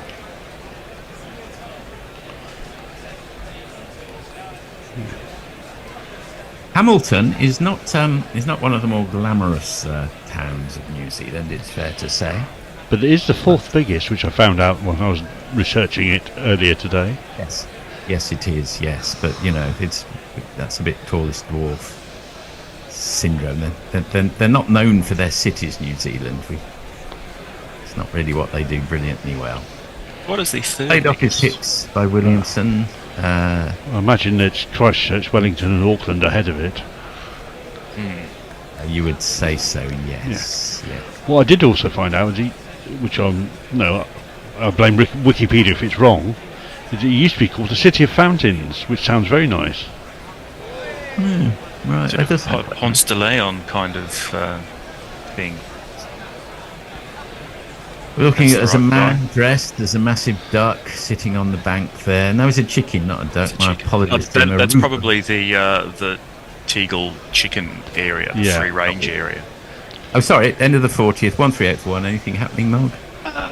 Messi says, I suspect it's quite unpleasant in Hamilton. 28 degrees and about 60% humidity. 60%? I wouldn't mind the temperature, but the humidity would be There's quite a lot of fuming. I've just that's a terrible ball from Potts. Disappears down the leg side. Since lunch, if possible, England have bowled worse than they bowled before. Yeah, it's all a bit low intensity, isn't it? And they no did one not seems bowl. to be sort of ramping up their game to try and get something into it, which is normally Stokes' forte. Waiting for something to happen. Atkinson has bowled par, everyone else subpar, I would say, today.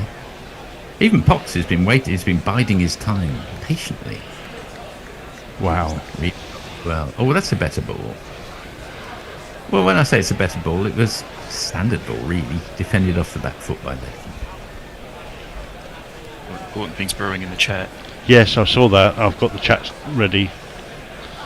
Oh gosh, it's exciting. Well, we'll go back to that perhaps after this. It's quite an important super chat. Very. Important? Do we have anything that's important on Guerrilla Cricket? I mean, in fact, talking about the cricket, let's just as a major world figure died suddenly or something, that could be important. Potts and a forward defensive to break up the backward defensives by Latham. What's happened? Shall I play the jingle? There we go. Use your prime super chat. Go on, Mog. Mark Zip has coughed up $20 and says, right, let's do this. It's the giving season. I'll match all super chats from now until the end of the day up to 200. Come on, you bastards. Give till it hurts. Oh. So, get to super chatting. I wouldn't call you bastards because I want you to hand over money. Once you've done it, I'll call you a bastard then. It's a shame that that's defended dot ball. It's a shame in a way that Jay didn't post his super chat half an hour later. But, no. In all seriousness, that's extremely generous of you. Thank you so much. Look, Jay has said, "Don't tempt me." He's out. No, don't do it, Jay. Don't forget. Don't forget the Christmas presents. That's I'm gonna have to sell your body down the train station. Just realised, guys, that you have two people on air with bookshelves behind you, and we could have been playing the bookshelf game. We could have been, yeah. If Jay wants to play it, okay. Not with mine. Mine's just a picture of a bookshelf in another room. So. I think we're out of time, actually, aren't we? Well, pretty much. The grubby is lurking. No, we're coming up to the last ball. Too late for. We'll do it when I'm back on. And I've just let Will into the waiting room. Very good. So hopefully I'm on top of all this the newfangled Willie are tech. coming. Last ball of our time together, bowled by Matthias Caractacus Potts. Played out to mid-wicket, straight to the man, dot ball. End of the 41st over. I'll see you shortly. New Zealand 138 for 1. I'll remember to turn my video off this time. Well done, Des Forty. Reynolds Thank is you. the last message. Messi at 12:39. Thank you, Mog. Excellent. He says, what's the field for posts, please? Down the bottom, Daz, if you look, there's a dollar sign. Should be next to where it says chat. By the way, it's 28 for no wicket Australia in Brisbane. Kristen Kurtzy says, are there any players in county cricket that are not in the current squad you would switch to this current England lineup? Well, that's a big ask, Grub, so I don't know if you've got the local knowledge on that. And Hendo says to Jay Grover, thanks Jay, massively generous, and you can't blame it on my pitiful pleading this time. Indeed. I think we're at a drinks break, which is why we were able to catch up on the messages. Yeah.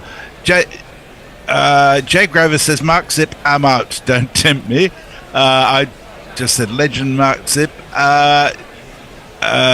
Jay says, not playing in the bookshelf game with Mog, he'll just talk some shit about Davros. Welcome, Grubby. It's Thank you. good to see that between us we have Grubby, Messi and Willie on screen, which seems appropriate. There we are. I mean, all bases covered, I'd say. How are you, Will? Good to see you.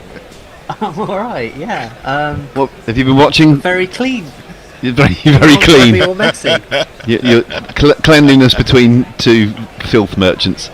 Have you been watching this morning or this evening? I missed the first session, to be honest. Okay, fair enough. Because I was, you know, that thing where dinner just kind of goes on, and then you realise that you've got more washing up than you thought you had, and then you I dropped something in the oven, so I've spent the last like hour of my life like trying to find a bit of tomato somewhere in the oven, which is really annoying. Domestic cleaning tips from Will coming up through this session. Too much information, Will. Too much information. Sounds like you've had a most convivial evening, though, which sounds delightful. Yeah, it's been nice. Yeah, I had What did you cook? oats on.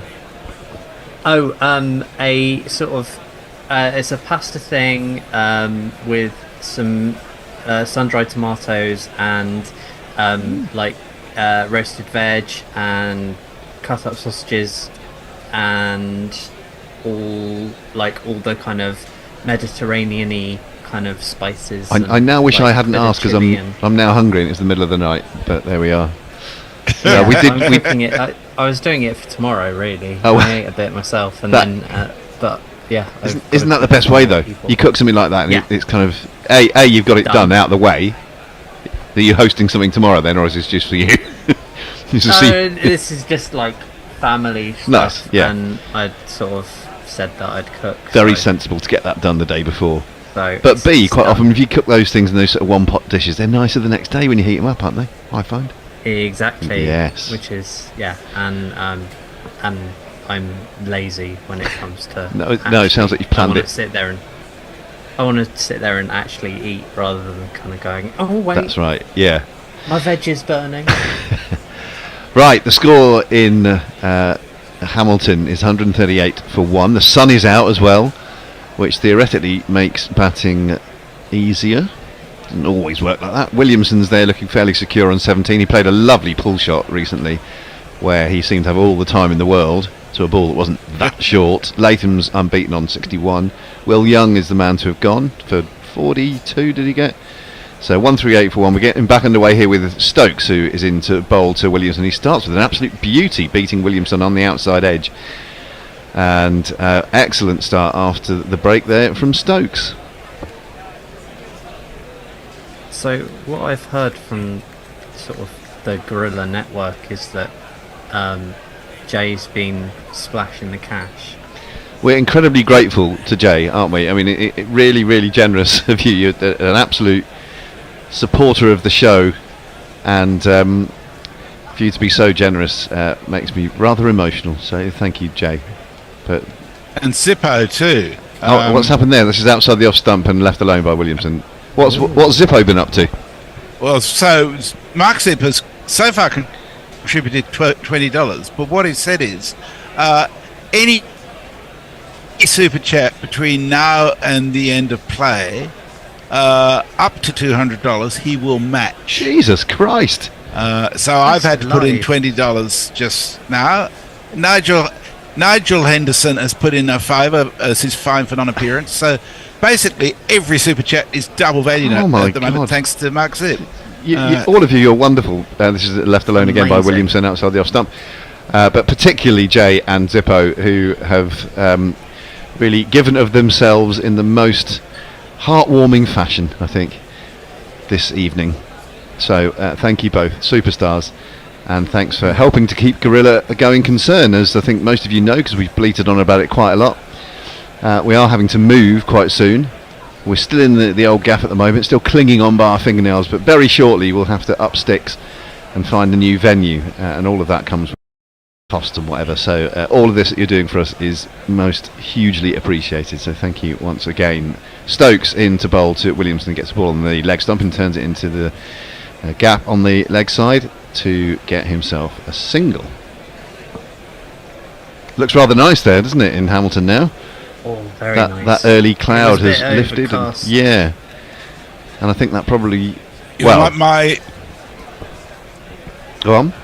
My indicator is that it's about 28 degrees and 60% humidity, so it might be pretty sticky. Oh, yeah. Just the sort of conditions that Stokes relishes bowling a kind of 10 over spell in. Getting a high shot there from the ground with some nice windy tree action in the foreground. This is a ball from around the wicket, this time to the left-handed Latham, which he is able to let go through to the keeper. He really doesn't seem to give himself the sort of easy spells, does he? He just likes pushing himself physically, it seems. He seems to relish it. I know like when he's coming back from injury and stuff. None of that rehab is fun. But he just loves the hard work. He loves chasing after a ball at 100 miles an hour, sliding into the boundary rope and perhaps a concrete wall just beyond. That's what he loves doing. I hate seeing him do it sometimes. This is angled to gully and there's no run. It completes the 42nd over. It's 139 for 1. Will? I just worry about him, really. Me too, yeah. I just sort of... I'm just going to go, Ben, mate, calm down. It's all right. Yes. There are younger, less sort of bionic people to do your running for you now. That's right. Messers, what you got on the old socials? Look, Jay says, can you hear me? Yep. My computer's being a bit fucky. Jay says, did I just see Nigel Henderson giving his first super chat? Glorious popping of the cherry, old boy. and I'd say, Jay, that had it not been for your generosity earlier in the evening, I don't think we'd have seen Hendo do that. So you can take equal credit for that. Absolutely, absolutely. He says, Mog, don't diss. Man looks proper gangster. I'm not sure who you're talking about. Oh, someone said I was rocking an Eminem look earlier on, so I don't know if it's a reference back to that. Yeah, well, you are a bit, yeah. Yeah. My son Bertie would be delighted with that. He loves Eminem. Potts comes in to bowl to Williamson, who is forward and defending it with all the time in the world to cover point, and there is no run. Oh, and Mog has sent us a $20 super chat. Oh my God! Saying harden the heck up, Grubby. Oh, what? Because I was being all emotional. Like we were doing our sort of marathon fundathon. Thank you so much, Mog. Go fuck yourself, Mog. Is that better? All these super chats will go to gorillas in need. That's right. All over the world. We thank you. Potts bounding into the crease with 3 slips. Williamson waits for this and plays it under his nose again. All the time in the world, just angles it down to backward point where it's fielded. No run. He's in no hurry. He's got 18. Latham still on 61, and the score is 139 for 1. A very good start to the Test match by New Zealand. Mystifyingly left out Will Young for the first 2 games in this series, despite the fact he performed very well in India, and he's proven his worth by sharing 100 partnership for that opening wicket, which New Zealand have not done until this point in this series. Williamson, that trademark setup, and once more, how much time do you want Kane to play it? Just angles it down to gully and there's no run. He's a very multi-talented bloke, isn't he? You know, albums, bloody good cricketer. There's nothing he can't do. Will Young. Oh right, got you. Yeah. But it's a terrible joke. But he did have to leave right now when he got out there. I can tell you they've just gone off for rain again in Brisbane. Australia 28 for no wicket after 13.2 overs. They'll probably take lunch early. Stupid bloody country and its weather. Yeah. Defended back up the track by Williamson. I thought Brisbane was one of the places that you don't get rain at all, ever. You are kidding me. Brisbane is semi-tropical and it's incredibly humid, and when it rains it pisses down. But the Gabba is one of those grounds that drains really, really quickly. So you can take an inch of rain and be back on in an hour. It's amazing. Yeah, they were on pretty sharpish with the break they had earlier on.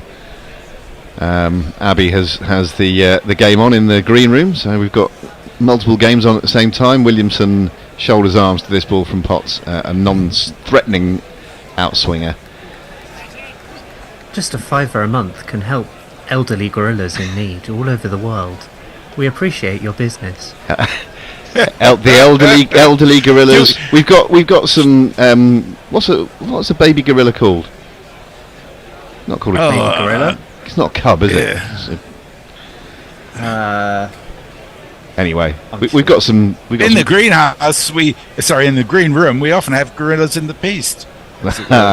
Defended by Williamson watchfully back up the track. That completes the over with the score still on 139 for 1. Mog very much approves of your comeback. He says, top work, Grubby, I approve. Good man. Sorry, I hate you. That's better. Yeah. That's better. And Mike says, if your son likes Eminem, take him to Detroit on vacation. It's not that bad anymore, especially downtown. I mean, I would love to go, but I have pretty to nice say city now. It's not. That's certainly It's not in my top. It's not on my priority list in places to go from here. We took him to Bruges last year because he said that Belgium was his favourite country. What? Yeah, I know. Go figure. But Bruges is a beautiful city. It is. It's amazing. Oh, it is Love a it. beautiful city, but I don't know how Belgium can be somebody's No, favourite country. it made us laugh as well. He was only about 6 when we asked the questions a few years ago. This is defended by Latham. It's the first ball of Stokes' new over, and he's coming round the wicket to the left-hander. Because there's that sort of ongoing joke that no one can name like a non-fictional famous Belgian person. Eddie Merckx You can name always comes loads, up. like because Poirot, Belgian, Tintin, Belgian, Yeah. Asterix and Obelix, sort of Belgian. Stephen KL has the answer for us. He says rather boringly, baby gorillas are called infants. Infants, yes. Back in his crease goes Latham and just dabs this into the offside, finds a gap, and they trot through for a single. Yes, so we do have, as well as the well-advertised elderly gorillas, mentioning no names, we have a whole bundle of infants in our swing. Is it a swing of gorillas? Again, I'll need some help on that. A swing of gorillas or a troop of gorillas. Anyway, in the swing It's or the whatever troop. collective nouns are whatever you want them to be. Just some of them stick and some don't. All right, an emancipation of gorillas. Oh, wow! I like that. Yeah. So we've got a good few infants as well, and they need nurturing, they need care. So all that comes at a price. Williamson gets a ball angled in towards him from Stokes, and he looks, for him, he looked rather hurried playing that, but he just turned it into the leg side. And once again, they take 141 for one. I think the young gorillas are taking pretty nicely to it all. You know, Yeah. Hector's got himself in the press pack somehow. Yeah. Does anyone actually know how he's done it, other than I him, think- or is that sort of a trade secret that I we're don't not know. allowed to ask? I think Tony just sort of knocked him one up on his PC and gave it to him. Said, yeah. Well, he said he had a lot of help from somebody at the ECB. Oh, okay, fair enough. Aha. But anyway, he's doing a lot of work with his press pass, and Yeah, he's he doing is. great. He's having Oh, the time no, of his I life. absolutely- Defended by Latham, back at the track, no run. Absolutely throwing no shade at it at all, but I just don't know how. I don't know how you go about it now, let alone at 18, just rocking up and going, "Can I have a press pass, please?" Brilliant. That's amazing. Yeah, no, Genius. he's done really well, and we're delighted he's doing it. He's providing us a lot of content here. Messers, you're doing regular interviews with him, so you can download what he's found out that day. So it's all good stuff. Yeah, it is, and I think the truth is, at the end of the day, each one of us is incredibly jealous of him. Oh yeah, deeply. 100%. Stokes round the wicket and wide on the crease. Latham again finds a gap on the offside and steers the ball into it and takes another single. Just dealing in ones at the moment, New Zealand, but they'll be perfectly happy with that. These two, they're unhurried players by and large. They don't always feel the need to be hitting boundaries, and why would you want to when you're sitting there on 142 for one with the game at the moment in its early stages at your mercy? Just keep doing what you're doing and making the England bowlers suffer. And the hotter it gets, what was it, 28 degrees and 60% humidity? They'll be suffering a bit. If they're not already, then very shortly, I would think. Stokes over the wicket to Kane Williamson. Oh, he gets a little under edge and just uses his back leg to football the cricket ball away from his stumps to save himself any misery there. And that completes the over. What else we got there, Messers? Okay, so there's some back and forth about the weather. Mike says maybe you're thinking of Perth, Will. That area doesn't get much rain in summertime. That's very true, although the first 4 days of December we actually got some rain. Little bit, but most unusual. But I don't expect to have any more rain for 3 months. That's the way it is normally. Jay says, Will Reynolds, you're King Leopold. Harsh. I haven't enslaved the Congo. Where people How are. dare you? Hang on a sec. I'm just going to interrupt this for a moment. The highest test averages at single venues. Don Bradman at the top of that at Melbourne, I think. But Kane Williamson 5th on that all-time list of single venue averages. Now there's an appeal for a catch down the leg side. It's been given. Tom Latham is out, caught, strangled down the leg side by Pope. off the bowling of Matthew Potts, who I think on balance has deserved the wicket today. He has bowled some decent deliveries, a little bit of dross in between, but overall he'll take that all day long, and Latham will feel aggrieved, as all batters do when they get caught down the leg side. A little feather taken by Pope. This time his appeal is answered in the affirmative, and it's the second wicket for England. The crowd says, the crowd says, the crowd says, you're out. 142 for 2 now. Tom Latham played very well for his 63. Be absolutely gutted to have to walk off to that. But what do you think? England get a bit lucky, but game on all of a sudden. Yeah, I mean it's definitely kind of it's shaping up to be something now, which is more than it was 5 minutes ago. The beauty of Test cricket, right? Yeah, I'm really glad that Matty Potts has got another shout in the Test team, because I think he's really, really solid. And going back to that message we had earlier about who you'd have in, I think I'm really glad they've brought Matty Potts back. But I would say Sam Hain's pretty good. I would like to have a look at him, particularly in English conditions. I think he swings the ball quite nicely down at Essex. Okay, well, I saw hold Matt that thought. Roller doing a bit on Crick Info suggesting that Wokes would still go to Australia as an opening bowler using the swing. Well, I don't know about that. Anyway, new batsman has come to the crease, and it is this man. He is gonna be a star. He is Rachin Ravindra, and he knows his major role. He is there to keep control.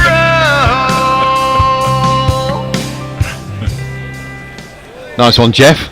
Enjoyed that. Rachin's not scored many runs recently, has he? But we know he's wildly talented. No. And he's had a hell of a year. He's over 1,000 runs for the year, isn't he?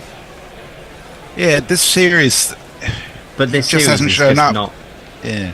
Potts is round the wicket to him, and he gets the ball wide of the off stump and going wider as it goes past him. That's a nice ball to receive first up. You just get to have a look, watch it go through, and your bat's nowhere near it. So a nice little sighter for him there. And actually, I was a bit disappointed with Potts. The last over before lunch that he bowled several balls like that, which Latham was able to just leave. So yeah, attack the stumps a bit more, I'd say. Make them play, particularly earlier in their innings or just before a break or something. Was that his was that his first spell, or? Well, this is just before lunch, so it was probably his second spell. This is driven out aerially, it goes over gully, and Ravindra is going to get off the mark in slightly fortunate fashion.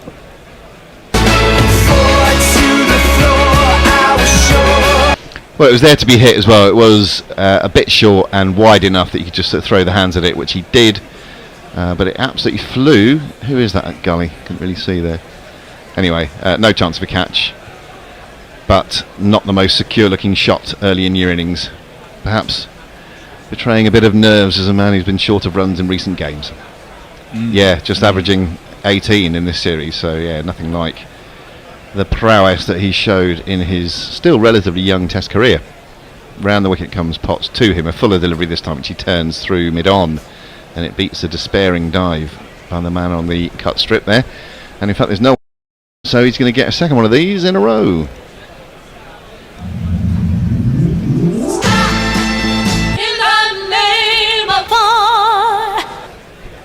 Classic. That takes him past 1,000 Test runs in his career.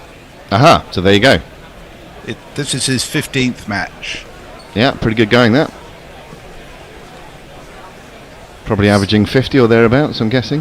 No, 38.58. Oh yeah, okay. I thought he started off much better than that. So anyway, forward in defence this time, playing it to mid-off, and there's no run this time. He's not done a Harry Brook style kind of come out and score. What was it? Is it 4 150s and above in his first 12 or something? I mean, Brook's stats are incredible. Insane. Yeah, we've spoken about his away record, which is second only to Don Bradman at the moment. and his overall record is pretty special as well. Yeah, he's a phenomenal player. What a generational talent. Yeah. But this guy's good as well. Ravindra's good, and I thought he was averaging more than that in his career overall. Anyway, he's forward in defence solidly this time, and playing it back up the track. Well, I suppose when you have a small lean patch and you've only tests, it has an effect more quickly on your average, doesn't it? Anyway, Messers, what you got? Okay, so an important correction from Jay, or clarification. He says, hang on, I didn't say Will were King Leopold. I said he were a non-fictitious Belgian. Mike says, I've got a question for you all. What's your thoughts on why England isn't England and Wales? It's such a disrespect to the Welsh, in my opinion. I agree entirely, Mike. They don't even get their initial in the ECB, even though ECB stands for the England and Wales Cricket Board. Yeah, it's bullshit. It's quite funny, isn't it? It's interesting actually, because in disability cricket, they are completely their own nation, and Stokes starts a new over to Williamson with a short ball, and Williamson is able to duck underneath that. Yes, Will. And and they're not actually covered by the ECB. They have their own, like how with Cricket Australia has only just come on board with the Aussie PD team. The BCCI still haven't invested, and the ECB only do England. Okay, that's one of those weird little quirks. Williamson faces up to Stokes again, a ball angled into him, and he turns it into the mid-wicket area. Where's that infuriating little gap? It's fielded, but they're able to complete the single quite comfortably. It's noticeable that Stokes is taking on a full bowling load. This is his 13th over, just over halfway through the first over, which is most unusual for him. And but that will be very much his doing, his plan. He wants to be in the side as a full throttle batter and bowler, and he's very frustrated, as many of us are, when he can't quite do that. For all that he could, and I know someone was sort of advocating him maybe batting at 3, he can do that. He's got the game to do that, so he's in the side very much as a batsman alone, but we know what a weapon he can be with the ball as well. So, if he's playing as full a part as he can, then I'm happy, and hopefully he is. He'd like to get a wicket or two there, and he's endeavouring to do that, bowling round the wicket to the left-handed Ravindra, who turns this pleasantly round the corner, where it's fielded at long leg, and he is going to pick up his 9th run. And the score's moved on to 152 for 2. So anything other than being able to play this full part with the ball for Stokes would be a massive crease in his self-worth and his contribution. He's a machine, isn't he? He's incredible. Yeah, he is. One that breaks a bit, but definitely a machine. Yeah. Stokes over the wickets to Williamson. Down the leg side, no, Pope went up for it, but with nothing like the conviction he did to Latham, and I think Stokes knows that that's not hit the bat of Williamson. It might have flicked a pocket or something like that. It was some good carry to him, and it was a decent take down the leg side, but no one looks convinced in the England ranks. Just an update from Brisbane. It is chucking it down in Brisbane. Almost the whole of the outfield is a puddle at the moment. And anywhere else in the world, you'd be saying that's it for the day. If it stops raining, they'll be back on with it in a couple of hours.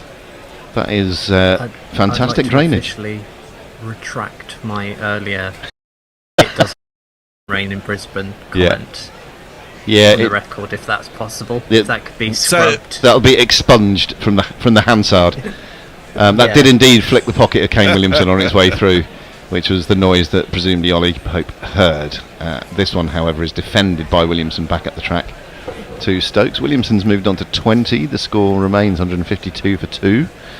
And England will just feel that they have a sniff now, having not had one for a long time in this first day. I just think the door might be ajar. Yeah, very, very important super chat from Mark Zip. who sent us another. Oh, I'll wait for this delivery. Thanks, Messrs. This is the last one in the 46th over, being bowled by Stokes. Once more angled into Williamson, who turns it to square leg. Can't get a run this time, and that does complete the over. So, yes, Zippo news. He sent us another $31.75 US for the next three matches. That's matching of Super Chats using current exchange rates. Come on, people, remember that each Super Chat you make is effectively doubled until we reach this is unbelievable $200 US. So I make it. There's $168.25 left in the pot after this. Let's make it a record-breaking evening for Gorilla. Thank you so much. I make it that we must have made about $400 at least today. Probably $450. He said, converting everything in his head like a genius. So let's get better than I can do. I'm 2 a.m. Well, which is I'm only going to guessing. go well. I'm guessing. Potts is going to continue, having got a wicket recently, 3 slips and a sort of a wide gully. This is defended by Ravindra into the covers. Atkinson does the fielding and there's no run. So yeah, let's really push on. Let's make it a record-breaking evening for the Super Chats. Mark Zipp's doing his bit. Jay Grover has done his bit. We've had steady contributions from many of you. Sorry not to mention you all, but we have 2 big contributors tonight who deserve all of our love and attention. I'm not going to mention Mog because he doesn't like it when I'm nice to him. But yeah, let's make it happen. Smash the like button. Give us some cash. Mog only does it as a form of financial dick swinging. He goes back in his crease. Ravindra gets a thick outside edge. That's going to race away to the third man boundary for one of these. 1, 2, 3, 4. I know he's not been consistently excellent at Potts, but I do think he deserves the wicket that he got recently, and he's bowled enough good balls to maybe even have more. And one thing that I've noticed is that a lot of like that one there has gone right in the gap. It's gone to the left of the left hand of third slip and to the right hand of the gully fielder. He's had a couple go in that gap aerially, which would have been caught. So I'm just saying he's creating chances and half chances, and hasn't maybe got everything he deserves. For all that he's not bowled perfectly. Is that fair? Good. Yeah, I would say. Thank you. A full delivery, which is driven straight mid-off this time. A really good shot. He dug that out a Yorker length, but he's timed that beautifully, and he's going to get 4 more, Ravindra.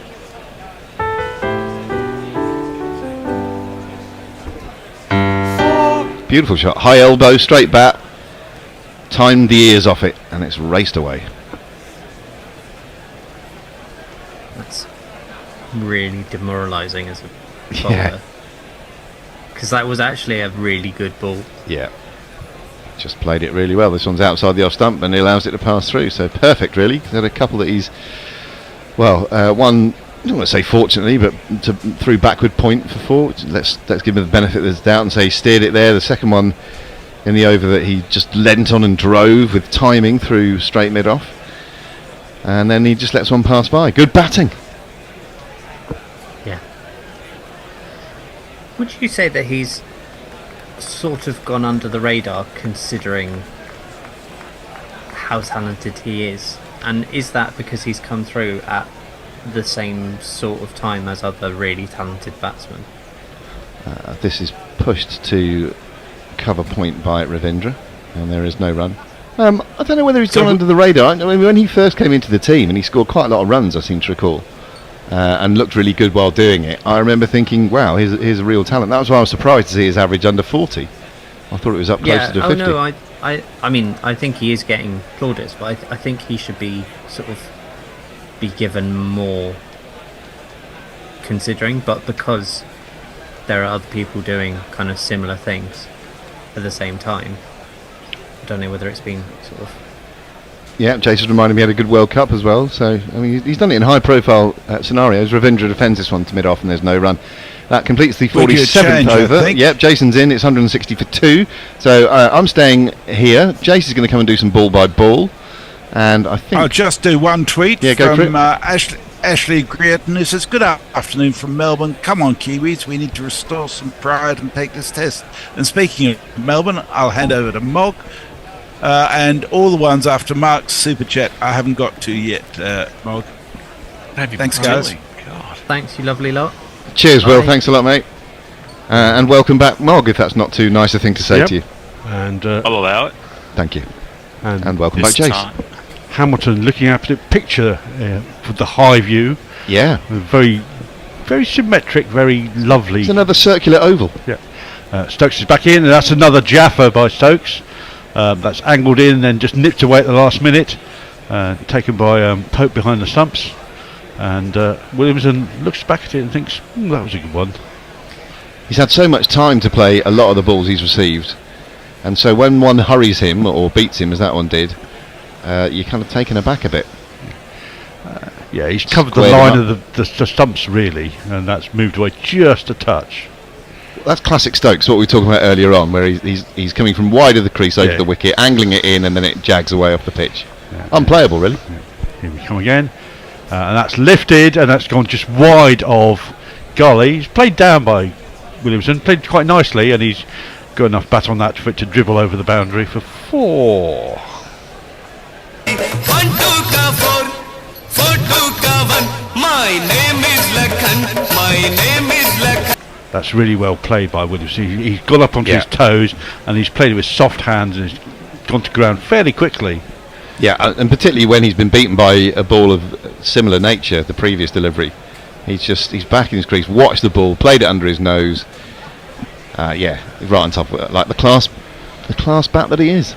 Yeah, it's not the usual Williamson greeble down to third man, but it's beautifully played. And taking toll here, and that's wide outside off stump. Williamson gives it the once over, evaluates it, and ignores it. Yeah, quite right too. Too much of that from England today, I'd say. Potts has been guilty of it a fair bit, bowling too wide of off stump. Yeah, and this is turning into a monster style by Stokes. This is what, 8 overs now, possibly 9. All right. You hear his groin muscles twinging as we speak. Yeah, he doesn't care. He's going to need a good ice bath and rub down with a Sporting Life later. Again, angled in, defended under his eyes by Williamson. Bounces straight into the ground and back out to point. And New Zealand 164 for 2 still. After a good start by the openers, putting on 100. Yeah. The follow-on batsmen have just continued the good job. Yep. Do you know how to do the screen, by the way? I can thingy do that. thing. I'll do that at the end of the over. Of course. Yeah. Don't overburden yourself. Crack on with the commentary. Stokes comes in close and goes wide with a bit of a change of plan there, and that swings just a little bit, and Williamson is tempted very briefly to play at that and then just leaves the ball. We saw Will Young do that earlier on and very nearly play on. He did it more than once, he did it twice in fact. Yeah, and that was a similar thing from Williamson. Was going to play it until right at the very last second and pulled out, and you're always in danger of getting a little feather through there doing that. Last ball of the 48th over as Williamson sets up, and Stokes is in. He's wide of the crease again and angling in, but not angling in enough. That's the end of the over. 48 overs are gone. New Zealand 164 for 2. Mog, you better get your jingles ready, because I think there's going to be loads of Super Tack jingles. Ooh, amazing. What you got, Mog? You on mute for some reason. I think you're on mute, Mog. Yeah, Mog's on mute. Is that better? Yep, got you.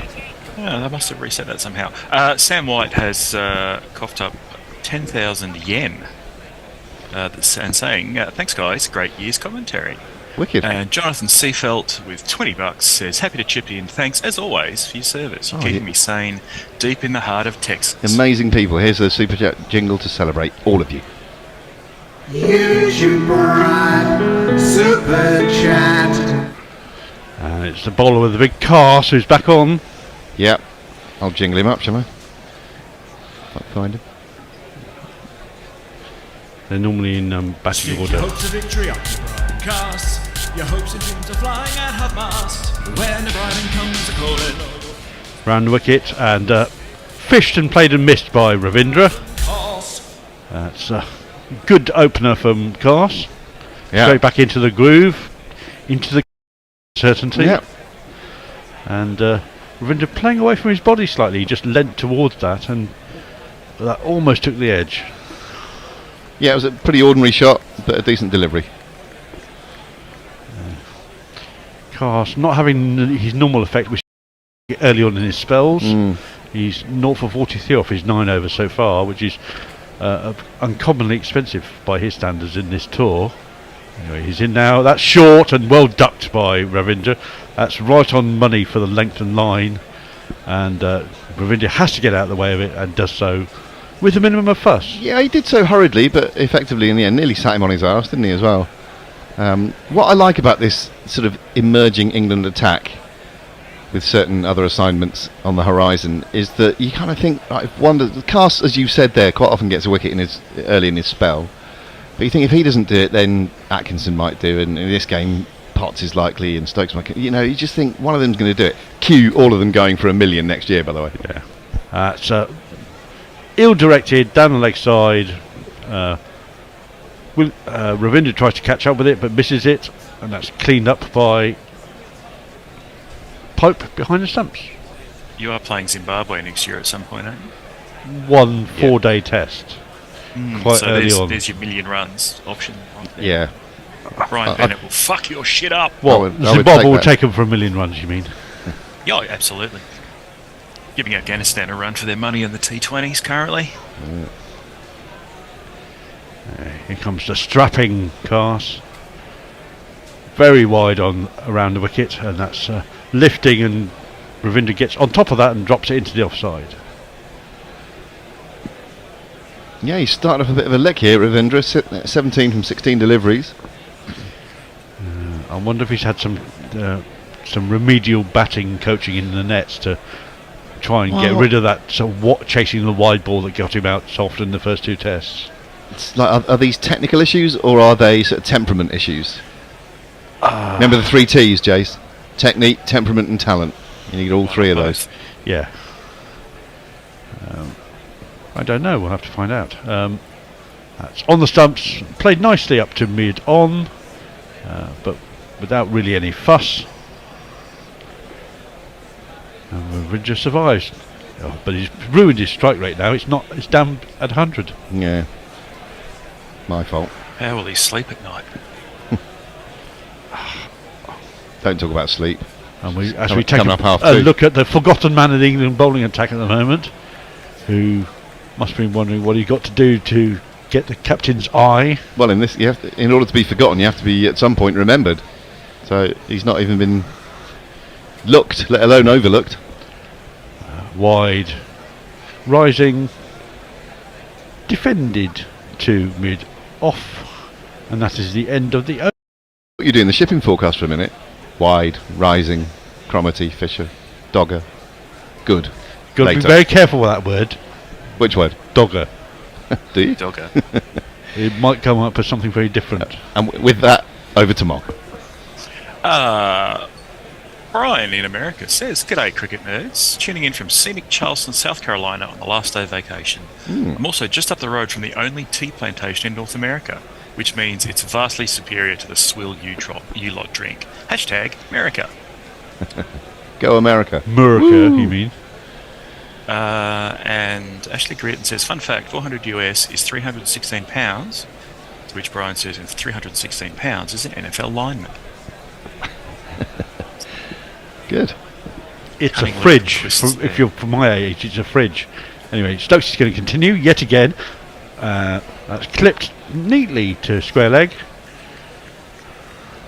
It's a William Perry reference, isn't it? It is a William Perry reference. Yeah. I'm like, yes, I know. I was a big, well, I said big. I followed, notionally followed the Miami Dolphins back in the late 80s. Oh, that was my dad's second team. He had the 49ers and the Dolphins, so he picked a pretty good one to start with. Yeah, well, my old man went for the 49ers. And my two were the Broncos and the New England Patriots, who weren't very good in that period, but were pretty good in the last 15 years. And that's lifting by Stokes, and again, sort of half fished, half defended by Williamson. It's a good ball, that, and it was another one he just sort of pulled out of late. In fact, he played at it. I've over-complimented him there, and you know what I'm like with an over-compliment, Mog. Fucking hell. Yeah, tiresome, isn't it? Jesus. Don't set your watch by how tedious it is. So Stokes is kind of getting one of those and over where you think if you get more than one of them, you might put a bit of pressure onto the batsman. Yeah. But more of that. Anyway, here he is in. That's squared up Williamson. That's played into the gully. Doesn't carry to the gully, but still another good ball by Stokes. Is putting a fair amount of effort into this spell, as he always does. And I've thought a few times in his couple of spells so far today that he's just on the verge of clicking into that rhythm, into gear. And but there is that feeling with Stokes that sometimes it's just not working for him, and he expends a lot of unnecessary effort. Now he's putting in effort where he thinks where he's going to get a result. But what can you do? You're not going to change him. That's just the way he is. That's swung, and that's defended by Williamson to gully, who's decided to be very compact at the moment and ride this out and steady the ship. Imagine being a coach or a teammate of Stokes and saying, just ease off the gas a bit there, Ben, and see how that goes over.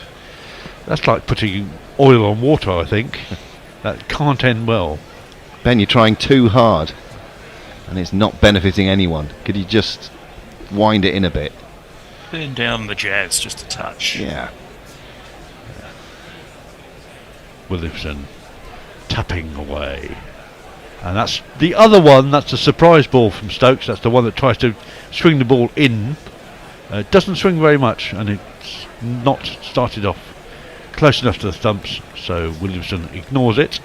It jagged though, didn't it? It did move very slightly in the air. But I think he jagged off the pitch because he sort of let it go, and then all of a sudden you think, oh, that's not missed the off stump by much. And I've always thought of Stokes as more of a seam bowler than a swing bowler. I know he can get it to go through the air sometimes, but only when it's really reversing. And particularly with the reverse, with the older ball. But he's much more of a hit the deck bowler, I think. Yeah. Anyway, here he comes. That's again thumped into the ground, into the hip of Williamson, who turns it neatly round the corner, and there's a fight on the boundary by the two men who converge on the ball as to who's going to pick it up and throw it back in. But a single is taken, and I believe that is the end of the over. Am I right?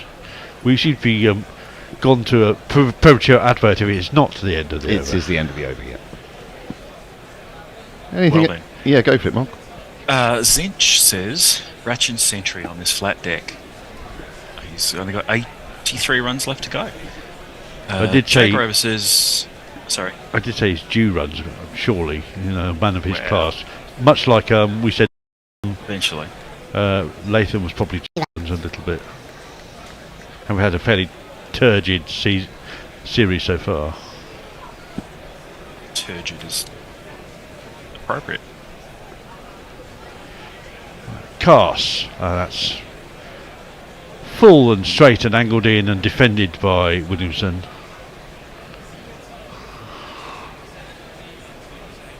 Who starts to do some gardening. He's a Renaissance man. He can do it all. He's going to pop off and do some sculpting later, and then maybe he probably speaks 5 languages as well. Ballet in the evening. Perhaps knock off a few astronomical axioms. Get in trouble with the church. Probably quite good at composing poetry as well. Anyway. Short and pulled. That's one thing he can do. And the fielder at square leg throws his hands up in the air saying, What? I didn't see that. Where'd he go? As the ball... 2+2 is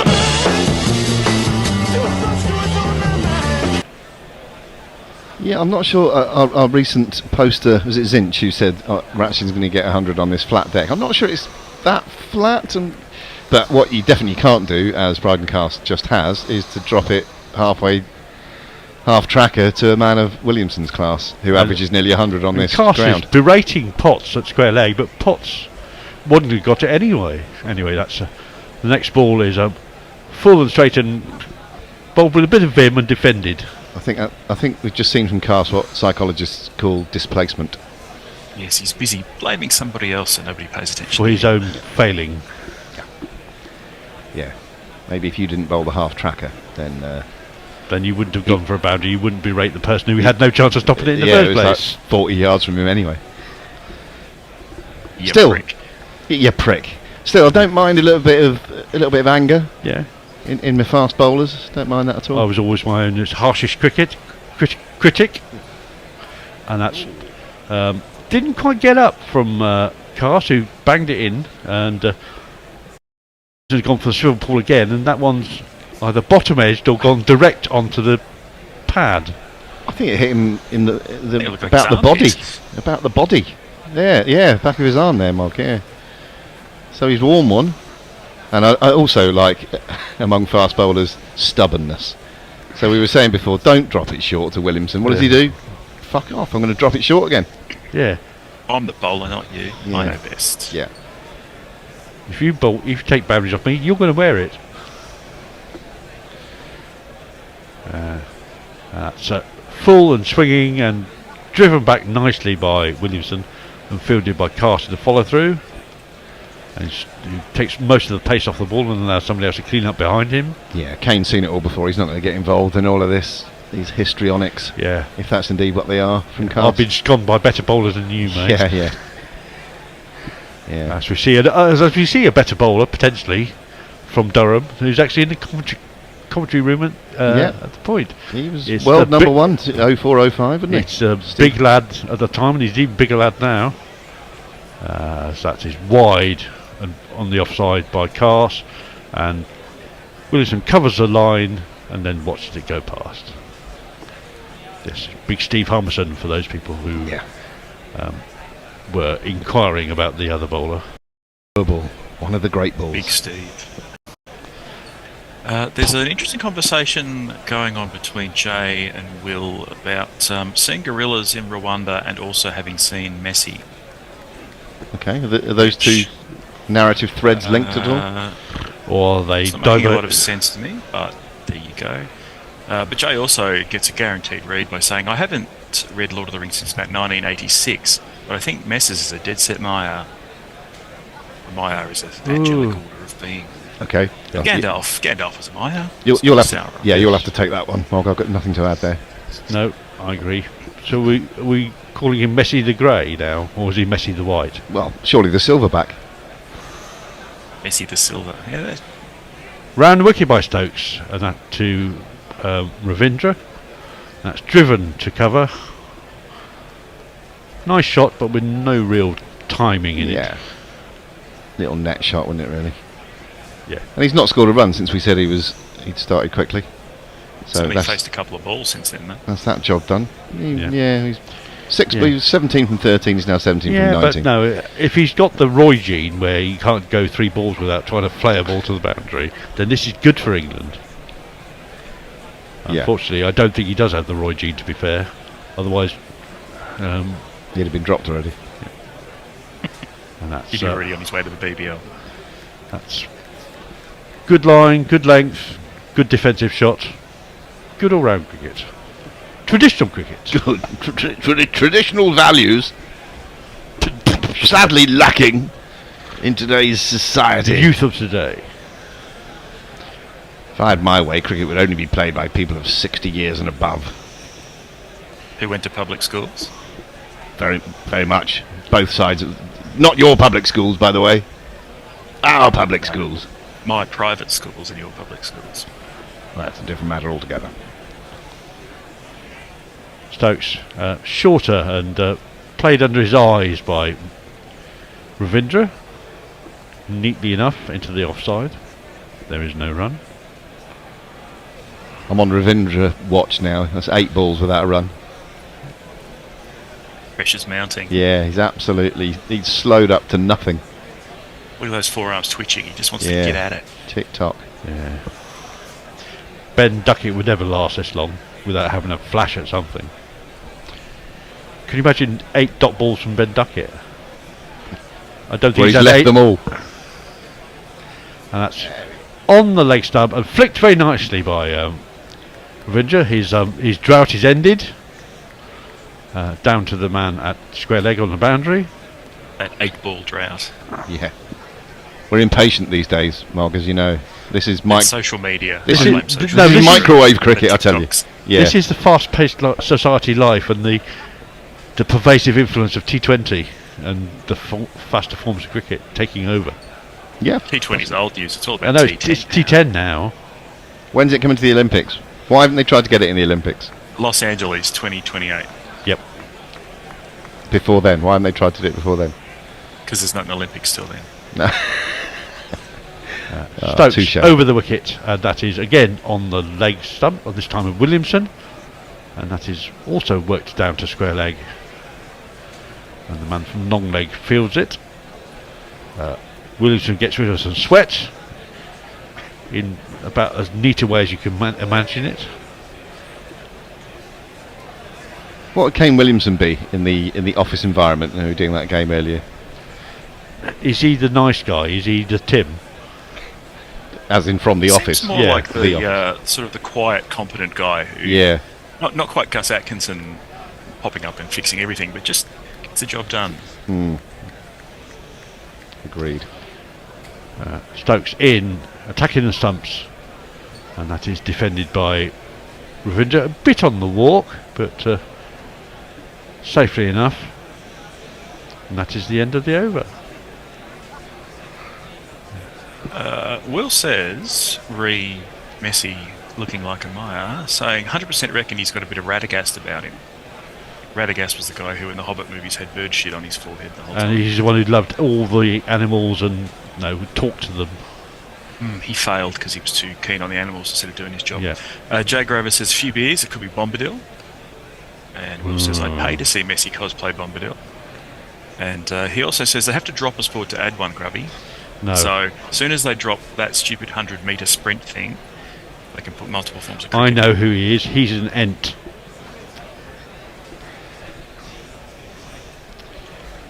Sorry, I missed that. He's An Ent. An Ent, yes. That's on the hip of Williamson, who knocks it just into the leg side. The man at mid-wicket comes around and fields it. And there is a single. New Zealand 172 for 2. Again, winning quite comfortably this session. Yeah, they got themselves into a nice strong position, but 5 days is a long time.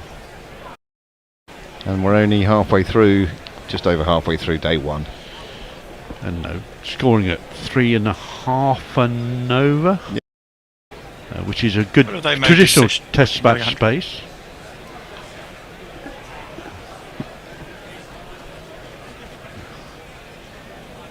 Cass in bowls, defended by Ravindra. Cass goes to field it on his follow-through and then lets it go past him to the man behind him and mid-off.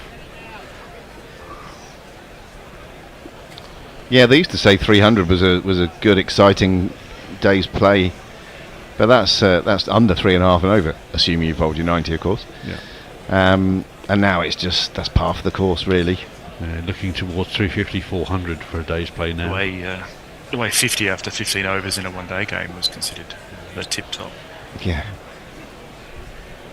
Cass wide and played off the back foot. And is that out? I think that is. Clip to the gully. And everyone comes no, in. it's not a no ball, is it? They're going to check it, but find and out. it's the Diddy man who's finally caught one, having had 2 of them die on him. Oh yeah, 2 that went to one hand, diving away and dying on him, as you say. And has Ravindra's solitary single after his drought caused him to get out playing an aggressive shot. Very false spring. Oh, it's that's a close, it's close. Oh no! Oh, might That's just landed, isn't it? Yeah, that is possibly. Oh my God, it's as close as it can be. A millimetre of foot behind the line. I don't think you could overturn that as a no ball, surely. Well, it's not about an on-field decision, though, is it? No, it's out. No, he's been given. The umpire has given the sign.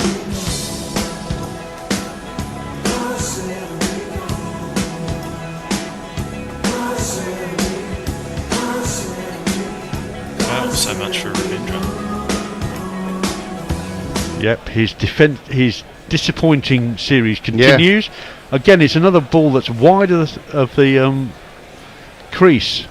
That's lifting, that has been guided pretty much to gully. Yep, quite a ducket dismissal really. He's the one who took the catch in the gully there.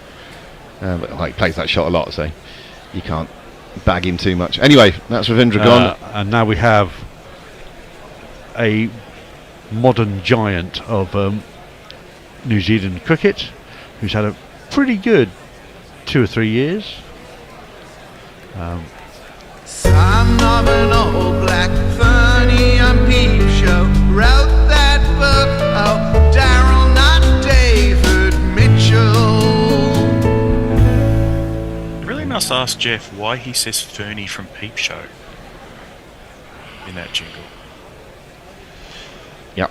I can't shed any light on that, I'm afraid. Nope. Because David Mitchell in Peep Show plays a character called David Corrigan. Mark Corrigan. Mark Corrigan, yes. Mark Corrigan? I called him David Mitchell because it's David Corrigan, yeah. Maybe it is a Mitchell. Yeah. Who knows? Who knows the workings of the Perkins mind? Yeah. The workings of the Perkins. Jinglers. I'll do as a workings of the Perkins jingle. That'd be good. Don't know how it would go. Pick the bones out of that. He's annoyed with himself. You would be, wouldn't you? Absolutely disgusted with himself because he's done all the hard work. Yeah. And Bryden Cass's anger pays dividends. He's got one.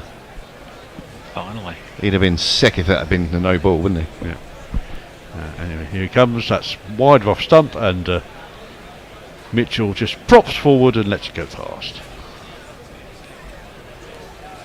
Right on the stroke of tea here as well, aren't we? Pretty much. We've got maybe this over and one other, but probably this over. I make it tea time already. It's 2:40 local time here in Sydney. It's 40 past the hour here. So. Yes. So yeah, so we've got. It's intriguing, really, that they didn't go 1, 2, off. 3, 4 slips. Gully, a fairly short point as well. Mid off, mid on. As close fielders in the ring. As Carr steams in and gets annoyed with somebody because I think the batsman's not ready and he's just pulled away. Yes, Mitchell has done the old tactic to make sure this is the last over before tea. Bit of headology. Cass is really in a grumpy. He old wants mood. to have 2 more balls at this guy and make sure that he get 2 good balls at him. Look, stopped him again. We're going to have to double bluff now with the kidology. Are you ready? No, I'm not. I'm not ready. Are you ready? No, I'm not ready. Get. I'm ready when you are. No, I'm ready when you are. And considering they bowled 28 overs in the first session, 25 in the second. Yeah, Going to see, be pretty 7 poor overs behind at this point in the game. Pretty poor return for 2 hours. Thanks, Gary. Absolutely. Yeah. Well, as I've said many times, I'm with Gaz on that one. We don't agree on everything. It would be boring if we did, but we definitely agree on that, and we're right to agree. And I think actually, for once, we can't really blame. What the fuck is going on here? Something horrible has happened to the sight screen. And I think a whole section has fallen out of it. They're building the sight screen in front of our eyes, and they're desperately trying to put it back together. It's like Humpty Dumpty's fallen over. It's hard to get good contractors in these days. It's like haven't arrived until now. There's a big black rectangle in the middle of the white sight screen, and a load of lackeys are putting up some. I get it. MDF. It is the boards.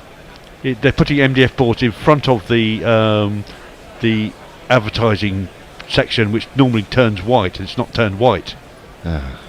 For the love of. It's an impressive little rat tail on that one. Those guys. Yeah. So these are they're putting the emergency sight screen boards up to cover the what would normally be the white part of the. They should have just gone off at the fall of Ravindra's wicket and said, "Oh, that's pretty much tea." But no, we have to come back for 10 minutes. Those 3 balls. Of 3 balls. Take us. Absolute shit show. Come on. 2 balls left, people, before tea.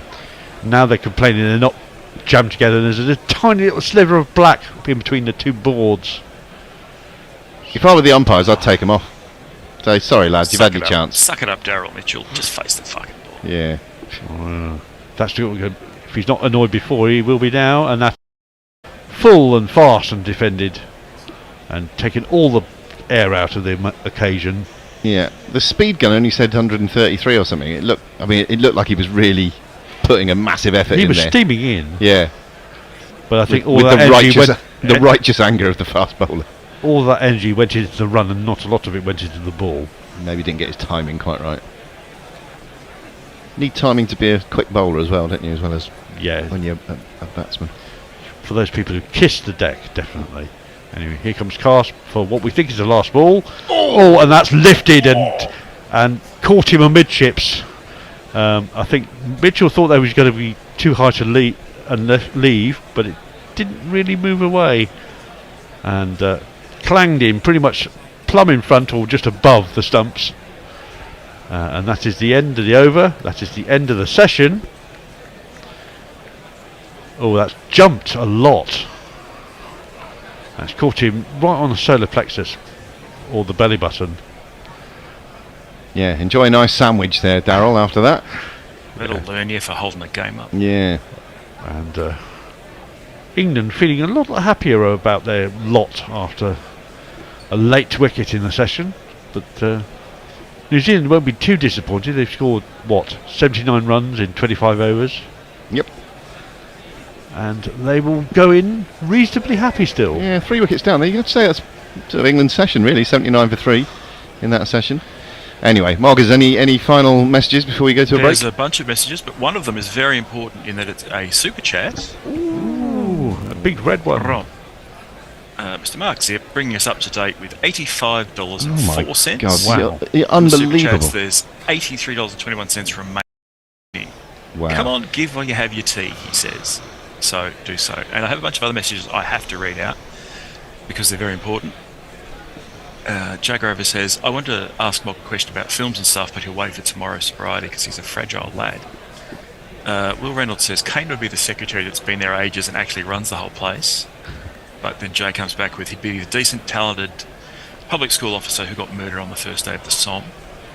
And none of the important questions. Was Radagast in The Hobbit? Asked Jay. I'm still not watching the rest of them after the first scrophulatic feated pile that was the first wanker run. He was in The Hobbit film, and he wasn't in the Lord of the Rings films. Movies, no. Despite being in the book. Let me play the old Super Chat jingle for Zippo. Here it goes. Super Chat cash, Super Chat cash, Super Chat cash. Thank you, Mark, once again for your extraordinary generosity, and to you, Jay. And excellent work. Any last ones before we go to that break? Absolutely. Oh, Jesus. Yeah, so Will says, Sylvester McCoy played Radagast. It was the only bearable bit of 3 hours of shit. He was a very underrated Doctor Who, which I don't agree with. He wasn't great. Will says, he's one of my favourites because I adored Ace. And also he says, Mog, read all this out. Lord of the Rings and Doctor Who, this is right in your wheelhouse. Yes, it is. Which is why I forced you all to listen to it. And not that Jeff Thomas says, nipped to the bathroom, came back and it's 172 for 3. Shit really does get wickets. Yay! And on that note, we're going to go to a break. We're going to go back to the Bishop and Bear podcast that some of you may have listened to over lunch. Enjoy some of that. And we'll be back with you in about 15 minutes. Thanks, Mog. Catch you later. Always a pleasure. Jace. And see you in a while, everyone else. Interest in it.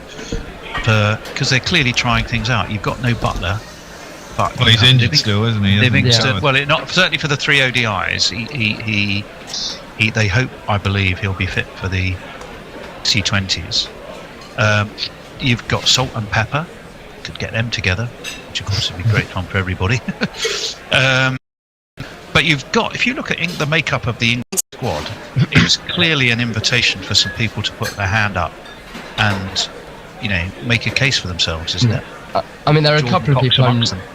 Yeah, there are a couple of people I'm really, really excited to see. One of them is John Turner, Hampshire boy. He's a decent bowler. Earmarking him for a Test debut at some point, I think. But the person I'm really excited to see watch bowling is Johannesburg. With Googly's when he had a net session with him. Well, so I'm excited to watch him bowl. Further proof that they can't play spin. Yeah, good point. If that was prep for Pakistan series, then it didn't go so well, did it?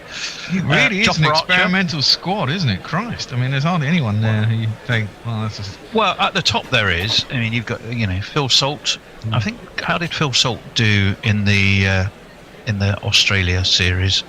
I have to say, I'm never that. I don't know what did he? your guys' thoughts are on Phil Salt. I don't know. Not consistent enough. Yeah, No, he only that's averaged what I 19 in the completely agree. ODIs, and he averaged 30 in the two T20s. He had a highest score highest score of 45.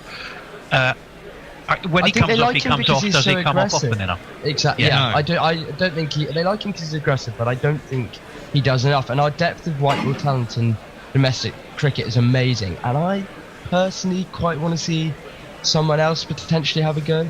I mean, that Australia series was good to watch. Jacob Bessel, I thought, performed really well. Yeah, I like so Jacob hopefully he Bessel. can have a decent series. I'm Livingston interested as to see captain will Jordan be Cox. interesting. Well, Livingston as captain first, I think, is going to be really, really interesting. And Well, see I how like Does the he fact- bat? And where does Livingston bat? Well, I like Livingston batting a little bit higher because he can be so destructive, but so many times he comes in and just goes too hard too early. Whereas if you give him a little bit of time, I mean, he's knocking on a bit. He's 31 now. We had a I very mean, good series against Australia. Yeah. Averaged 36 in the ODIs, 62. I think Livingston performs best when he knows. I agree with you. I'd like him to bat at all, but I think he performs best when he knows that he just has to smack it from ball one. I think he gets his mind a bit of a muddle when he, I think I remember maybe he came in kind of the 30th over or something against Australia at some point, and he just didn't really seem to know how to play the situation. Well, wasn't that and when he kind of when he got out came in of the 30th over? Wasn't that when he got his 90 or whatever it was? I thought that innings was. I'm the opposite. I prefer it when, because he does have so much power, and if he gets his eye in, he can be really destructive. But when he goes straight from the off, he seems to throw it away too often for me. Just trying to smash it out of the park, and I think, well, yeah, great, that's brilliant. You've hit 2 sixes and you're out.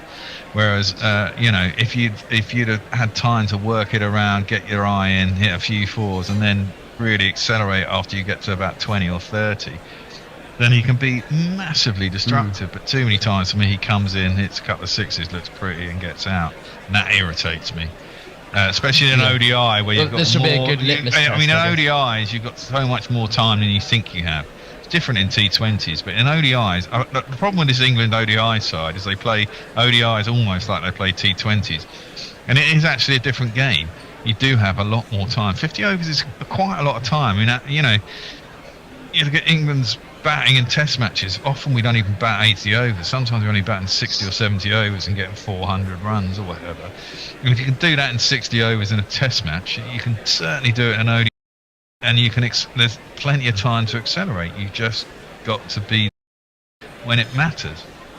And I mean, don't not surprisingly, think there's a they do fair often. bit of commonality across the squads. They seem to be using the ODIs to be more experimental, which is where you've got Jaffa, Chauhan, and the likes.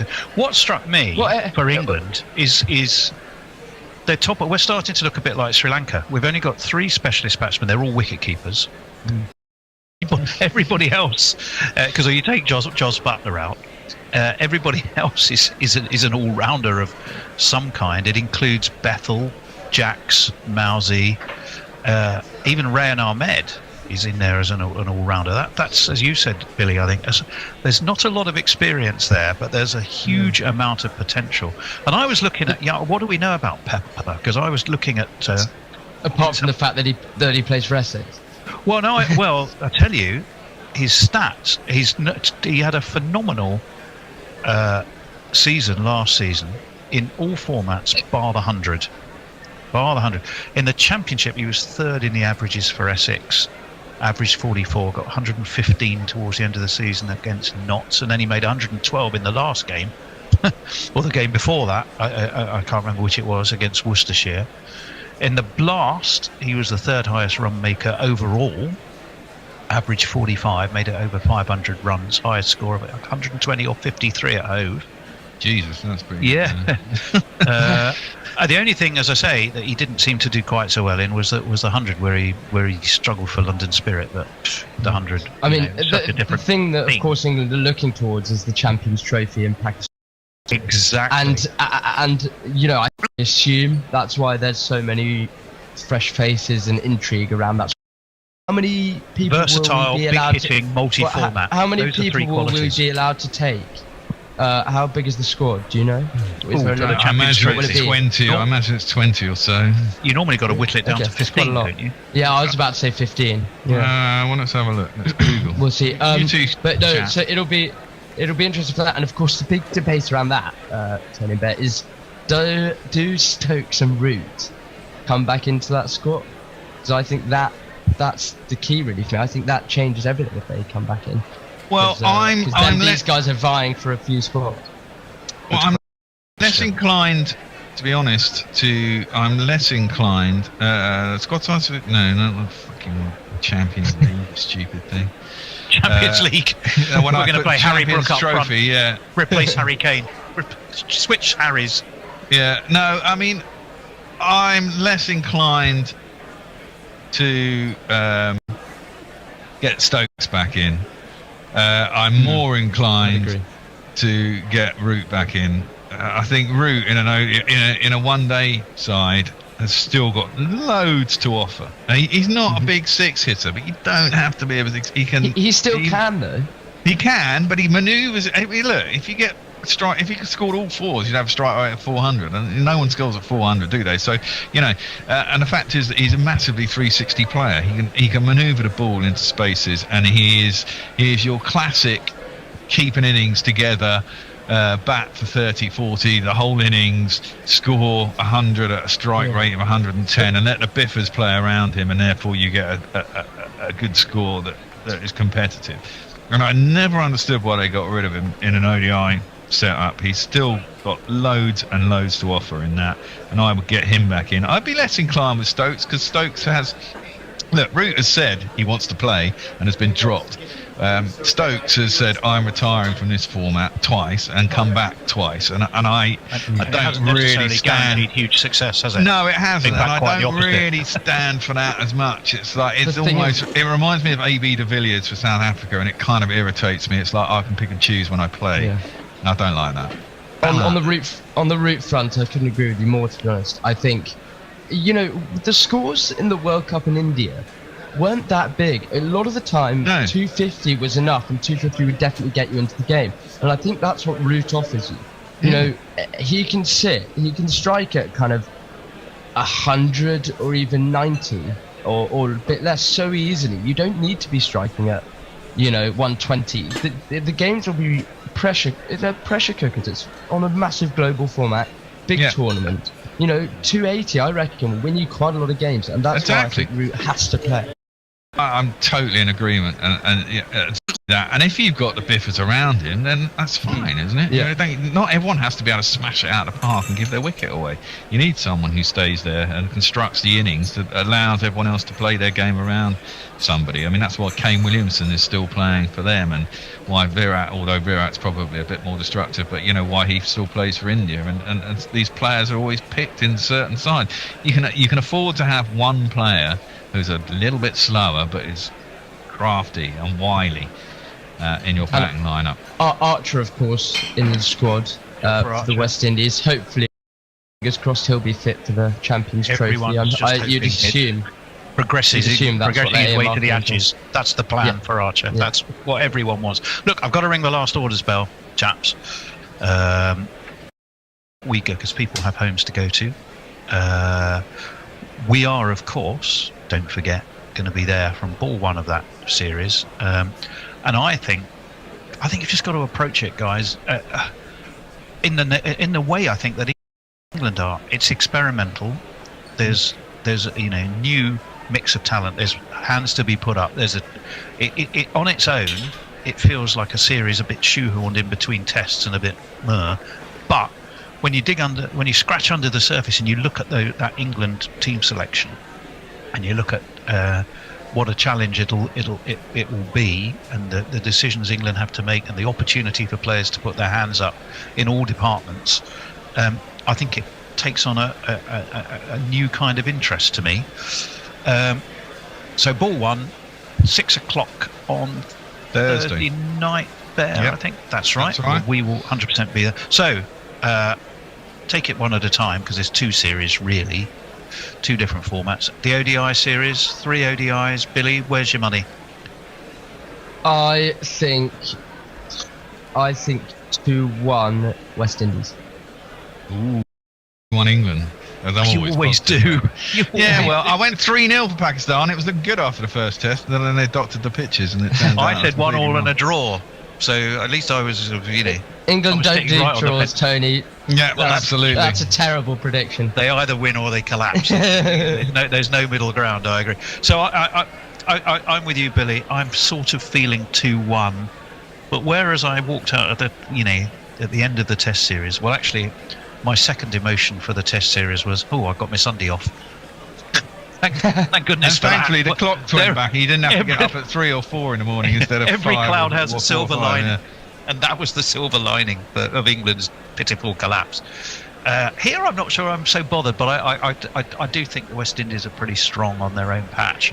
I think it'll be a really interesting challenge. If England are in the game and competitive in every game, and some players put their hands up and give the ECB some selection issue challenges, then I think that will be good. That's the ODIs.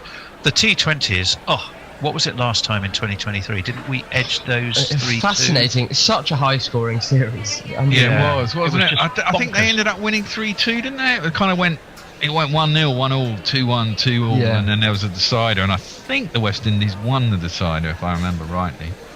But it was close all the way. The T20s were excellent last time England were in the well, I think I like T20s, but I mean they are kind of big take it or leave it. But I mean, they if you get a close T20, they're good fun to watch. Yeah, hopefully it'll be the same again this time. Not bear games. We don't want any bear games. No, I'm sure there'll be 1 or 2. Yeah, I mean, I'm going 3-2 England in that. I've just got to sneak. I'm going to take the bear. I was thinking the same thing. So lose the ODIs 2-1, but learn a lot. Sneak the T20s when I don't think anyone's quite so bothered because the Champions Trophy is the next big thing, right? Well, so it seems to me an odd mix of the way they've done it. Why play 5 T20s and 3 ODIs? I was thinking that. I think it's time all about money, Tony. Yeah, it's all about money. Well, the interesting thing as well, isn't it, is that England actually, before the Champions Trophy next year, have made the right decision to go to India to play some bloody ODIs as a warm-up instead of play fucking Australia in September in the UK before they go to India for a World Cup. So looking forward to the Champions Trophy. Hopefully they'll be prepared for the right kind of conditions when they go there. Of course, we still don't know whether what's going on with the Champions Trophy, because presumably India won't play in Pakistan. True enough. When it comes to that, so that'll be interesting to see how that one works out. Well, anyway, it is now. The bell has rung. It's time to send people home. We're going to see you on Thursday at 6. If you're a patron, of course, you're going to get first listen to this. So thank you for joining us. So many benefits if you do become a patron. By the way, if you're not, become one. Come and support us. But either way, we'll be there for you. Thank you all very much, Billy. Another assured performance, Billy Wiz. Fantastic. Oh, yes. You're a pro, Billy. You're a pro. Loved it. Thank you for having me on, guys. Got any more lectures today? Yeah, I've got to go off to one in a bit. The sun's shining. That's tempting to go and play golf, but I'll be off to a couple of lectures. There is a fantastic piece of studentry, if ever I calls out a pub. Probably it toys up. Do I go to my lecture or do I play golf, having had a couple of pints in the Bishop and Bear? What a question. Brilliant. All right, we got to run. We shall see you on Thursday. Bye. Cheers all. And don't forget you can patron us at patreon.com/Gorilla Cricket if you really like us, because that's always helpful. Revolutionary cricket commentary.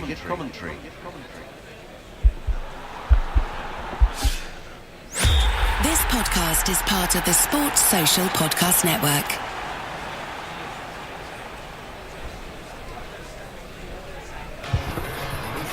Whether you're screaming from the stands or the sofa. Well, welcome back. Is that still playing? No. No, the picture's still on the screen there. There we go. Shouldn't be now. Oh, no, it's not, sorry. Yeah, okay. I was about to say, you completely confused. I suddenly heard this voice. You are 5 seconds behind Messi. Yeah, 172 for 3. Finally, England, again, no, I wouldn't say, Jace, with particularly startlingly effective bowling. I mean, it wasn't the best ball. It was sort of a rather loose shot, wasn't it, that Ravindra played to be... It was very loose shot. It was caught at gully. Archetypal of the way he's got out in the series so far. A wide away from the body, rising, and he just guided it to gully, really. He did. And Williamson, though, is looking a little ominous, Messrs. Yeah, yes, but then he has been several times in this series and then just got himself out. So he has, you're right. You wonder, I think, New Zealand have proved how fragile they are in this series. And the question is whether they can sustain it. I think, basically, I see this game as pretty much level pegging at the moment. Yeah, it'd be interesting, a couple of quick wickets. Capacity to chase anything in the second innings.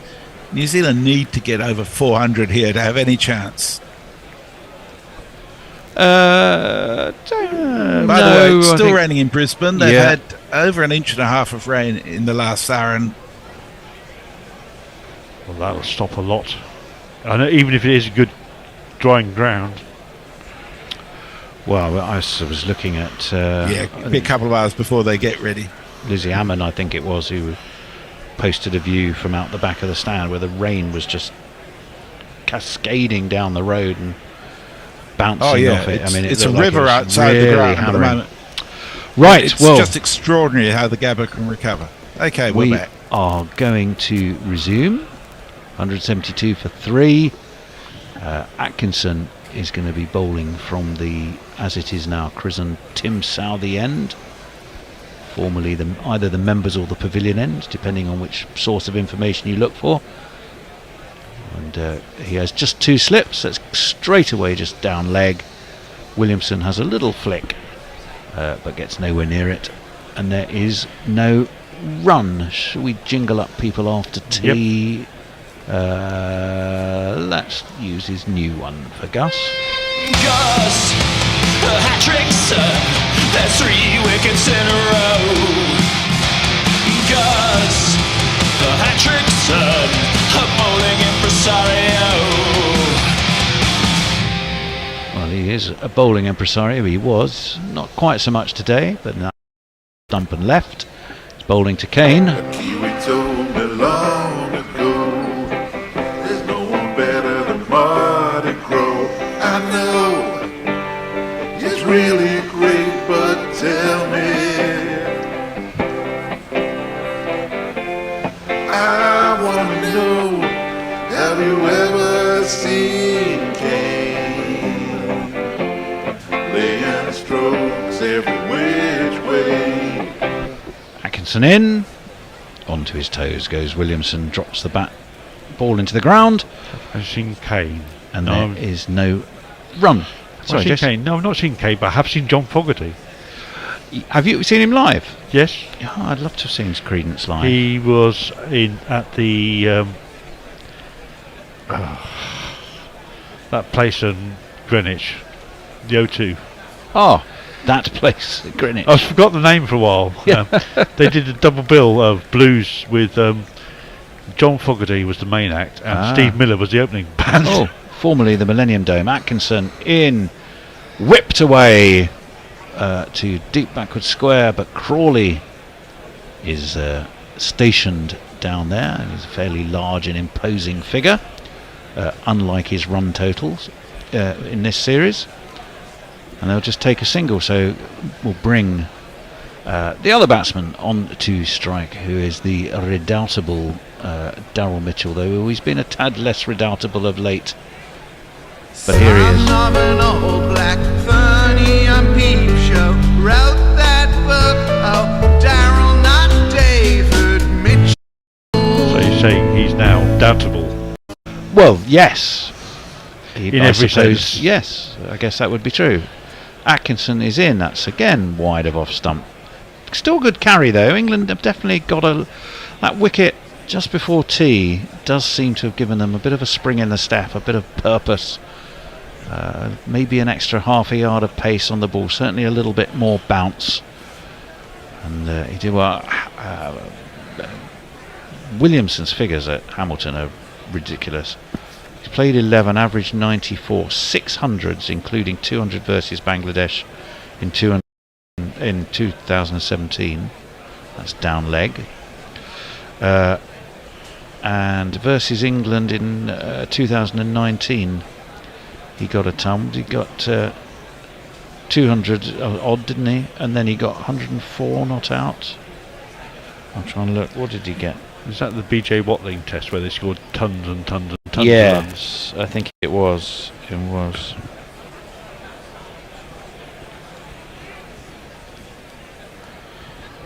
Yeah, so, yeah, he was in very long shape. nights of that series.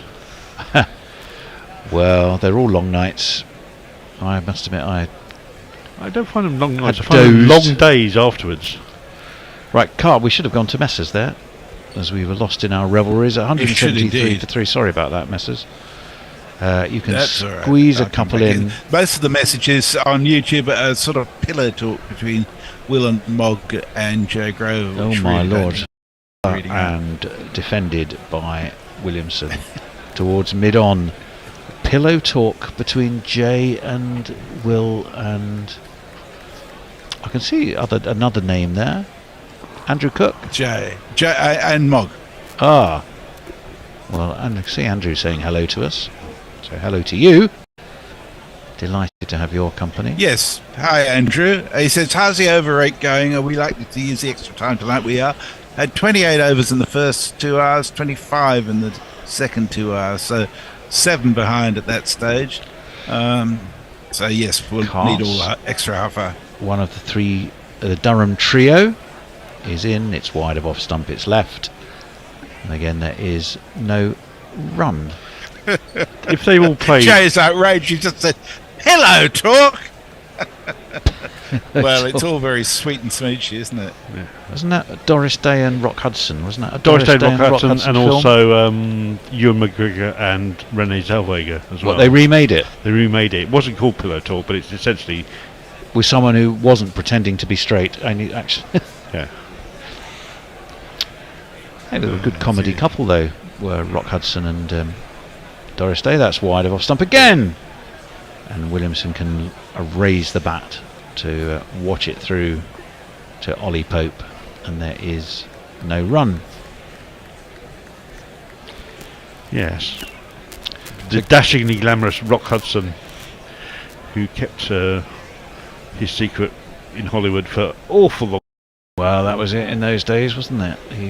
You didn't make a... You kind of... It certainly didn't publicise it. Sadly, in those days, it could kill your career. Right, Cass in full, over pitch probably driven, but there is a well populated offside field. Stokes is the man at extra cover, but there is a cover and a point and a gully as well, and it means that England have got a fair umbrella that's protecting that offside, which Cass is looking to Kane Williamson. He's on 32. Darryl Mitchell yet to get off the mark.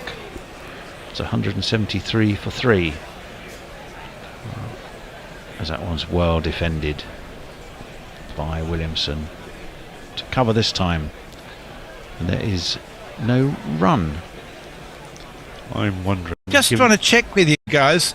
There was another super chat from Mark Zip just before tea. Did that get acknowledged at the time? I'm almost certain it will have done. It did. That was the last thing we did before it came off, pretty much. Particularly, yes, we're pretty alert to super chats, which have been tonight extraordinary.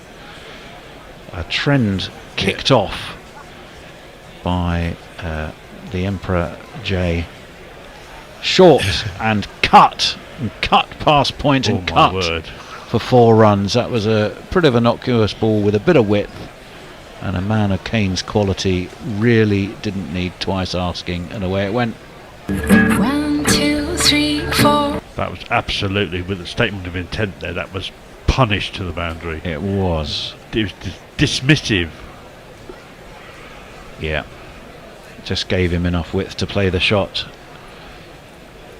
So they move on to 177 for 3. It's 55 overs complete, and the sky is blue above Seddon Park, as are the tops of the umbrellas. In relation to that, I got confirmation. I said earlier that it was 28 degrees and 60% humidity, so fairly uncomfortable. Spud on our Patreon's Discord channel confirmed it's got pretty hot there. He's at the ground. Atkinson in, defended into the offside. Yes, I said when I said umbrellas just now, I mean parasols. Yeah. Big ones that you sit under, such as you might indeed have a pub table underneath. In fact, they've got them for all the TV stands for all the operators. Well, you're going to need it, aren't you, if you're out there in the sun all day? For 6 hours, yeah. 7 hours. Yeah. 2 slips. Atkinson in, well defended by Williamson. There is no run. Joe Root's been, fairly quiet. All he's had to do is stand at slip all day. But he's currently the man charged with looking to get a bit of shine on one side of a ball that's now 55 overs old.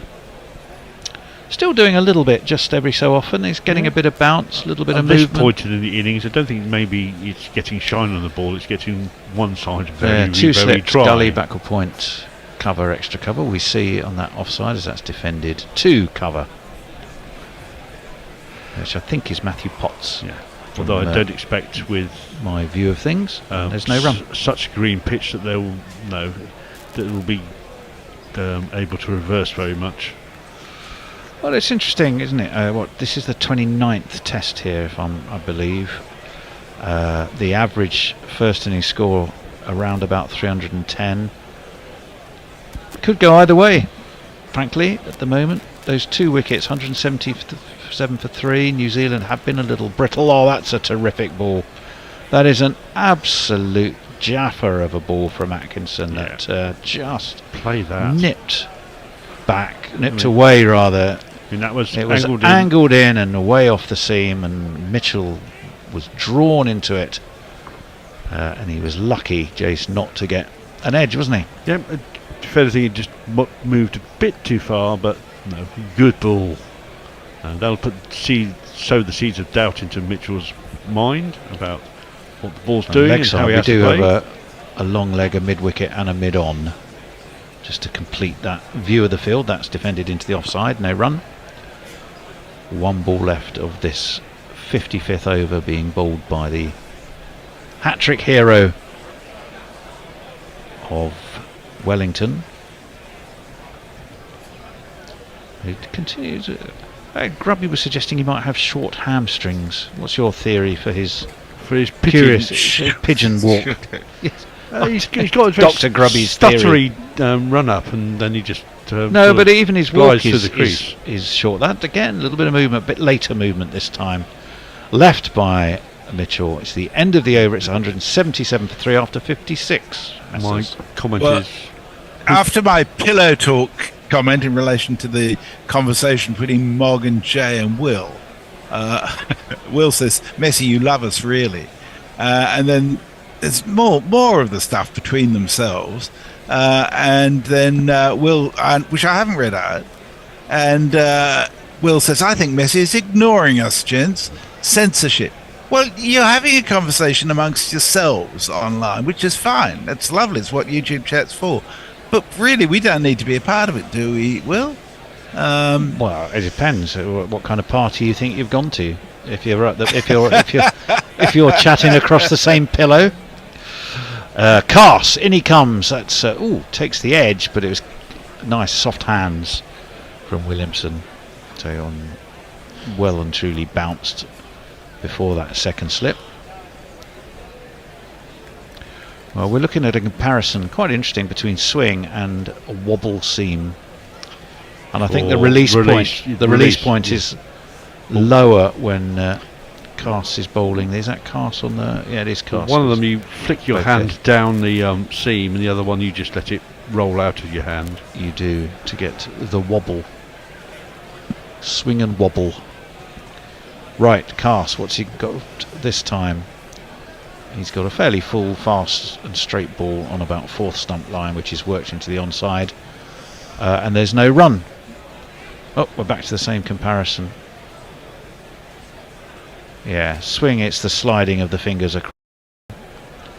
So basically wobble seam, you're just kind of sliding your fingers down the ball, and one you're sliding your fingers across the ball, and which is entirely the seam logical. is canted very slightly different for the swing ball as well.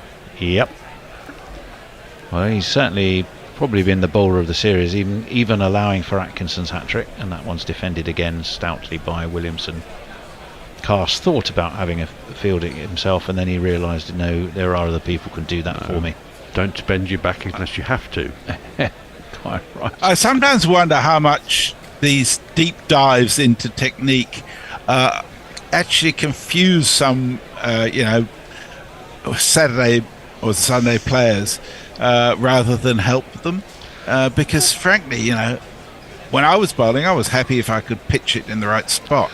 I didn't get too worried. Full. Oh, that's a superb on drive. It was over pitched, and Williamson from right under his eye line just bunts it, but stylishly back past the bowler for 4 runs. Aha! And a little reminder, by the way, that yes. I think the extremely generous Mark Zip had thrown up a challenge on Super Chats, where what was the amount, Messrs? That's the thing. Well, he put up $200 that he was going to match. He's already matched $111 right. Cast and in 79 short, cents. pulled, but bottom edged to short mid wicket, and there's no run. Sorry, Messrs, carry on with that. But the point he's making, and quite correctly, is that anybody who makes a super chat today, up to another $88 will be matched by him. So you'll be making a double value super chat, and you'll only have to pay half. Think of it as two for the price of one.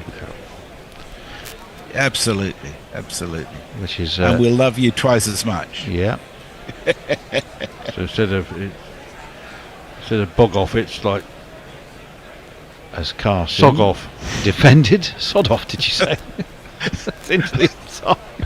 That's an interesting analogy, Jason. No I'm not run. entirely sure. 181 for 3. Basically, super chat once, get one free. Yes. Yeah. Oh dear. I prefer the other way round, which I think the bear would prefer. What? You pay 1 for the price of 2 and get the second one free. Yeah. Yeah. Well, there's very much a marketing ploy to is 50% off or 30% discount better. Good question. Right, 181 for 3 after 57 overs. Messrs. Well, Will Reynolds concede that Zippo's made a very good point. Nobody with us on Atkinson posting on YouTube today. Defended out to mid-off by Mitchell. No run. On Blue Sky today. I think we need to sort of encourage Blue Sky a little bit more. I think people. It's people. I think that's true generally. I don't see quite as much chat. I see a lot of posting, but not so much chat on Blue Sky, and I think that's just about forming the habits. Well, really, we're in the early giving adopters people- phase still, I think. We are indeed. Yeah, it reached 25 million users this week, which is a good sign. In Sturries, Gus, but it's well defended by Mitchell. Sturries or scurries? Sturries. There's a sturry. So it's a stutter of a Yes, it's a combination of stuttering and scurrying. You're making up words as you go. Yes, coining. That is what I discovered last week. Isn't that is what a neologism is? A neologism, as it was. Yes, as was explained to me by Gary Naylor. How do you new know he words. didn't just make that word up? New language. Well, that's what new language is, isn't it? I was thrilled to hang on as we'll wait for Atkinson, who's the ball's defended. This one he does field because it literally just trickled to him. I was thrilled today as I was doing my pre-Christmas wine shopping to discover a wine called Don't Tell Gary. Yeah. Unfortunately, it's too expensive for you to. No, it was the Tony Bish wines, Yes. the more expensive of their Chardonnays. It is a New Zealand Chardonnay. Tony Bish wines. What was the other one? Fat and... That one is defended Fat and Sassy. Tony Bish, Fat and Sassy. Check it out. You can, if you Google it, you'll find it. That's defended towards mid-on. No run again. So are your cellars now replete? Well, they are. Yes, they're Christmas ready, Jace. Christmas ready. There's Mitchell yet to get off the mark. 15 balls. And New Zealand have been noticeably more staid in their approach, of course, than England. That one's defended to mid-on again. And again, so 16 balls now for Mitchell when the score, the captioning person catches up. 181 for 3, and then finally he does, yeah. And with those potentially short hamstrings or whatever the reason is, because it's not just his run in, his walk back is very... It's his general gait. Yeah, it's almost like a man who feels he probably might need to dash to the loo at short notice. Full and swinging in onto middle stump. Defended well enough. Plenty of movement in the air, but Williamson, who's seeing it well, was pretty untroubled by it. It's 58 overs complete. Messers. I can tell you that the precipitation in Brisbane, why use one syllable when four will do, has now reached 2 inches in just over an hour.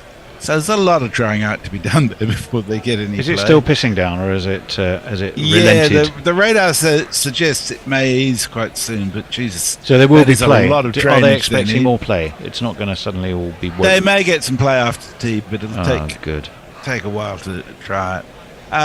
Yeah, the super stopper's not going to do that much. Daryl Mitchell's having a very... Well, I think he's chipped the bottom of his back. He came right off the toe. Yeah, he's having a good look at the bottom of his back, and he's clearly troubled by it. He hasn't given the sign yet for the bat waller to come out and give him some help. If he does get out, you can bet your bottom dollar it'll be the bat. That'll be the reason. Change of bowling though.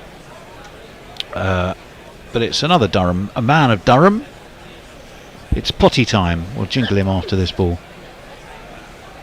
There is a man deep on the mid-wicket boundary, going deeper. Cut, short and cut. And Williamson, not for the first time in since tea, just steps back and cuts that with easy as you like for 4 runs.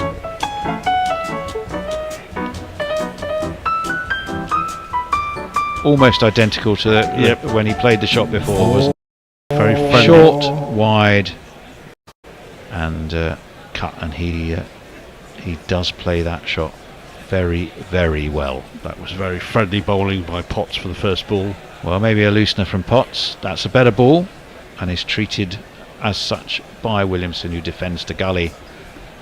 And there's no run. It's 185 for 3. We're in the 59th over of the day. A day, well, I'd say it's New Zealand's. 1 more wicket and certainly 2 without too many more to the score. Would be parity, I think. England would say they've fought back well. Well, that's apparently gone to the boundary at such a pace that it's covered in white paint. It is covered in white paint or white. It's not chalk, is it? Because the chalk would come off. Joe Root is the man again. He's got the magic trousers to... He's got not the wrong trousers. He's got the right trousers. They're magic, and they're the ones that are being used to get that white paint mark off that Kookaburra ball. Right, in comes Potts. And it's defended in front of his off stump by Williamson, who's now on 44 off 84. Mitchell still asked yet me to about score. The weather forecast for the next 4 days in Brisbane. They're forecasting a shower or two for each of the next 4 days in Brisbane, but the way Brisbane is, that means that while there'll be quite a few interruptions, they'll still get a lot of play, I expect. Wasn't Brisbane the place where you always used to get play up until about 3:30 and then it would rain for an hour or so? It depends on what time of year you were playing, basically. That's defended. Defended to backward point, no run. From what we've seen of this game so far, shots in the outfield, it basically seems that Shoaib Bashir's primary role is to chat to whoever brings him a drink on the boundary. Because every time we see him, he's engaged in a conversation. That's a heavy offside field, Jace. Goodness me, 2 slips, a backward point, a gully, a conventional point cover, and an extra cover, and a mid-off. That's defended to the second of those slips. But there's no boundary rider. 85 for 3. It's still a 6-3 field. It is. And we do have another one of these coming in. I'll tee it up for you, Messers. Here it is. There he is. Who's he chatting to now? Is that Ollie that isn't? Is that Ollie Robinson? The other Ollie Robinson?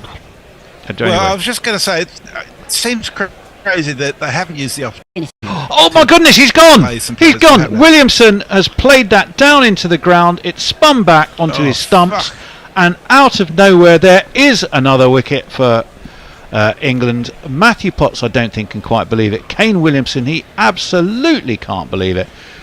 For all the world, it looked as though he had defended that perfectly competently, but he plays it just down behind him. He can't get back in time.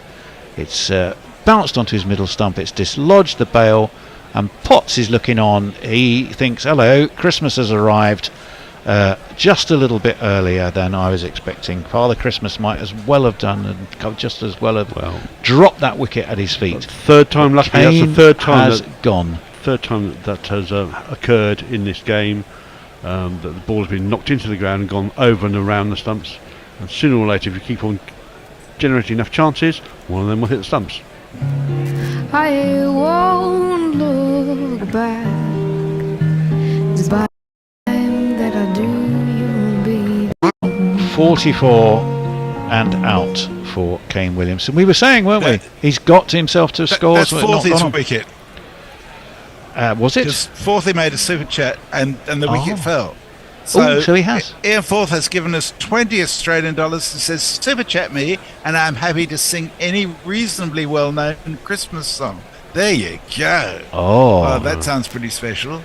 Forthy's Christmas. Because Forthy is on in the next. Well, actually, should be on now.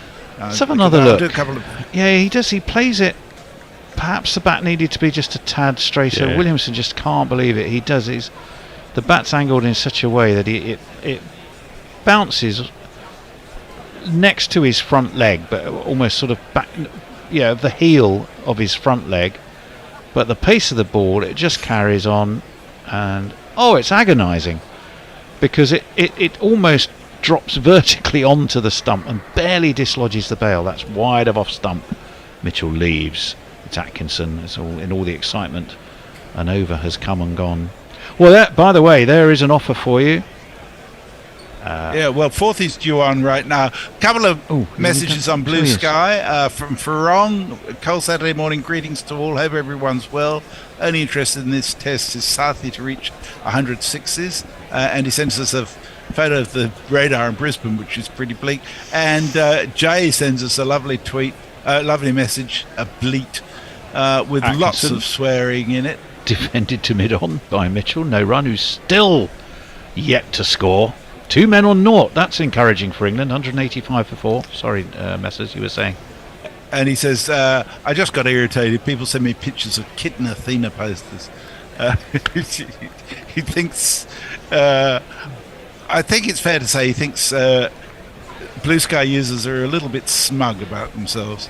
And think they're starting a revolution when all they're doing is changing platforms. Well, Forth is appeared. Okay. That's driven. Oh, that's driven superbly. That's a glorious off drive.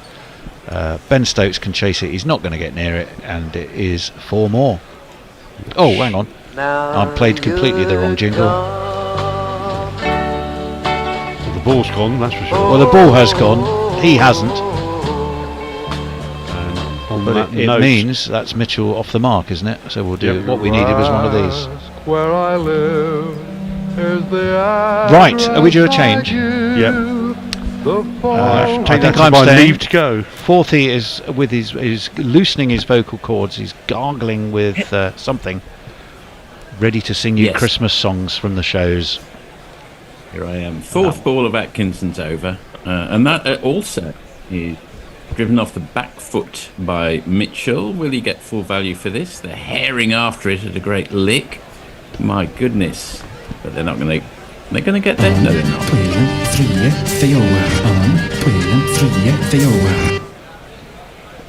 If you throw in an extra bit of cash, I might sing along with you, Forthy.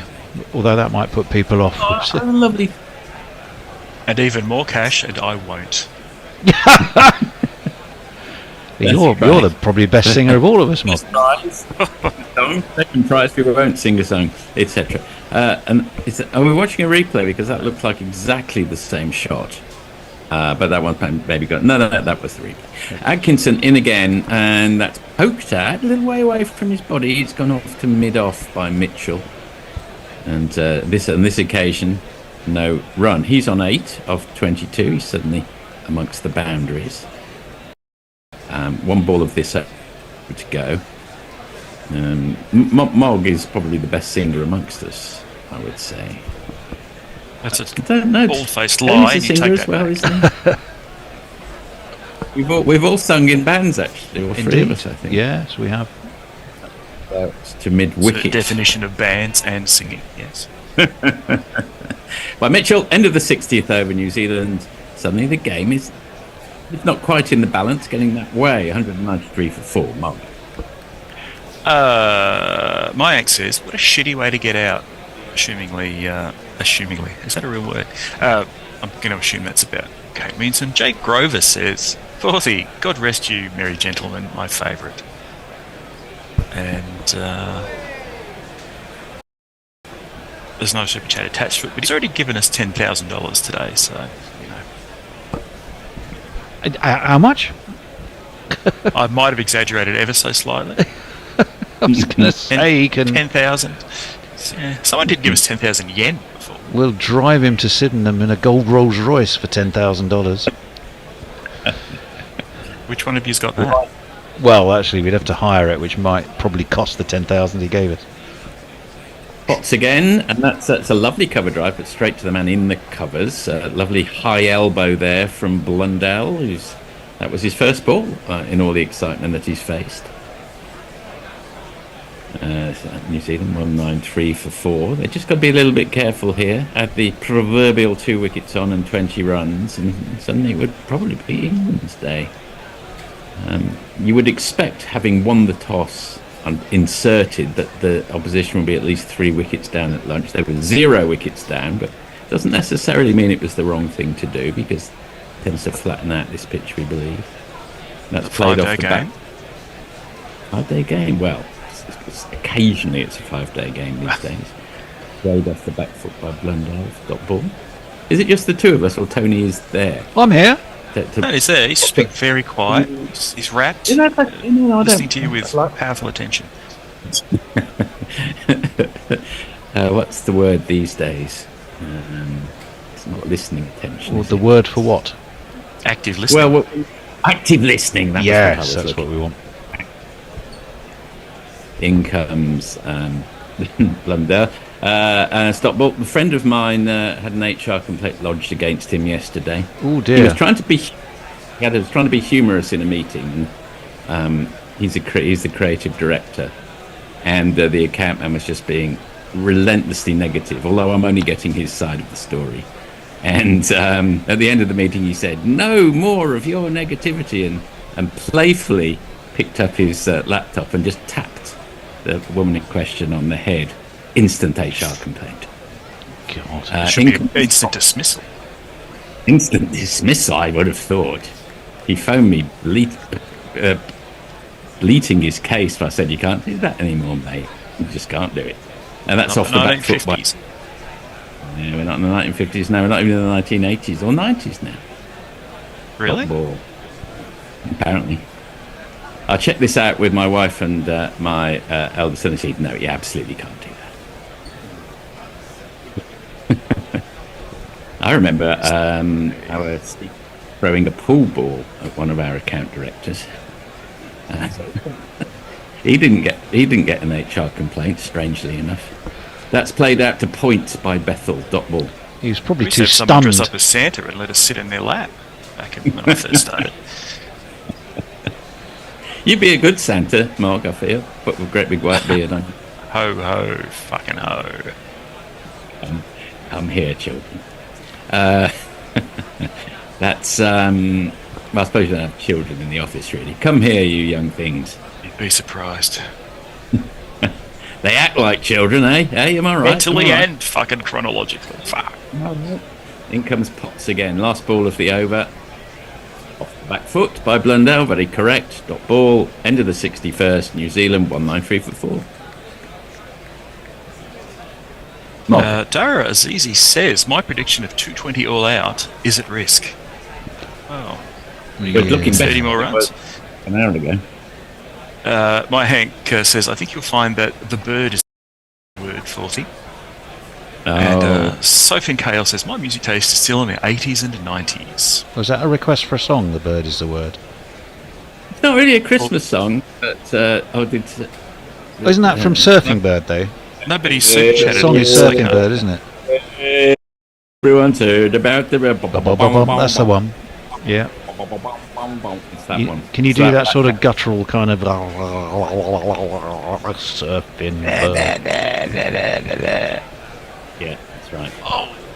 Ooh, big appeal, but probably too high. Atkinson just turns around. Some excitement in the slips. He knows there's nothing doing there. He's going to go back to fixing things at his desk. You've still got him as the office boy. Gus. Right. I remember a cartoon a friend of mine had at work, and there's a man glowering over another man who's there saying, underneath all the politicking in every business, McKnight, someone has to do the actual work, and that McKnight person is you. So that's a sort of loopy bouncer. Oh, from loopy wide bouncer. So loopy that it's a wide. It was a wide. Here it is. Wide. Having a look at Stokes, rather an untidy beard. He needs a tiny little trim there, a few loose hairs playing around his jawline. Fashion tips from Arch 50s disciplinarian Ian Falls. Thank you very much. Thank you very much. Yes. Comes Atkinson again. Ooh, it's a strange shot. And it's not very far away from the man in the gully. It was uppish. I mean, he's got 4 for it. He does. 4 down to third man, which I was just trying to find the jingle for. Maybe we've had to remove. Is that one we've had to remove because we get dinged for it? Oh, it wasn't Depends which one you're looking for. The third man jingle. It was that man Duckett. Probably, yeah. Yeah, I think it has been. What a shame. Oh well. That Crawley. Have some of the remains.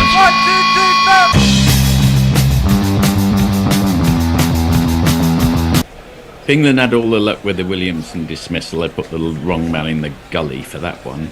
Crawley would have got that one, I think. But unfortunately, it was the other opener, Duckett, who's about 1.5 foot shorter, and he couldn't reach it. Defended off the back foot by Mitchell. Dot ball. Duckett is incredibly, notably short. Well, not really. He's 5'8", which throughout human history has been above average, I suppose. There's another way of looking at it. Absolutely. No, Tony, I'm telling you, he's short. Well, he has taken a catch as well today, remember. So he dropped 2. Drop being harsh in both cases, but technically they were drops because they were had hands on them.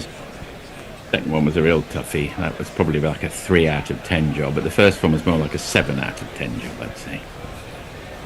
That's a was nothing it a ball. disinterested 7 out of 10 job? Exactly. Yeah. Oh, come on, we're better than that. Actually, we're not. We aspire to be that good, I'm sure. Right. Atkinson, head down, metaphorically into the wind. Don't know whether there is any wind. And Kenny comes. That's a bit more middleish, and that's played to mid-wicket by Mitchell, cautiously. I don't think there is. I think there's very little evidence of breeze there, and it is very warm. And although it clouds over from time to time, most of the time it's been beautiful blue sky. Much and it's like hot. life in guerrilla cricket, really. The occasional cloud passes over us. Yeah. It's Oh, sunny is all Fred the way. coming on? The occasional cloud to which I was referring. In comes Atkinson. Defended, not textbook maybe, but off the back foot. Soundly enough by Mitchell. End of over 62. New Zealand 0198 for 4. Mark. My ENG waxes historical about there used to be a time you could hire a woman as a secretary based on her perky features and make lewd comments every day, and it was innocent banter. Bloody woke youths these days. I know. If only sexual harassment was still a good thing. Ramit Taneja says Rachin Ravindra is a recommended player. These kinds of recommended cricketers spoil New Zealand cricket team. Oh. Quite sure. Jay says, oh no, he's talking to Will. We can keep that. More to pillow themselves. talk. My Ank says it might be Surf and Bird, but us youngsters know it from the Family Guy spoof. Yeah, exactly right. The funniest bit of Family Guy is the Surfing Bird episode, I'd say. Apart from that, the funniest bit is where dead squirrel. Griffin hurts his knee and just goes like 15 minutes. That's hilarity right there. Dead squirrel one as well, which is equally funny. Nice forward defensive by Blundell. Nice to see that we've got two batsmen at the crease with two L's in their surname. Fans of the Go-Betweens band will know that all of their albums up until the sixth one had two L's in their title. I'll tell you why. Surely that's not a wicket. No, that's the replay of poor old Williamson. Because they were, they thought that if they could replicate Thriller, and they thought the thing about Thriller was there were two L's in the title, they would have equal commercial success, but of course they didn't. Interesting change of field. Potter. Edge! Oh. And it's gone a begging. It's gone past the right hand. Oh, Joe Root. A slip. He should have had a shave this morning. There's also an off Hayden been brought in, a very short mid-off. Did he get a hand to that? No, he didn't quite get down, did he? I mean, it dipped on him. Yeah. Get paid central contract money to stop those. I mean, it's a legitimate edge. Legitimate edge. It hits the ground at the exact moment that the fielder's hand, whether you count it as a catch, I think you have to, really. Could have been taken. Forward defensive from Blundell. Ben Duckett would have got it. Well, not dissimilar to the one that he did let slip, actually. Who's that who's been brought in very short on the in mid-off? Well, if it's very short, it's probably Duckett. No, they are very... No, okay. He's 5'8". Yeah, poor old Ben Duckett. He'd have been a giant in medieval times. I mean, I'm only one and a half inches taller than Ben Duckett, and I don't regard myself as especially small. And that's whipped round the corner to mid-wicket by Blundell. Rather ugly shot. And stopped at mid-wicket. No run. Maybe they could adopt it as universal men's sizing. Forget all this large, extra large. You could be Duckett plus, Duckett plus. Yes. Have you got that in a Zach Crawley? Please. That would do. Yes. You've got it in a Tony Gregg, but not a Zach. I'm looking for a David Boone, if you've got one of those. Something big with me out. Have you got a Harry Pilling for me? That's on the banks to Jacob Bethel, one of the men in the Hayden positions. You aren't 5'8" tall by any chance, are you, Tony? No, I'm a little bit taller than that, Mark. Not by a lot. A bit like Forthy. I'm a Duckett plus. Duckett. You know, in Gary's rating system, that's a Duckett plus. I give him a Duckett plus for that. Well, from my memories of standing next to you, Forthy, I'm a little bit taller than you, therefore I must be a bit of an extra plus on your standard Duquet.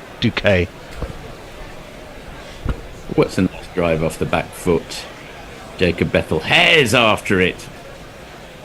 And overtakes the ball. They'll come back for 2, I imagine.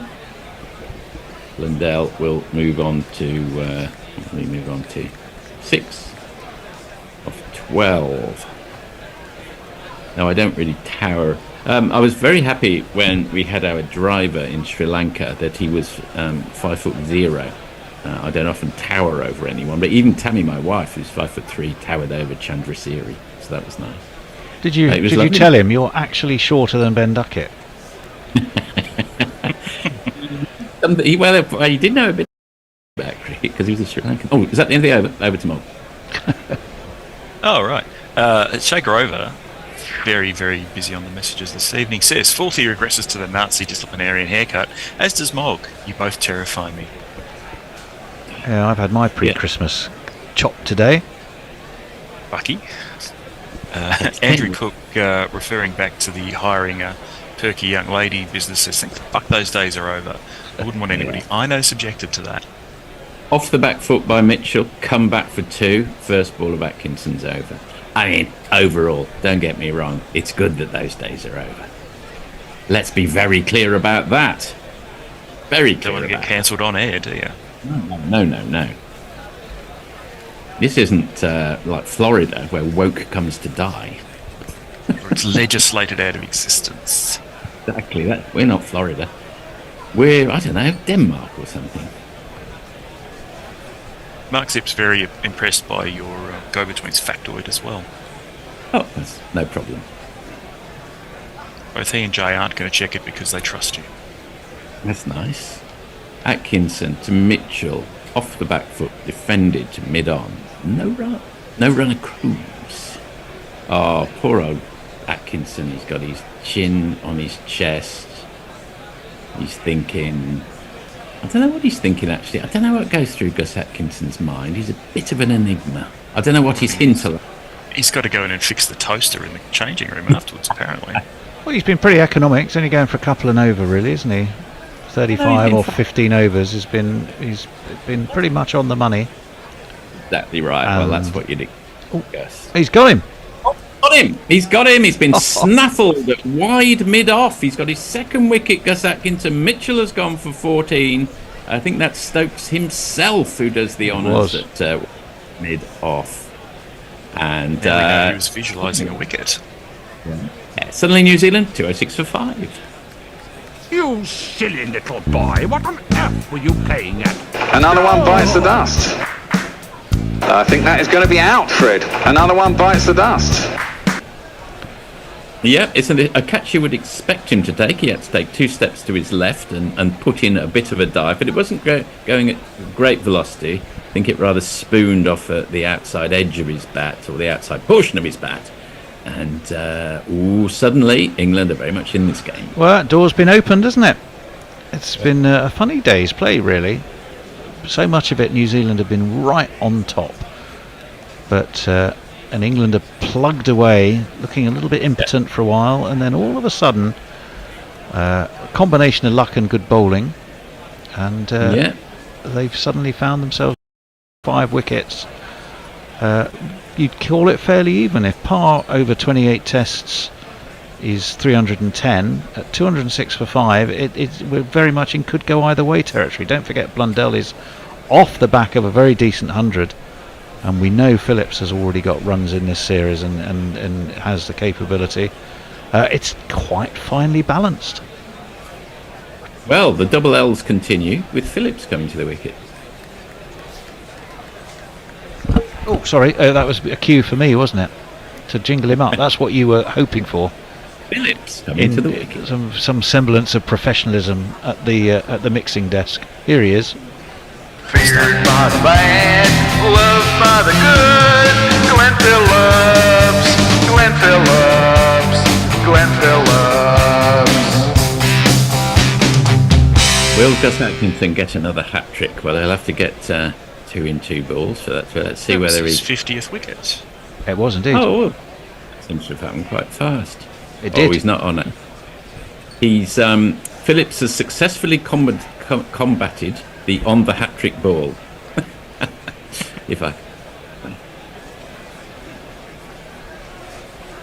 Looked like a legitimate drive, didn't it? That's what I think fooled us all. It looked like a really good, classic extra cover drive, but he lofted it just too much. And Stokes, I have to say, it was a fine catch. I mean, you're saying you'd expect him to take it, but it was a fairly acrobatic dive, to be fair, I think. It was. What would you say? 7 out of 10? You'd expect him to take that one there? Yeah, I think so, if we're going sort of Strictly Come Dancing style scoring. Oh, and that's uppish too. Squirted between gully and point. I think it will go all the way. And Bethel can't cut it off. That one is in the wrong place. Catches me out every so often. The Eitzvide dive here. I have to try and stop it after Fump. Ah! I spy it with my little eye. A super chat. Lovely. That's good to hear. I'm not looking at the super chat call. Super chat. May have to wait till after this ball. Let's get to it after this ball, which is going to be the it's going to be the last ball of Atkinson's over. Played off the back foot, but in this occasion, well, not quite straight to the man at point. He puts in a dive. Not quite sure. Yes, I think they scurried through for a single at the end of the 64th. New Zealand 210 for 5 do reveal what the super chat is. Jahan Ariatnam hands over $7.99 Australian and says, in Brisbane and getting completely drenched. It's going to be a draw. Forecast, not great. Raucous crowd till the rain started. Chance of Siraj is a wanker, etc., etc. Yeah, he's not Mr. Popular, is he? He got, what, 1 demerit point, am I right? Well, what do we want? Got points, I think. I don't think... Do we want them to be mild and we want a bit of lip and a bit... I've got to say I'm with you, Fourthie. There was a bit of he said, she said about the whole head thing, wasn't there? Come on. I mean, he's a feisty character. It's good theatre. I think 1 demerit point's probably about right. Not competitive knitting. That's Blundell off the foot, defended. You wouldn't see that in international chess championships, though, would you? Well, you say that. We've had some interesting chat on Blue Sky. There's been a very interesting chat about chess because, well, we took the fantastic interview with 8 times Russian chess championship and Grandmaster Peter Svidler and released it as a podlet, if you will. Hot in again. Defended off the back foot by Blundell, no run. And Peter kindly then circulated it. It's not an old newspaper, is it? What's the word I'm looking for? Shared. Shared. Told you. To his several, a couple of 100,000 chess followers. So there was a fair bit of discussion this week about chess and cricket. But I like the idea Guerrilla commentating on knitting. I think that has a lot of potential. How did the Russian chess grandmaster come across both cricket and us after this ball? Defended by Blundell, dot ball. How did that happen? I haven't listened to the podcast I believe he was touring or playing in a tournament in Australia, and a friend took him to cricket in Australia. Okay. And I think he then was looking at where and how he could find cricket, and happened upon us and has stayed with us since the days of the sofa. So you're going back to pre-2014. In again, defended stoutly by Blundell. Dot ball. Not sure if that was a no ball. I don't think Russia has a recognised cricket federation at all. No, I don't believe so. But he was great company. He's extraordinary chap. He's talking about how he plays blind chess. Not where he is blind, but he actually has to play multiple people simultaneously, where he has to literally remember the board positions for every game without having a chance to see them. Quite I can barely do that with one directly in front of me. Hang on. So that's another dot ball. The reason I left my position briefly was I did have a book of cricket which had all of the nations of the world and their history, with an encyclopedia, I suppose, explaining what every country's relationship and history of cricket was, but I couldn't find it. I was wondering if there's a history of cricket in Russia. Can't remember any associations. Probably Desaris probably would have been all over it due to it being related to the English.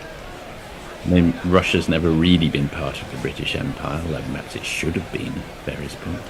And that's played off the back foot by Blundell to Bethel. Lots of double L's liberally scattered around to the Hamilton field at the moment. Whereas Ukraine, as we know well, absolutely was thriving and was on the cusp of ICC recognition as an associate nation, when sadly everything got derailed. Yeah. Tragic. This is also one of the interesting things about Peter and his fellow Russian chess players. Been very vocal and outspoken against Russia's actions internationally, shall we say. And how has that affected him? Is he still living in Russia? He is still living in Russia, but and as still continuing to support the cause of Russia's independent and completely separate country neighbours. Wow, brave man. And I don't say that. Open windows. Yeah, defended off the back foot, like his friend I was going to say Bashir, the Syrian leader. What's his name? Bashir al-Assad. Correct, yeah. There is a Russian Federation. Sorry, beg your pardon, Bob. Go on.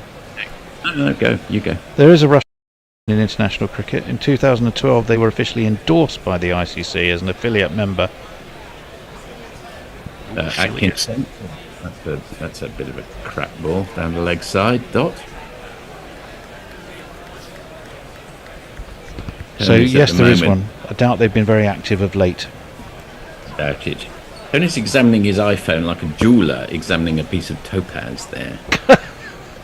Yeah. Just checking to see if there are any antediluvian insects trapped within the resin or something.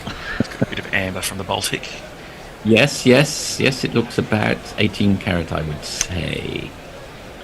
I don't know where the topaz goes in carat. In comes Atkinson, defended off the back foot.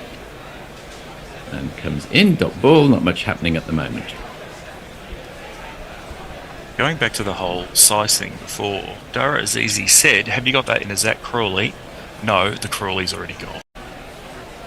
Oh, I like that. That's very funny.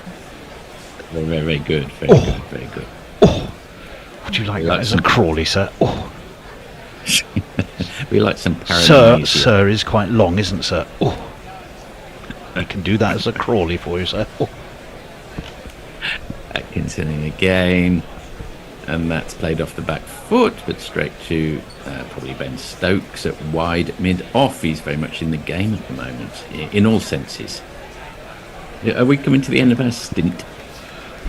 No, I don't think so. Oh, well, actually, there is a telling sign of Jason appearing at the door. Yes, you have. You're way over. Oh, are we? One fucking minute.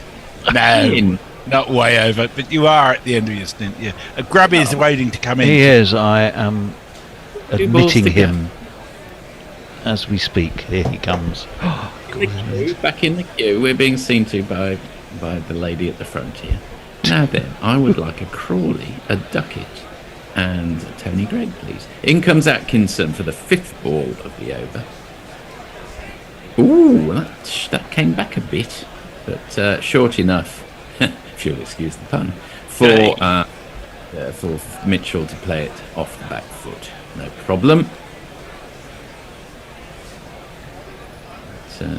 It's a messy old shirt when you've got ANZ and the Silver Fern, if that's what it is, and something about some .co.nz on your other nipple and New Zealand tourism thing. New Zealand tourism, another bit of trousers and on your chest. It's all over. God almighty. Oh no, it's probably insurance, Life Direct. Yeah. Yeah. Doesn't really make for an elegant bit of kit, nonetheless. Oh, and that came back as well, and there's a big appeal. I think probably going down leg. Atkinson interested, End of the 66th over, the end of our little stint together in New Zealand, 211 for 5, and I will see all of you tomorrow. Indeed. No, you won't, because it's a no ball. One more ball to go. Well, I'm going to move out anyway and let Jason slide seamlessly in. Well, while Jason does the sliding, I'll do the last ball of the over. That's a significant no ball as well. I'm not suggesting there's a hint of corruption about it. No, but it was a significant no. You'll just put it out there, let other people determine. Exactly. Played off back foot by Blundell. Stop ball. As you were, New Zealand 212-5 at the end of the 6-6 over. I'll hand you over to Jason and to Messi. Are you staying on, Marg? No, no, I am also buggering off. I'm still coping with your statement that the lady up front is taking care of you, Forthy. It's open to interpretation. It's the Grubmeister. Hello, Forthy. En passant. Lovely to see you. He's taken the opportunity in the remaining 90 minutes that he was on last to go home. At the top. Over to you, David. Right, okay, off we go. So, Messi, who's been talking to us? Well, I'm not entirely sure where we're up to. Joe Grover says, I think the Tsars would have tried to play the forward defensive with a note. Peter, that's Peter Svidler, is hard as. Yes, I bet he is. What a brain. But a brain and a sense of humour and an appreciation of life beyond chess, which is very refreshing to see. Anyway, Potts is going to continue. Coming into Phillips. And that's grubbed off the bottom third of the bat through the gully area to a fairly depressed gully. He's out on the almost on the ring rather than catching position. There is no run. New Zealand 212 for 5. The score is a bit different when you left it, Grubby. Yeah, well, I've been following away, and England have been chipping away, I suppose. Have you seen the somewhat fortuitous dismissal of Williamson yet? No, I didn't see that, but I did hear about it. Potts, and that's given the flashing blade, and has that gone straight to that fielder at third man? It has, and Phillips has to go. I mean, I did wonder why he was in that position, but he's in that position for a reason, and that reason is that the ball is going to go there. You silly little boy, what on earth were you playing at? Oh! Caught it cover. And there's something very familiar about this New Zealand performance, isn't there? It's sort of so reminiscent of what they've done in the tests, of just not being able to continue on with anything. What is wrong with them? Honestly, there's just been a shadow of their recent selves. It's like no backbone at all. Weird. Wow, that should mean, if the card is right, we should see a new face for this series coming out to the crease. But we'll wait until he comes out to be absolutely sure. Well, it's just England are just staying in the game, just asking questions. Yeah, I think you'd have to say now that England are ahead of the game. Or I agree, yes. In pole position. And New Zealand have thrown away another promising position. Anyway, here is the new man, Jace. Yep.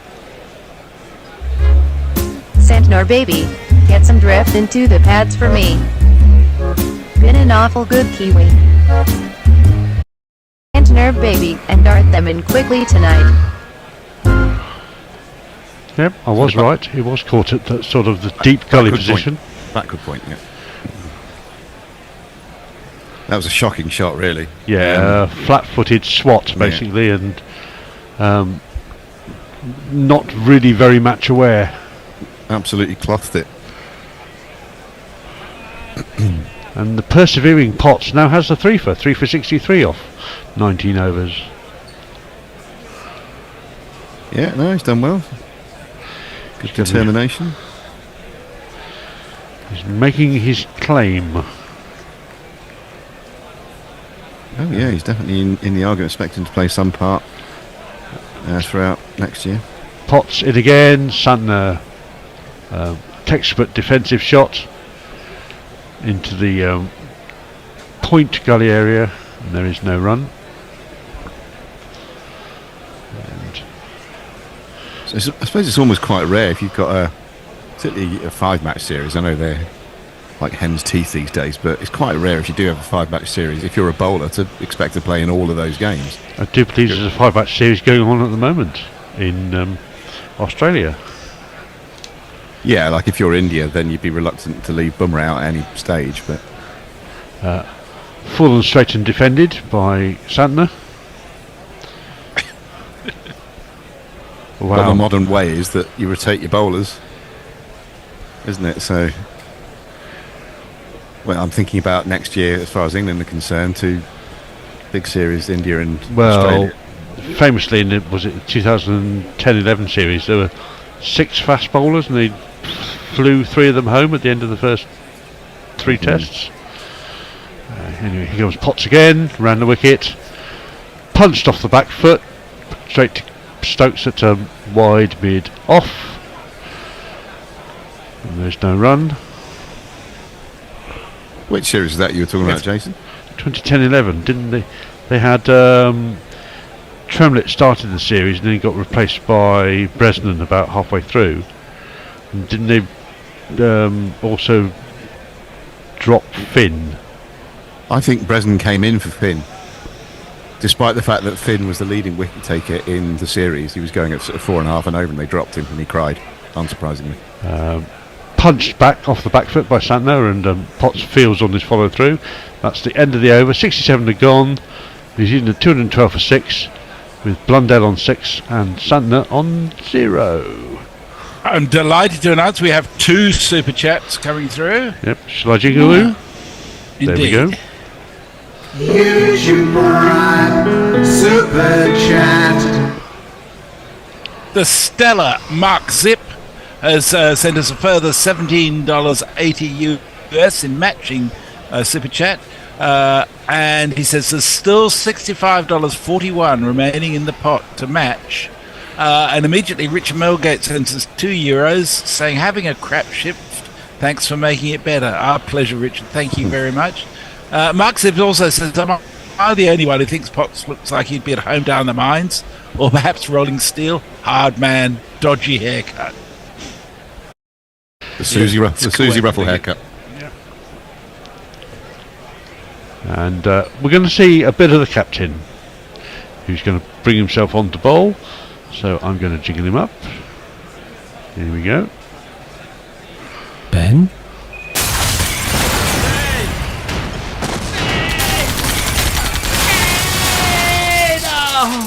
Ben Stokes. And he pulls out of his first three just before he gets to the crease. What was all that about? That was really not weird. really any reason from the batsman why he should have not bowled. It maybe he was just uncomfortable with the run up, and he just sort of decided to abort it. Anyway, he's back at the top of his mark. Dropping in, bowls.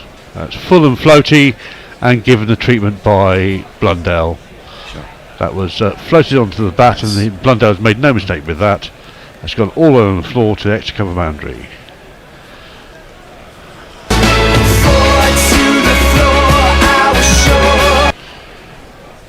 That's the fullest of full lengths there, and no swing apart from the bat.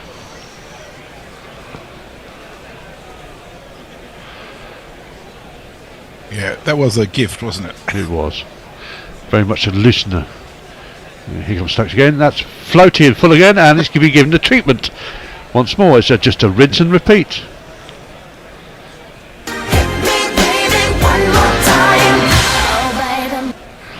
It's just 2 very generous balls in this over so far from Stokes. I mean, I think he's trying to bowl a Yorker or an inducker. Just got it slightly wrong, and that might have even. It looks more like the knuckleball out of his hand. No, because he had his hand sort of quenched like that. Anyway, here we come. That's a better ball. It's that's fuller, but it's on the pads and it's worked down to the man at fine leg for 1. So Blundell's had his fill as he got off strike. bringing the left-handed Santner down to face Stokes.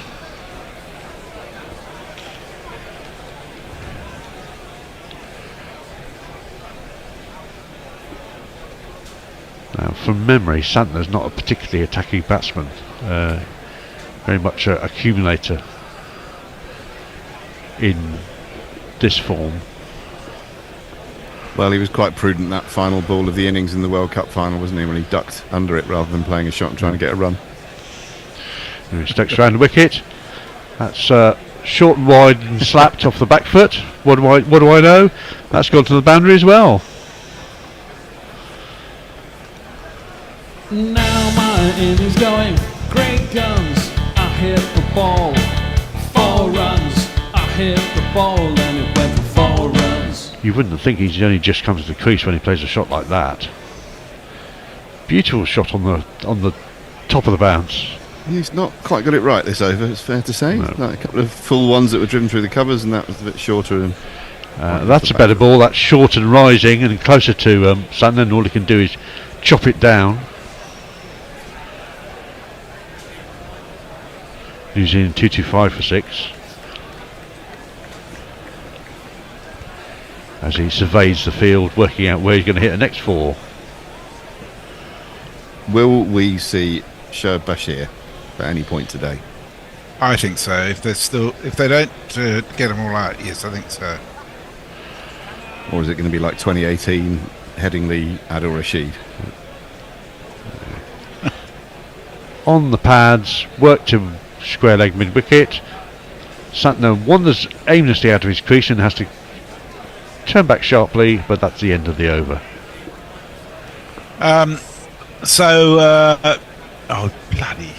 Sorry, it's just excellent radio message. YouTube. Technology beating you again. Yeah, Jay Grover says, Mark said, I think there might be bed involved. I've just taken. Stop it. Jesus, it's not good. Sorry, I've just taken a few wake-ups so I don't get seduced by the gift-giving. My sobriety is Guerrilla Cricket's loss. Never heard of Susie Ruffle until Paul said she looked like Mark Potts. Can't really see the physical similarity, but I didn't think she was fairly funny, so thank you very much, Grubby. Always happy to help. And Chase says to Mark Zip, he's northern, we're a subterranean race. No, that's about the minor. That's the minor about comment. yeah. Other than that, it's quiet on YouTube at the moment. So we've still got $67 worth of matching super chats available. Do encourage you to make the best of this special offer from Mark Zip, who's one of our most generous supporters, I have to say. I mean, extraordinary. But yeah, the rest of you, don't leave that $67 on the table. Come on, it would be derelict, wouldn't it, to do that? Absolutely. And eventually, they must be having an extended drinks break because we're seeing all sorts of adverts. Oh, it would be the drinks break because it's an hour and a half, 2.5 hour session. They do it after 1 1/4. Because they know they're going to use the extra half hour, which seems illogical. Absolutely. Why is it a 2.5 hour session? Well, because it's 2 hours plus the extra half hour to make up some of the overs they haven't bowled. but that never happens. Why they suddenly decided to do that? No, they've been doing that all series. Have they? Yeah, because the expectation, they never get through the 90 overs in time. So far today there have been 68 overs bowled. In theory, there's another 22 overs to be bowled in the next 1.25 hours. In theory it should be in the next 45 minutes, but it ain't going to happen. They're not going to get 22 overs in an hour and a quarter. You're not even going to get 20. You do well if you get 16, I think. Well, England aren't worrying about losing any more World Test Championship points, that's for sure, nor New Zealand anymore. No. That's a fairly empty threat when you can't qualify. Exactly, yes. Which does beg the question, what is a better deterrent, if there is one? Do it in game. I think in-game penalties has to be the answer. Well, I still say play 30 overs and have a break. There's no good reason not to. And that way you don't penalise the batters or or the bowlers. It's just, between you got to get it done. Incidentally, I can tell you that the rainfall in Brisbane has now reached 60 millimetres, which is about 2.5 inches. Third inches, yeah. So it's still wet there. I'd be surprised, given the way it's going, if there is any more play there today. Even on such a fast draining ground. Even on such a fast draining ground, because it looks like the rain's just continuing to come in. Anyway, Potts, I think, has been replaced by Cars. Who's going to lumber in and wang down a few balls up people's noses. He's over the wicket, and that is floated up to Rundell, who pushes it out into the cover, and the ball goes almost all the way to the boundary before Stokes fields it, and the batsman run 2.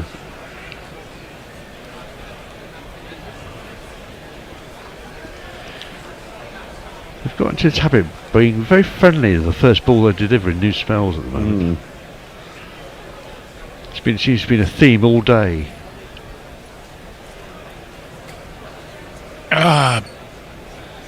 Poor old Baby Shaker in New Zealand. He's from Mexico, but he's in New Zealand at the moment. So just popped down to the grocery store. I wasn't even 1 hour. What the hell happened, New Zealand? When you say grocery store, do you mean the dairy? The dairy. That's what they call it in New Zealand, isn't it? I don't know. Here comes, and that's punched into the offside, and Bethel fields at cover, and that is no run. Just jumped on him a bit, that delivery, I think. It slightly surprised him. Yeah, it's a bit of an involuntary shot into the offside. Went in the air a bit longer than I think he would have liked. Certainly all due to the bounce. I think the extra bounce that Cast imparted onto the ball. As we watched some very nice ice creams, they're sort of double blobbed ones. What do they call them? Hokey pokey, I think.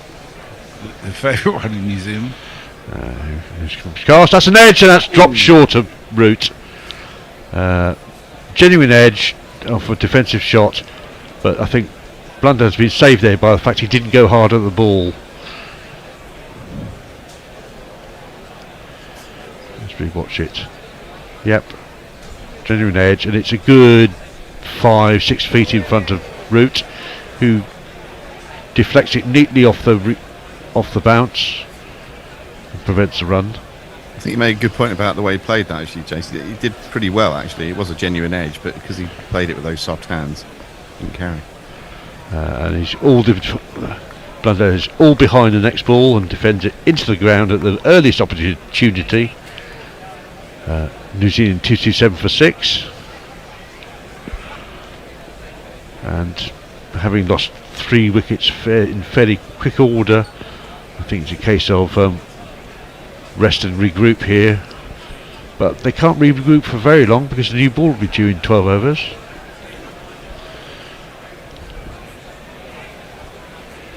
Cars running in, and that's full and wide and driven and 4. Lovely shot.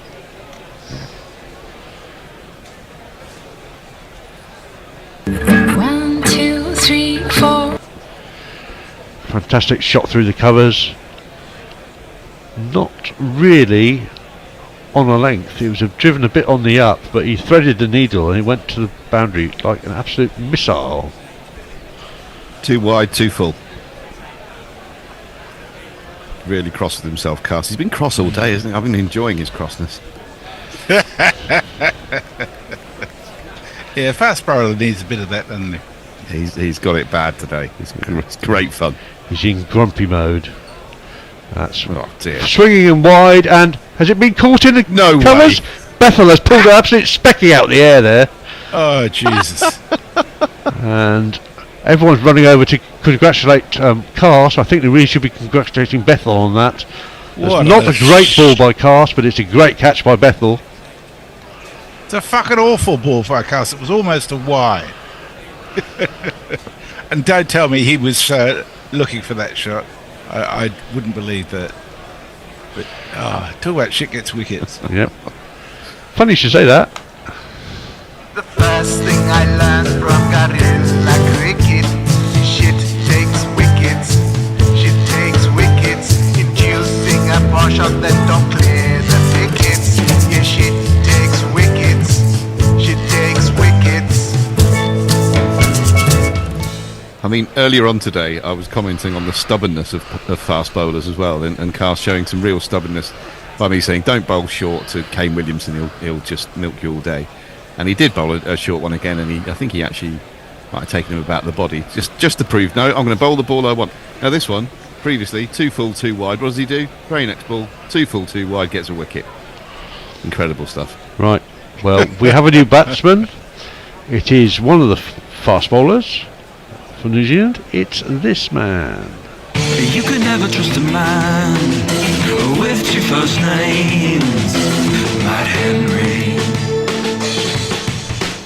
It's that Matt Henry. Just looking at that dismissal, there's no footwork at all. He barely gets his hands and the bat over to the ball. It all looks horrible, even worse in slow motion. Yeah, awful shot. And he's driven so beautifully in recent overs. He's driven a couple of absolute beauties, but that one was almost too wide for him to get his weight. But it's almost reverting to type. He's had one good innings in 5 in this series of 115 and 160 runs in total. Good Yorker by Stokes, but well dug out by Santner. Well, he's looking at the bottom of his bat there as if to say, I've broken it. It's amazing how often professional cricketers break their bat, isn't it? Imagine playing in cricket and breaking your bat every 5 minutes. I think it's because the bats for professionals are very lightly pressed, and therefore it's quite easy to induce splits in them, whereas your recreational bat is pressed a little bit harder generally. And you want to be using that for several seasons. On his hip and defended into the leg side, and the man from mid-wicket gets to it before Stokes can run over and pick it up. He's having a real good look at his bat, Santner. I don't think he's very happy with it at the moment. How much do bats cost these days? 600 quid, something like that? They're a lot, aren't they? Grade A bats, you're talking about £700, I think, for a Grade A bat. Nothing of which I've ever had. I think the most expensive bat I had was about £180. That was a long time ago. That's short and rising by Stokes, good ball. Santner stands tall and plays it well. Into the ground, there is no run. When I used to go down the park as a boy, we used to have, between us, we'd have one gun and more, which is kind of your hitter's bat, one Gray Nichols with the scoops, which is your touch player's bat, and then there'd be a Slazenger, and I ended up gravitating towards the Slazenger. Eventually I got one of my own. Gun and more was my years. No, GM was my first bat, GM Maestro, which lasted for about 35 years. There you go. Stokes round the wicket, short, and athletically taken by Pope. He's grabbed it out of nothing behind the stumps, as Henry just watches it go way over his head. I wonder whether that... I mean, it's well directed by Stokes, and it probably swung quite a lot after it went past Henry. So that's a really good take by Pope. Yeah, I think it was Will making the point earlier on. You often see that, or was it Billy making you see that in England quite often, don't you? Past the stumps and the ball wobbles, does it? At Lords a lot, doesn't it? Yeah. And we're seeing it a bit today. Stokes, it wobbles again, but it's outside of stump to start with and coming in, but not coming in enough. And it doesn't tempt Henry to play an injudicious shot off the back foot. But we have seen some injudicious shots in this New Zealand innings. It's been a real mixed bag, isn't it? Well, someone made a good point earlier that the middle to bottom order, so from about 5 onwards, they're all shot makers. There's not really many defensive players in that group, and so they could all go bang, bang, bang, bang very quickly, which is what appears to have happened. Yeah, they can still be criticised for playing poor shots, though. And Stokes angling in at the stumps, off the pad, round the corner. That's fielded by the man running in from That's the end of the over. Jonathan Shawlan confirms the accuracy of your cultural observations, Grubby. He said, yes, the dairy is the term in New Zealand for the local corner shop. Mm-hmm. Jay Grover says, Messrs, you're the same age and from the same city as my father, admittedly from different socio-economic backgrounds, but I see similarities. He called him a bumptious young man the other day. Why does my father hate him, Jeremy? It can't just be the hair or the public school. Him being who? Sorry, I lost track of where the conversation was at the time. Lost abusing someone. Lost track of the pronouns. Yeah. Is Jay saying that his own father called him bumptious? No, he called one of these players bumptious, and I must have abused him just recently. But I abuse so many people, they get lost in the mind. Anyway, Carson going to start a new over. Nice to have a hobby. Round the wicket. Rising again to Santner, who plays that carefully enough to the gully area. Looks He's out. saying Bethel. I don't think I abused Bethel. You Don't like his haircut. You probably abused him when he was on 96 and got out, when he should have made sure he got a ton. But I think we all did that. Then, sad times. As we look at the concrete camel in the everybody needs a concrete camel for some reason. Short and rising again and defended by Santner. Concrete Camel would be a great name for a band. Yeah. There is a band called Camel. Was a band called Camel. I bet there's one called Hump. There is. Yeah. They were part of the Canterbury set, weren't they, Camel?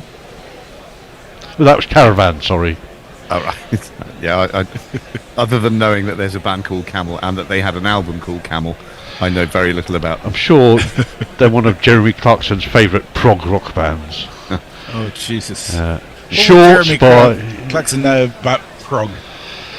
Short by Cars, and Santner ducks underneath it this time. Gets up, smiles, walks away, composes himself. It's all good fun out there. Close up of Sher Bashir. They're probably saying The forgotten man. Well, as I say, to be forgotten, you first have to be remembered. I think it's increasingly unlikely that he's going to get a bowl today. Must be the closest he's been to the bat. Jay says there were a concrete blonde. There was. Good ball rising on a length, and that's punched down to the man at cover. New Zealand still on 2-3-2 for 7, with Santner becalmed somewhat on 4 of 17 balls, and Henry yet to face a ball.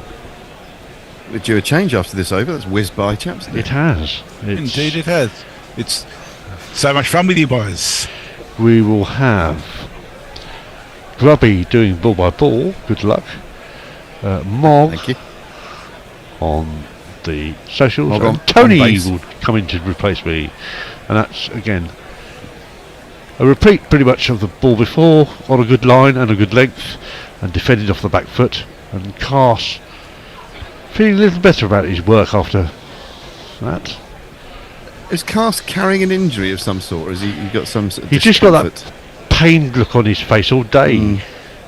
I don't know whether he's bowling with an injury. I mean, lots of bowlers do. Yeah, I think he might have a bit of a niggle. Or the beginnings of one, and probably Well, trying I to think manage his work as a result. Yeah. But it's basic question, why is he in the side if he's not 100%? That's short and flicked down the leg side. That's a lovely shot. That's badly directed, but very well played by Santner. He gets his just reward. And we're done. We're up to date on the messages. I shall.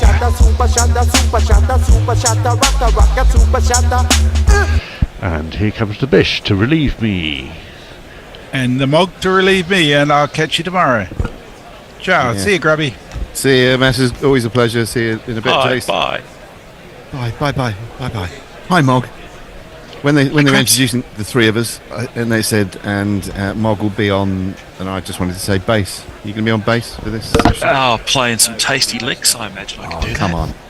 laying down some dreaming, some fat back rhythms. Yeah, something like that. I thought it was quite interesting the previous over that Stokes bowled to Santner, where he obviously fancied him with the kind of Yorker. I think he fancies just getting him cleaned up, bowled, and then Cass doesn't bowl many Yorkers, I don't think. And when he was bowling to Santner, it was mainly that sort of back of a length stuff, but ill-directed, and he fizzed one to long leg.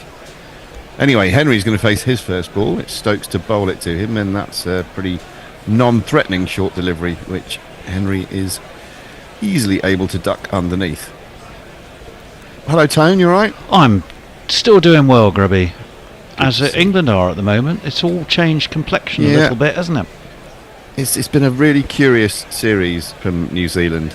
I'd be very frustrated if I were a supporter of theirs, because they've been in some decent positions, which they've frittered away, and there's just been no backbone. There's been, I've seen it today, some really poor shots. Phillips and Blundell, awful shots. That's a swipe from Henry, another short delivery that he's looking to pull, but doesn't really get in a good position to play it, and it's through to Pope again. Yeah, so it's been a series to forget for New Zealand. Yeah, I mean, it is interesting because the Potts, it was a good ball that got Williamson in that it was accurate, but it required a slice of luck. A couple of great bits of fielding. I mean, that Bethel catch was a terrific catch, but it was a very, very loose shot. It was an awful shot. I can barely think of a worse shot I've seen in international cricket recently. Another short one, another non-threatening one. He's not directing these short bumpers particularly well, Stokes, and that's wasted energy on behalf of the bowler. Henry ducks under it easily again. I mean, I don't really know what Glenn Phillips was thinking playing that shot, and he absolutely clothed it. I don't know what Blundell was thinking. He barely reached the ball, and that's why it spooned up in the air. And I thought the Bethel catch was good. I didn't think it was spectacular. He took 2 hands above his head. It was sort of quite regulation in a way. Hopefully not doing him a disservice there. This is high on the bat, and it just bounces in front of the on-rushing Shoaib Bashir, who's running in from point. Henry was back in his crease. Didn't have much of a clue about that. Just spooned off the shoulder of the bat. Could have been caught and didn't quite find the England fielder's hands. Don't think he's contributed much with the bat yet, has he, Matt Henry, in this series? I'm just trying. Not really his job. No, well, not really his no, job. But if he's coming in number 9, you think, well, what's to come after this then? If he looks like this, he looks like an absolute rabbit. So we know that Southey can bat and has batted pretty well early in his career. That's down the leg side this time from Stokes. He's not been very accurate in this over. Collected again by Pope. Henry still yet to get off the mark. It's Will O'Rourke who's the real rabbit, isn't he? Well, it's a bit of a slight to poor old Tim Southey on what's supposed to be his benefit game, and he's coming in below this muppet. I mean, really? Well, I think Won't you look embarrassed when he hits 4 consecutive sixes? Yeah. Listen, Mark, it wouldn't be the first time I've been proved a bit of a fool. In a very bizarre parallel universe. He's got a higher score of 72 in tests, you know. Has he? Yeah. Sri Lanka versus Sri Lanka at the Hagley Oval in 2023. Well, he looks particularly rabbity today as he gets a ball pull and just dabs it into the leg side. There's no run, so it's a maiden, not the best maiden you'll ever see, but a maiden nevertheless. It's 236 for 7. A first ball duck and a 4. Sorry, 18-1 first ball duck and 4 is not impressive for Henry. I thought you were reading out your lottery numbers for a second. No. Bingo. Mark Zip says, the other day I was chatting with a friend about GC and the difficulties of being a cricket fan in the US. We decided the Dodgy Feeds would be a great band name. It would be, wouldn't it? Mark Zip and the Dodgy Feeds. There was a band called Dodgy, just Dodgy. Another one of the famous indie landfill bands, so close to Nestle Boy's heart. Had a couple of hits in the 90s. They were also, apparently, they were Norwich City fans, so I took an instant dislike to them. Norwich. As would any normal right-thinking person. Correct. Bryden Cass, the angry Bryden Cass, coming round the wicket to Santner. He quite likes it there, full outside the off stump. He leans Look into at those the little drive. legs. Yeah, the tiny little minuscule Ben Duckett is after it. Oh, he's not short, you bastards. And they are back for a couple. I think they should have got 3 there, but I think they only got 2. To keep Santa on strike. The bespectacled Mitch Santner famously left that ball, the last ball of the New Zealand innings in the World Cup. I'll mention it again just because it was funny. Round the wicket comes Cast, digs it in, explores the middle of the pitch, but this one absolutely dies off the pitch. First time we've seen that, particularly from a ball of such short length, and everyone looks quite surprised. Santner, Pope, maybe he just got his timing a bit wrong again there, Cast. Sometimes you put all the effort in and none of the performance comes out. Santner's spell with who was he with in the 100? Northern Superchargers wouldn't fill you with much confidence. Highest score of 7. He's already beaten that. Well, he has. Yeah, he has. I should get him another 100 contract then, assuming that that works both ways. Nothing spectacular in the recent ODIs and T20s with Sri Lanka either. Yeah, Assuming the 100's going to last longer than the next 2 years. Well, hopefully, because when we were talking about the Olympics earlier, what they were trying to do with the 100 would be much better served by getting cricket into the Olympics if you want to get new audiences into a particular sport. I remember thinking that. And cricket has been in the Olympics historically, I think it has been, hasn't it? Yes, it has. It's way long ago. A short ball and a decent looking pull shot there from Santner, who got in a good position. Bethel does the fielding down at long leg and he gets himself a run. And don't forget, South Africa won a gold medal in cricket in the Commonwealth Games. Everyone remembers that, don't they? When was that? 1998 in Kuala Lumpur, I think. What was the because that's before T20, so what was the format? I think they must have been one-day games. Is it? I don't think I saw any of it, but anyway, Australia doesn't have one of those.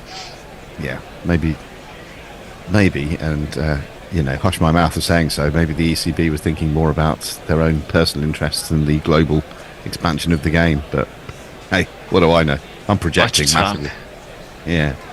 Henry still yet to get off the mark. Cast is going to bowl to him, and it's another short ball that doesn't quite get up as high as anyone was anticipating, but Henry managed to duck underneath it. There was that was at him. 2 very interesting articles in the Times today by Michael Atherton, actually 3, or what is now yesterday.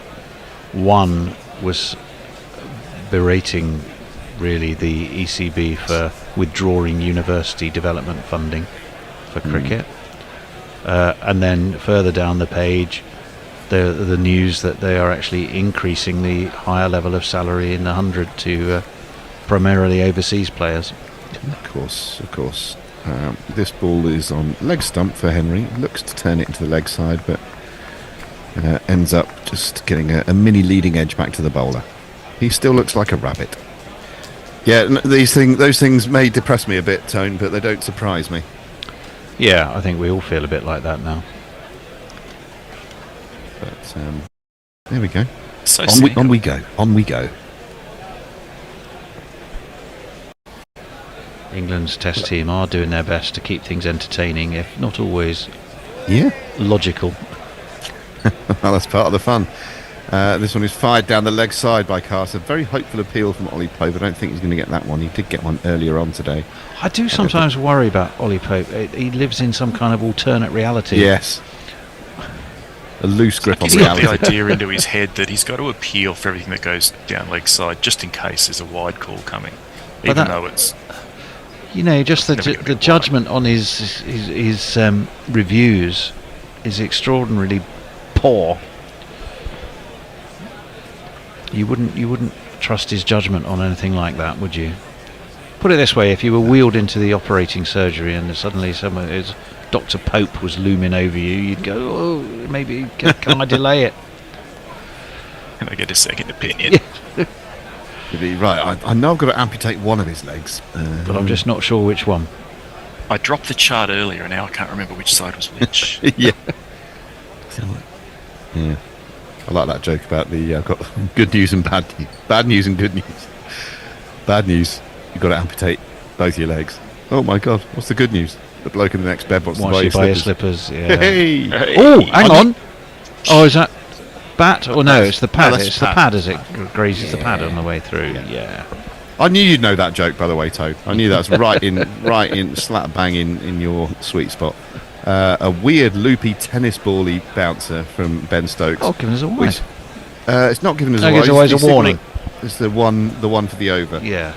But it rather wasted on that because that was no use to man nor beast.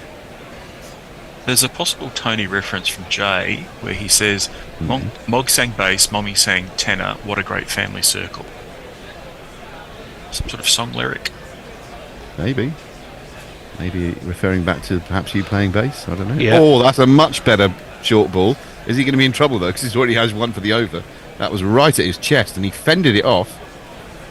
That is a song. I'm trying to remember. Was it Johnny Cash did a version? I've certainly heard Johnny Cash do a version of it. Just going to talk a bit more about my name. I don't that think. Would be. I That would. don't think the man in black called you out specifically, Mog. So having been given a warning for that first delivery, Stokes decided to dig it in again, and I think this might have actually taken Santner on the helmet, right in the. Yeah, it's scunned him. So the umpire's not supposed to take action here. He said that's the one for the over previously. Now he's hit it on the bounce. The umpire's got to take some action, hasn't he? What's the next step? He's going to hold up 2 for the over. Yeah, 2. Oh, go on then, have that as well. I mean, that was a much, much better ball. And Stokes has actually made sure that Santner's okay. Are you all right, mate? And presumably there'll be the equipment check, as you have to do now. I was only trying to kill you in the heat of the moment, but I'll check how you are now. Yeah. All seems very good-natured afterwards. Friendly pat on the shoulder from Ben Stokes to Mitchell Santner, who's having Matt Henry's having a laugh. It was Johnny Cash. I was absolutely right, and the song is called Daddy Sang Bass. And where's the Mog reference? Well, there isn't one. This is what's confusing me. Oh, maybe that was just the demo version. Daddy sang bass, Mama sang tenor. Me and little brother would join right in there. Oh, but I can't sad times if you were a working lyric. Can't see a Mog actually mentioned anywhere. Look what was Johnny thinking? I bet there are songs where the word Mog is mentioned. Of course they are. Songs about cats would probably have it come up every now and then. I might as well read some of these things. Ben McCormick says, morning all. Bowling first, looking a bit silly before this session, eh? Cat Martin says, I have a vague recollection that the characters Grubby and Messy appear in Peter Ustinov's autobiography, along with his dogs, Whittle and Puke. Were they really called that? I hope so. Oh, I do as well. Whittle and Puke. Jay confirms Johnny Cash did not reference Mog. Well, fuck him. Okay. Stokes starts again after that short break, and Santner is up on his toes and playing it off the back foot into the covers, and there is no run. The score at the moment is 239 for 7, which, if you were England in the first session and conceding that 100 partnership to New Zealand openers, you'd be pretty cock-a-hoop with this position. Conversely, if you're New Zealand, having had that start, you think, like, we've done it again. There's a long short leg in place now. Who is that there? This ball is turned into the leg side, but Stokes does his own fielding. So perhaps isn't just a long short leg square leg?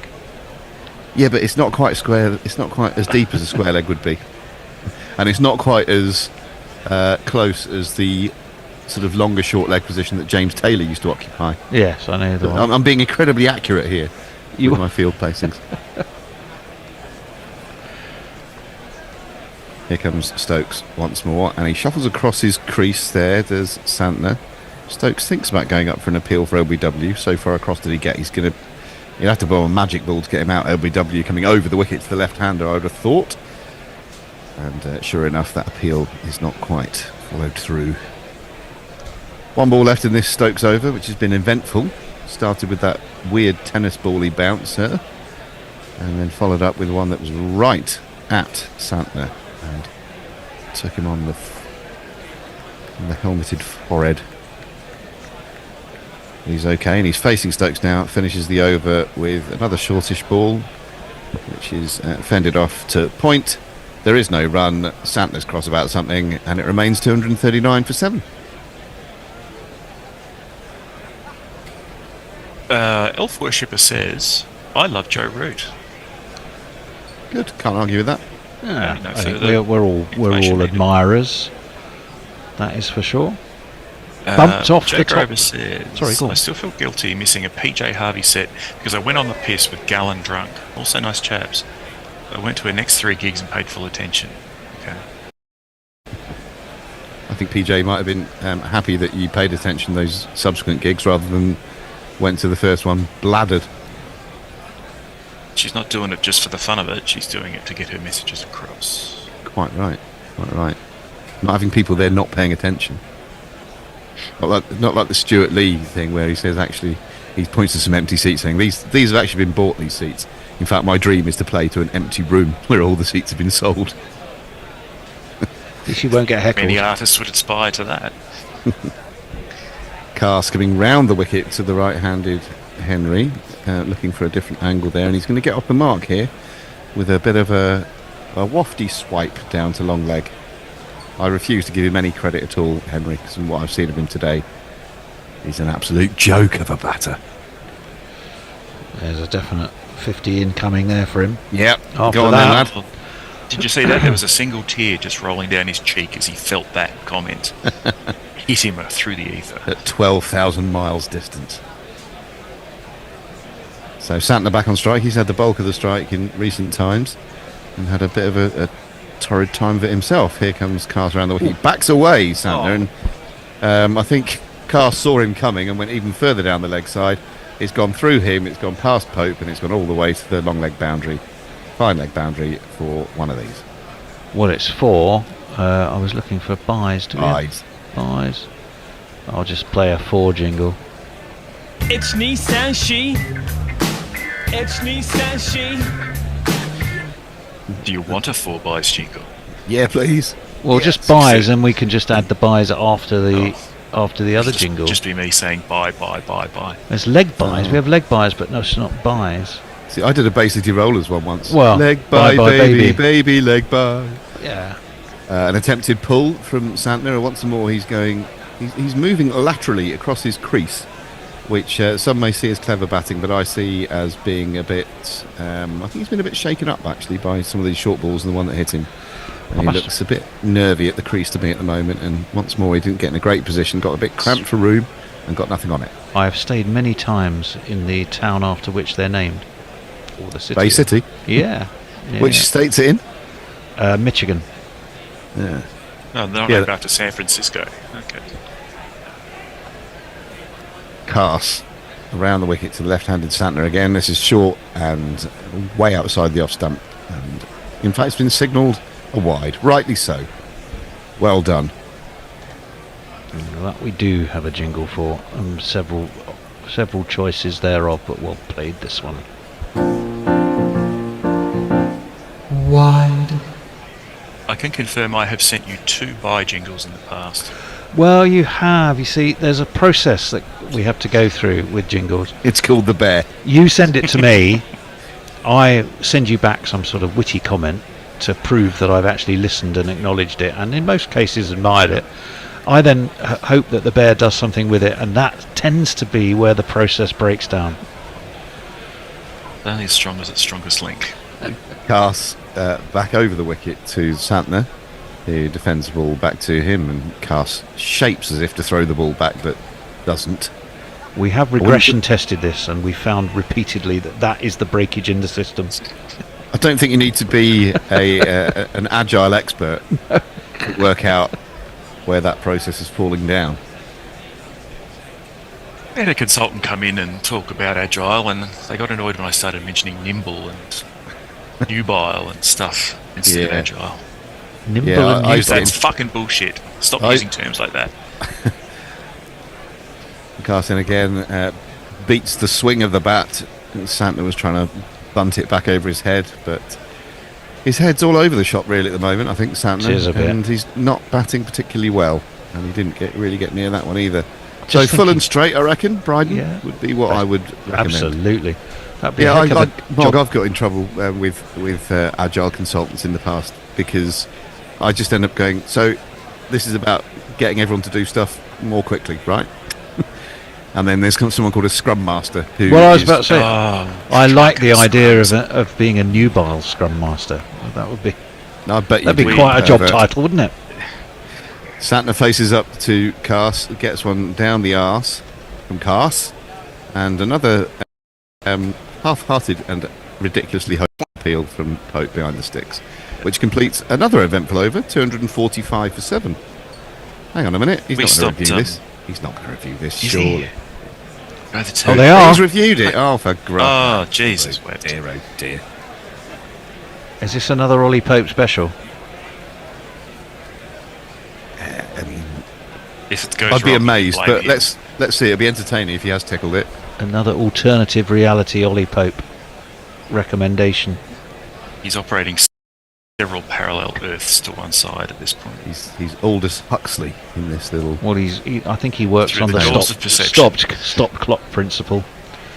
I think he might have fucking near it. flicked his pocket again. I think. Oh, I think he's yeah. It definitely looks like the ball is past the bat. This was the view that will tell us. Yeah, he's missed it by several inches, and it may just have brushed his pocket on the way through. Yeah, it does indeed. It does. Another one for Ollie. That's so bad they should take an extra Yeah. review off them. He should Punish have them for that kind of bullshit. He should have to do the next ball in his pants. Is that a benefit for anybody? I don't know. Yeah. Listen, I went to school in the 70s and 80s. What do you expect? I wouldn't like to guess. We stopped calling them scrums. We call them daily stand-ups now. Oh yeah, stand-ups. that is another one. And Yeah. they are just as fucking pointless. No, but I've been in processes where you have stand-ups and scrums and all sorts of other things along the Scrums way. are more of a specific thing. I think that only special people are allowed to do. People on Right. projects, I think, might still have scrums. Yeah. Yeah, well, Scrum is rest of us a tactic of that particular methodology, isn't it, of project management. I often just ask them to repeat what they've said, but to say it in English, please. They get mildly vexed. Mm.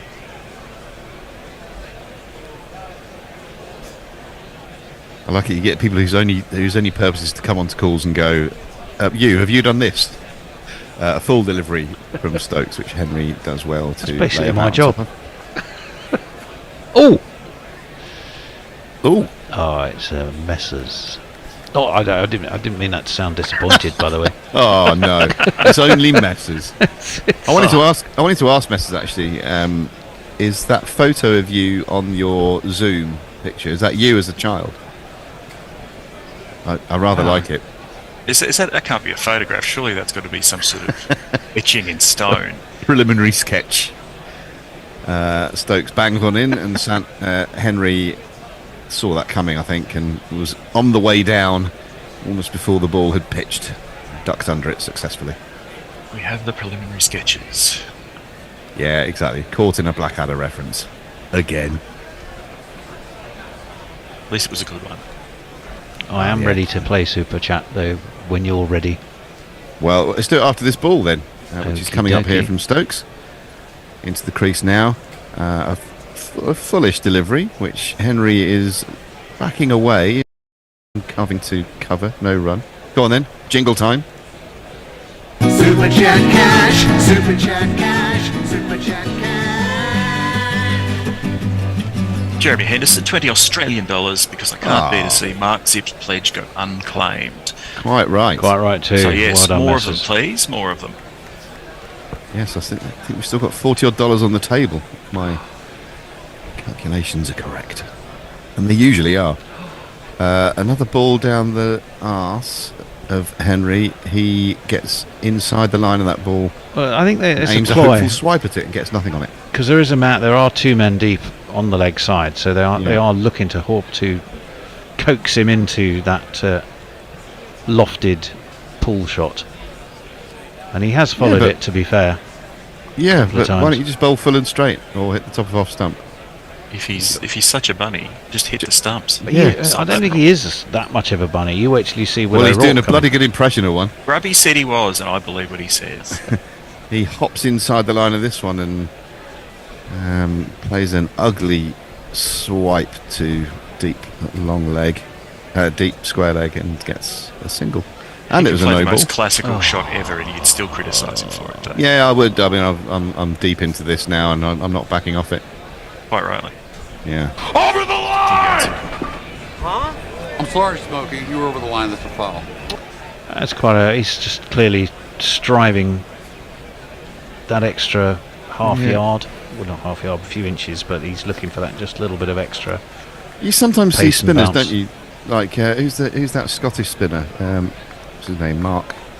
And he often yeah, I know what you mean. he often bowls like What? 4 yards behind the line. Why don't Quicks do Has that? that gone all the way, or did that bounce? Santner does pull this one quite successfully. I think it the might have bounced once or twice, but it's whizzed down to fine leg, and he's got himself a boundary there. I'm just holding off on whether it's a 4 or 6. I think he might have top edged that. No, it's a 4. There we go. 1, 2, and 3. He's certainly not afraid to take the ball shot on, is he, Mitchell Santner? Which England know, which is why they're setting the field and bowling short to him, and hence why probably there was the no ball, because Ben Stokes was looking to just get that extra bit of bounce and lift, and overstepped in the process. He bowled a couple of Yorkers that nearly got through a few overs ago, so I wouldn't put you off doing that. But no, it's the short stuff again, and he's up on his toes and guides it through the cover point region. He's going to get at least 2. They're going to come back 3, in fact. So it's turning into an expensive over, running. a productive one for Australia. Hello, Australia. Hello. What are we doing there? What's happened there? What's happened there? Sorry, I got invaded there. Did you just have a stroke? I think I probably did, yeah. New Zealand have gone past 250 as well, 254 for 7 now, after 76 overs. Anything on the socials? Some of these things there are, and I've been mildly lax because I haven't talked about PJ Harvey, but I've been reading them, Jay. Where are we up to? Messi wants to know nubile scrum master. What the fuck are you talking about? Business talk, it's all bullshit. Mike says 76 overs bowled in the 6 hours of cricket. We'll probably still finish 8 overs short or so after the extra half hour. And we have a super chat. Oh, fantastic.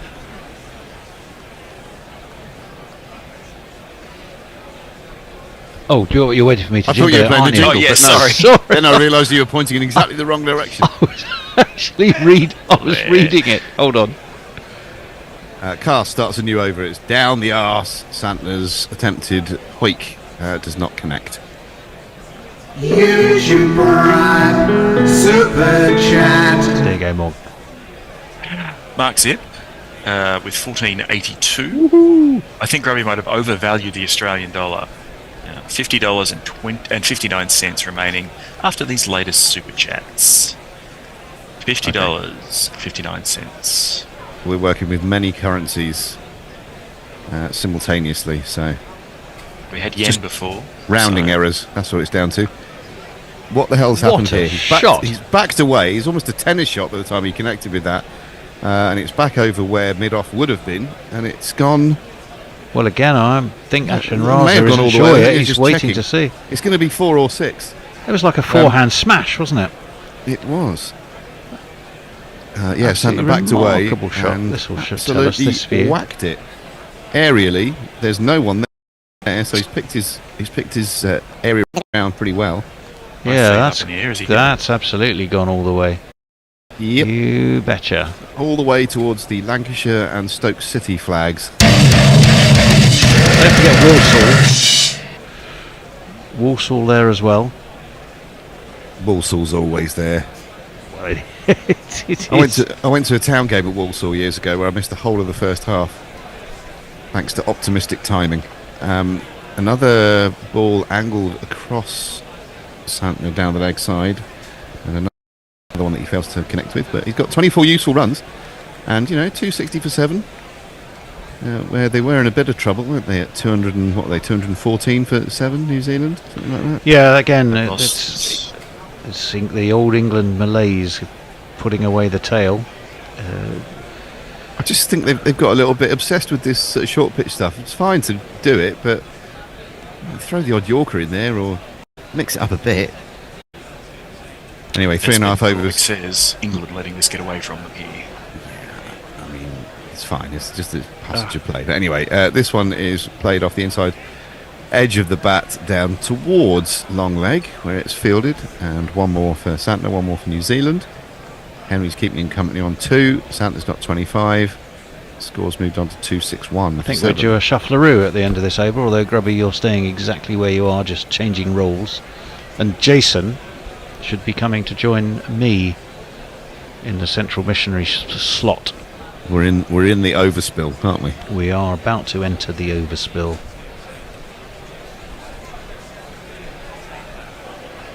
Buckman and Turner overspill. Is that a Sugar Babes song? Oh no, that's Overload. It was Overload. Yeah, what a great song that is, by the way. Bitchin' guitar solo in it. Yeah, it's a great song, I think. It really is. A slower delivery, I think, from Carson Fuller, but Henry is equal to it, just standing there and playing it up towards mid-off, and there's no run. Jason is ensconcing himself in the central position. Are they Celtic fans, or they just happen to be a bunch of lads in green and white hoot shirts? Gotta love crotch cam. Oh, that's it's like a Mickey Arthur benefit group. Yeah. Slightly fewer testicles hanging out one side. Slightly fewer. Cass angles one in towards Henry, who I think both of his feet might have been off the ground as he played that, but much more defensively than Santner did earlier in the over. So yeah, end of the over, 2-6-1 for 7. And I think we're saying goodbye to you, Mog, aren't we? But thank you very much for being there. I'll be back tomorrow, apparently. It was magnificent. No, I haven't. The only change I've made is to give the bear time to go and do a dad's taxi run. But that shouldn't affect You're all hard, Tone. Right, thank you. It's 261.47. We are into the time added for the fact that we've only had 77 overs. So what's that? 13 left in the day. 13 short. We aren't going to get those in the next half hour, but we'll see what we can do. And this 8th wicket pairing are doing a decent job for New Zealand, led primarily by Mitchell Santner, and that's slapped back over Ben Stokes' head. It's just more of the same, and he's decided he's quite happy to take that on. 4 more.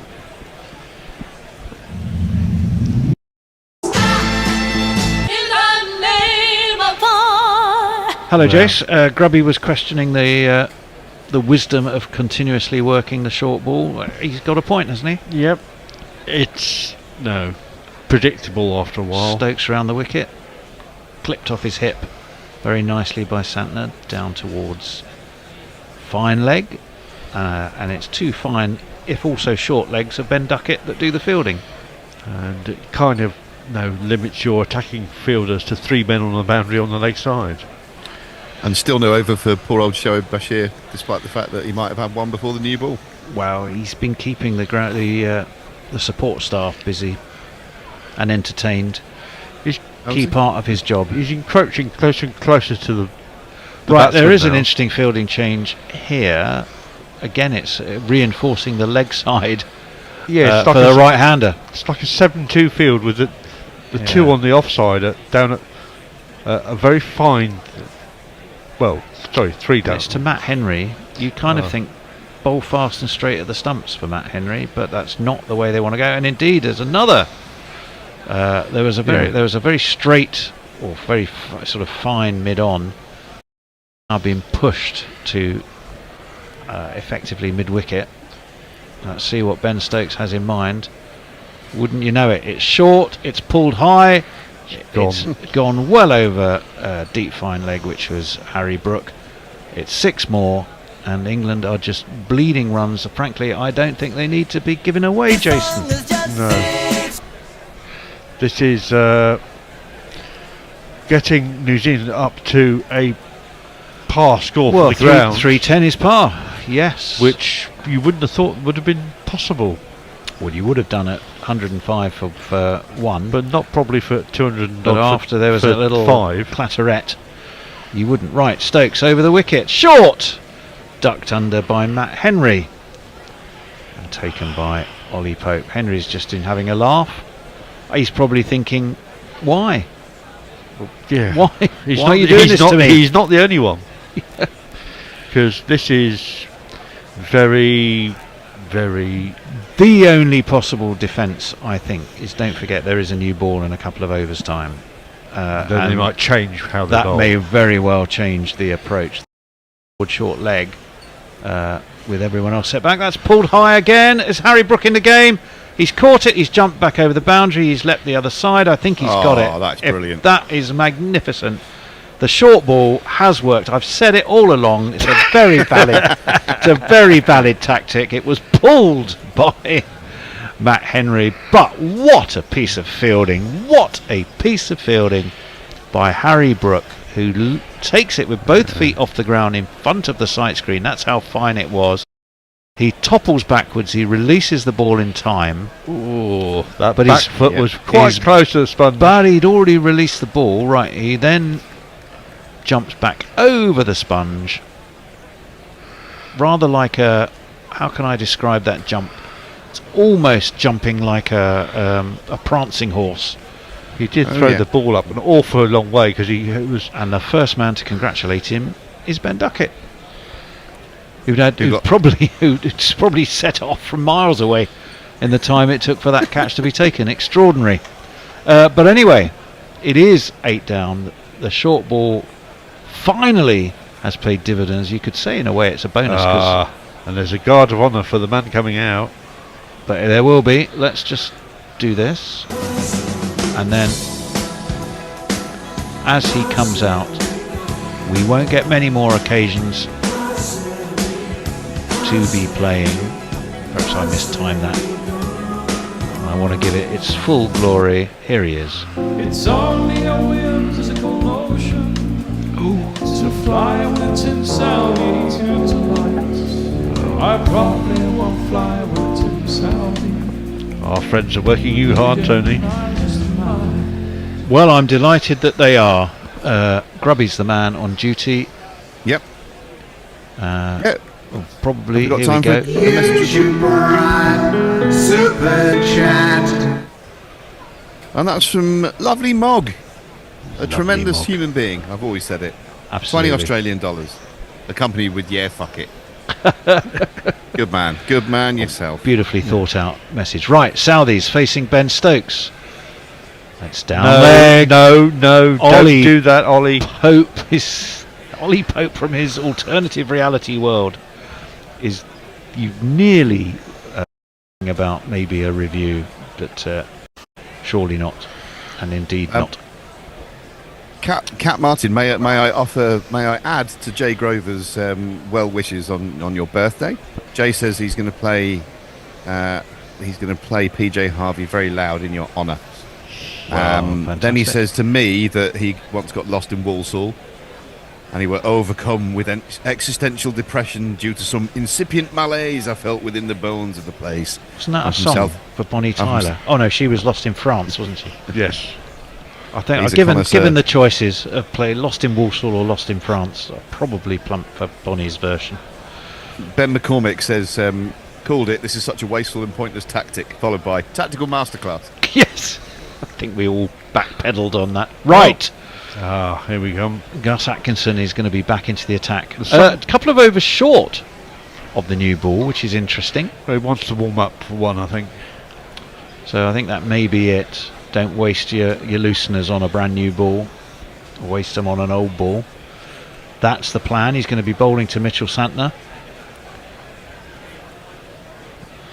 So round the wicket, it's short and it's horrible, but it probably won't get any runs because Santner just stood tall and cuffed it really, but cuffed it straight to short extra cover and Didn't go there's out no run. to wide mid off with any power.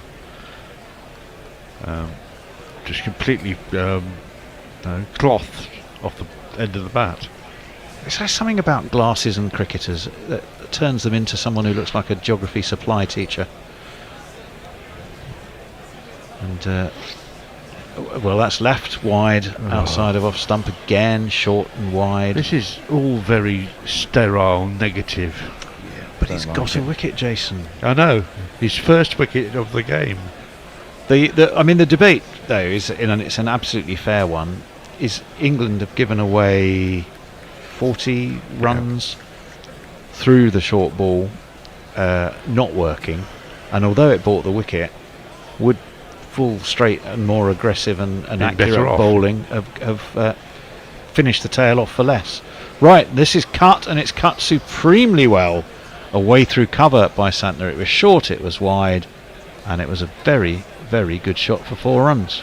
Well, of course now. Giuliani had his reasons. Great shot. Letting his landscape seasons. There were 4. I don't know what the plan is here. Yeah, Is Santner's it going just to to keep bowling wide until he hits one for 4? Well, that is short and ducked under by Santner. Well, I think Santner's plan is very easy. He's going to go into one-day mode now, and if it's in his area, he's going to smash the cover off. Well, Southey, you certainly don't expect Tim Southey to be defending and playing for stumps, do you? No. I'm sure he'd like to get a few runs. I'm sure he'd like to go. He's probably thinking Stuart Broad. He wants 100 sixes. He's in the top 5, isn't he? Yeah, with the in Test 6s. history. How many has he got then, Jace? 6s wise. 90 something. I think 96. Oh, now. what a horrible ball that is by It should Atkinson. be a wide, surely. It sort of slanted across the left-hander from around the wicket, so it was short and wide and ugly, but somehow it is. There's no extra. There's no other word for it but ugly cricket. Short, wide, and ugly. Is this just Atkinson warming up for his first over with the new ball? Well, I'd rather he warmed up with the type of bowling he's likely to try and bowl with the new ball. Anyway, spending a lot of unnecessary effort in this over. In he comes. That's wide and down the arse. Even Mitchell Santner's just looking at that, and he's looking back at Atkinson. He's thinking, why really? Why is that not a wide? Why is that why is it not a wide? It's not often I do this on Guerrilla Cricket, lads, but boo. I kind of agree. Anyway, it's 79 overs complete. It's 276 for 8. It's a funny old spell of play. Grubby, I'm sure there are some messages. I can see them. Yeah, a few. Yeah. Jonathan Shawland says to continue with the PJ Harvey loving. Someone has put the whole PJ Harvey show from the University of London Student Union, 17th of Jan 1992, onto YouTube. I was in the audience and feel old now. Disinterested handjob, whoever that may be, says, I do sometimes wonder if I swear too much or not enough. And Jay says, Jonathan Shawland, let's not get me started on my first Nick Cave album. Well, I know Mog has thoughts on Nick Cave as well. Have you got Blue Sky as well, by the way, Grubby? Or do you want me to do Blue Sky? Yeah, you can do those if you've got them. It's Farong. He's going Southey in, 95 career 6s. Would like him to smack Angry Bun for the remaining 5 in 1 over. Right, in comes Ben Stokes, and into the body of Southey. Had moved away to his leg stump, or his leg side, and Ben Stokes followed him, although you sense maybe that was where he was going to bowl anyway, and Southey perhaps walked into it rather than being followed. I think he knows what length he's going to get. Yes, I think so. I'd be surprised if anything is pitched up to him. Williamson's a very phlegmatic character, but every time we watched that dismissal you could see just how angry and He's brimming with frustration. he was. Right, Southey yet to get off the mark. Pulled! It is short. Have that. Bye-bye. Have that on us, Tim. Well, that's one of There's the 5. one of those 6s. It was a horrible ball. It was almost as though Ben Stokes said, look, it's nearly Christmas, it's your last test, have one of these to hit. And away it went.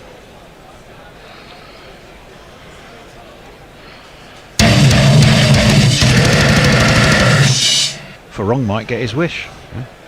I mean, I know his bowling is fading, but his batting still was plenty powerful enough.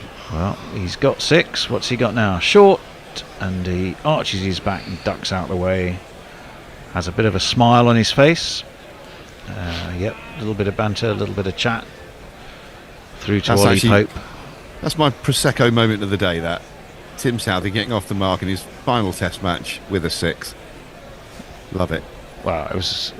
I mean, I don't think you or I would like to have been facing that short ball, Grubby, but nonetheless, it was to a test class cricketer. It was a freebie, near enough.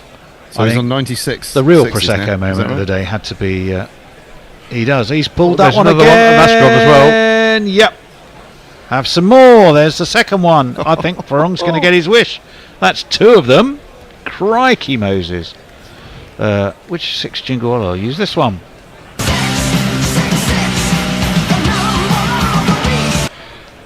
So England joining the spirit of the Tim Southey celebration by basically giving him balls to hit.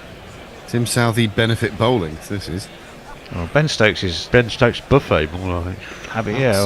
Buffet, and it's really poor for with me. Extra 1 for 81 off 22. Extra dessert. Short, pulled again on the floor. Though there are 2 men in the deep, as that's part of the plan. Bethel is the man at deep mid wicket, and this time just a single for You know why he's gone for a single? Because he wants to strike next over. Correct. But there we go. He is going to face the next ball. Yeah, it's 97. Level with Jacques Callis. How good's that? Level with Jacques Callis. He's only 1 behind Chris Gale. Amazing. He's got 3 to go if he wants to overtake Adam Gilchrist, who is on 100, and Brendan McCullum, no less, on 107 is and Stokes the on top of that 133. table. God, he's way out ahead, Ben Stokes. Didn't realise. That's wide and cut by Santner. He's got 4. Couple of bounces over the cover boundary. Great shot by Santner. It was a lovely shot.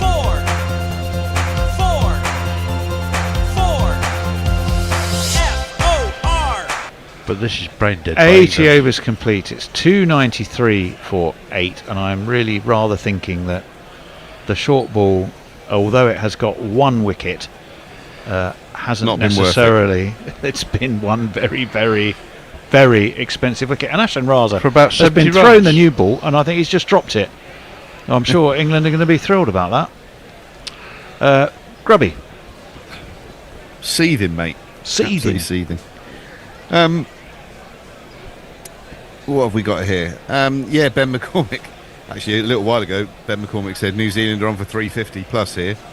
Oh, yeah, he may not be too far off. And Jay says, well, I think my purchase of my first Nick Cave album were far less seminal than the Damascene moment when I bought my first Disinterested Handjob album. One never forgets that. You say the sweetest things. It's like a first kiss. It's just one of those things in life you always remember. Your first kiss when somebody tries to steal your chewing gum. Your first Glasgow kiss. Atkinson, he has the new ball in his hand, and it's been hauled high and handsome. Add another one for Tim Southey. He's now, what's that, 98? Yeah, he's up there with Chris Gale now. Absolutely on the charge. It's almost like England are wanting to get him there. If you've got a new ball, why are you bowling short? Why are you bowling the new ball short? Surely a Yorker has to come soon.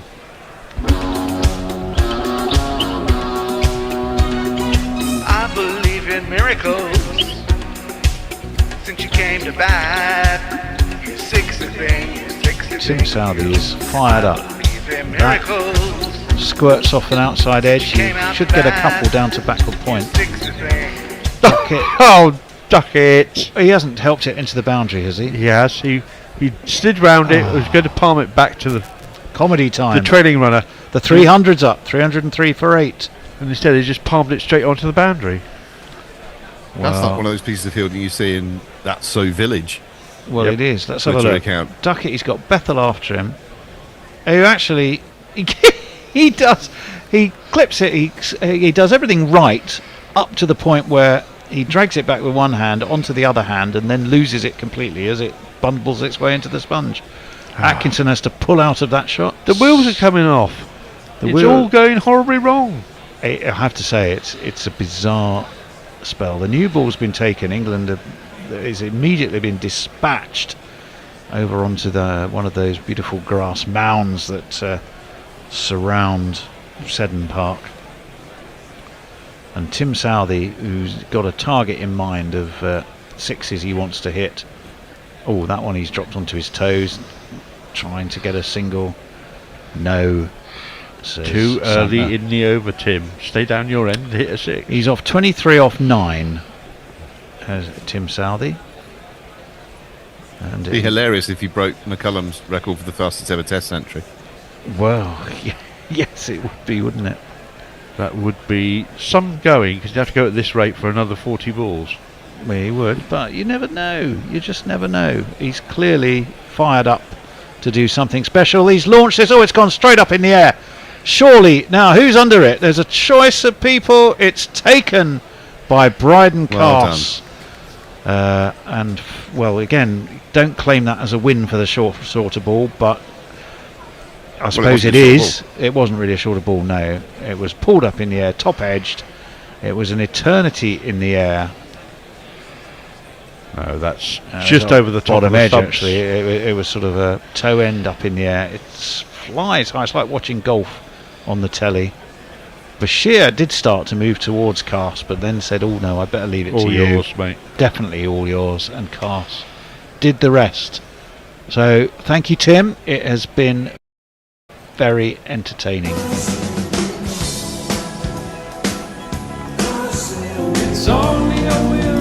just going to play it. Play him a little send off out as well. Right. It was DJ Tony Tone Mixmaster. If you think Matt Henry's a bit of a bunny, and I do, well, welcome to the man from Kingston upon Thames. That said, he's got a couple of not outs to his name. He spends an inordinately long time getting naught generally in most games. He say stand tall and defend. 303 for 9. 310, remember, is the average first innings score at this ground. So they're close to that. I genuinely think, from an England perspective, having fought themselves back into the game, they've gifted 50 runs that could prove crucial. But there you go. It's a roller coaster ride watching England. It's never dull. 3 slips and a gully now in place for the new ball. And there is the trademark O'Rourke defence. The feet pretty much stay where they are, and he uses his height to drop the bat on it and get something in the way. No run. Southey Southey's, even as the ball's in the air, Southey's smiling. I mean, I know he's toothy. He's thinking, anyway, I've effed that up. But he didn't seem overly upset by it, did he? Well, no, he was having fun. He's got another innings to get the remaining 2 6s. He has, that's true. You wouldn't bet against it. Right. Full. Atkinson appeals. Ashan Raza unmoved. The merest little wobble of his jowls as he shook his head ever so slightly. Going to use your last review? No. He yes. They're going to. That looked down leg to me, Grubby. I thought that was umpire's call, but I think height. So between us. Don't forget he's 6'4" is Will O'Rourke, so he's not a small lad. Yeah, it's a new ball. I think it's going to be bouncing over the top. Well, we're going to have another look before we go to messages. It's relatively full. It does straighten. It's height. It hits him. Hits him on his back pad. Back pad, which is well back in the crease. I'd like to see ball tracking on that. Wow. I mean, as you say, how tall is he? 6'4". 6'4", and it's he's a big lad. I know it's above the knee roll. I know it's on the back leg, but it's way above the knee roll. It's on the thigh pad, isn't it? It's on the thigh pad. The so thigh pad of his back leg. Wow. Let's see. Can't see this. Wait and see. Here we go. Must be going over the top. Pitched outside off, impact in line, wickets missing. It's going out over the top by quite a bit. And the Ginger think tank of Stokes and Pope, I'm afraid. I've lost another one. Rather lost another one. Let me bring you some messages. Messers says, this England behaviour is the sort of thing that only makes sense through the eyes of spot gamblers. Ooh. Biting satire. Ooh, that is controversial.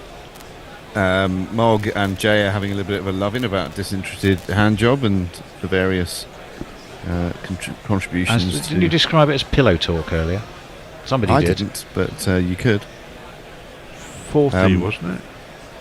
One of Mog's albums is called Furious Onanism, and Jay says Dorothy Parker called her Budgie Onan because he spilled his seed upon the ground. Oh, good lord. Hey, nice one, Jay. Onan the librarian. Barbarian, more like. Yes, 300. Yes, I know. 303 for 9. We used to have a copywriter, one of my first agencies, called Conrad. Lovely chap. We called him Conrad the librarian because he was so quiet. This one is defended away into the offside, out towards short extra cover, and there's no run by Santner, who through all of this has looked solid as a rock, really. Yep. Why hasn't he been playing in the As previous two tests? all this madness has been going on around him. We have a new bowler as well. It's Matthew Potts. Yes, thank you, Jason. You're absolutely right. Keeping me honest on that one. It's Michael Bentine's potty time. I just can't find him. Where bloody hell is he? Well, he's at the end Oh, of here his he is. run-up. Well, I know that. I found him. He's nestling somewhere in the middle of the jingle cart. That's well defended. Again by Santner. Here's the new bowler. I've heard from pots that the kettles are filthy black. You know he might do. Let's bring him into the attack. Well, 3 for. Good return on his... Yeah, 3 for 63. He's done pretty well. 303 for 9 is the overall score we have in the 82nd over, the second over of the new ball. And if you've just joined us, possibly starting your day very early in the UK or finishing it somewhere else in the world, it's been a very strange little spell of cricket generally, I think. 2 slips down to the left-hander who's launched this high and handsome. What a glorious extra cover drive that was. It's 4 more. Santner's he's definitely in one-day mode now. Beautiful shot, I've got to say. And 2. Down on one knee, slashes it away through deep extra cover. 4. Like a left-handed Gordon Greenwich. Well, yeah. It was a glorious shot. Yeah. Lethal on 2 legs, even more on one. So that's left alone by Santner this time. He's on 42 from the 52 balls that he's faced. 307 for 9. Shadows are there, starting to lengthening. Wouldn't say lengthening. Yeah, they are lengthening across Seddon Park.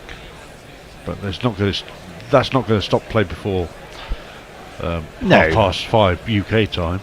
Well, where we are now, pretty much at. This may be the last over of the day. We'll find out. Wide, driven away through cover. Is that going to be stopped? Yes, it is. Super it's a piece fine of stop fielding. too by Bethel, who's a very, very lively fielder indeed. Perhaps not surprising, given his youth, fitness, and general sense of invincibility, which he seems to have about himself. Beat the infielder, but Bethel.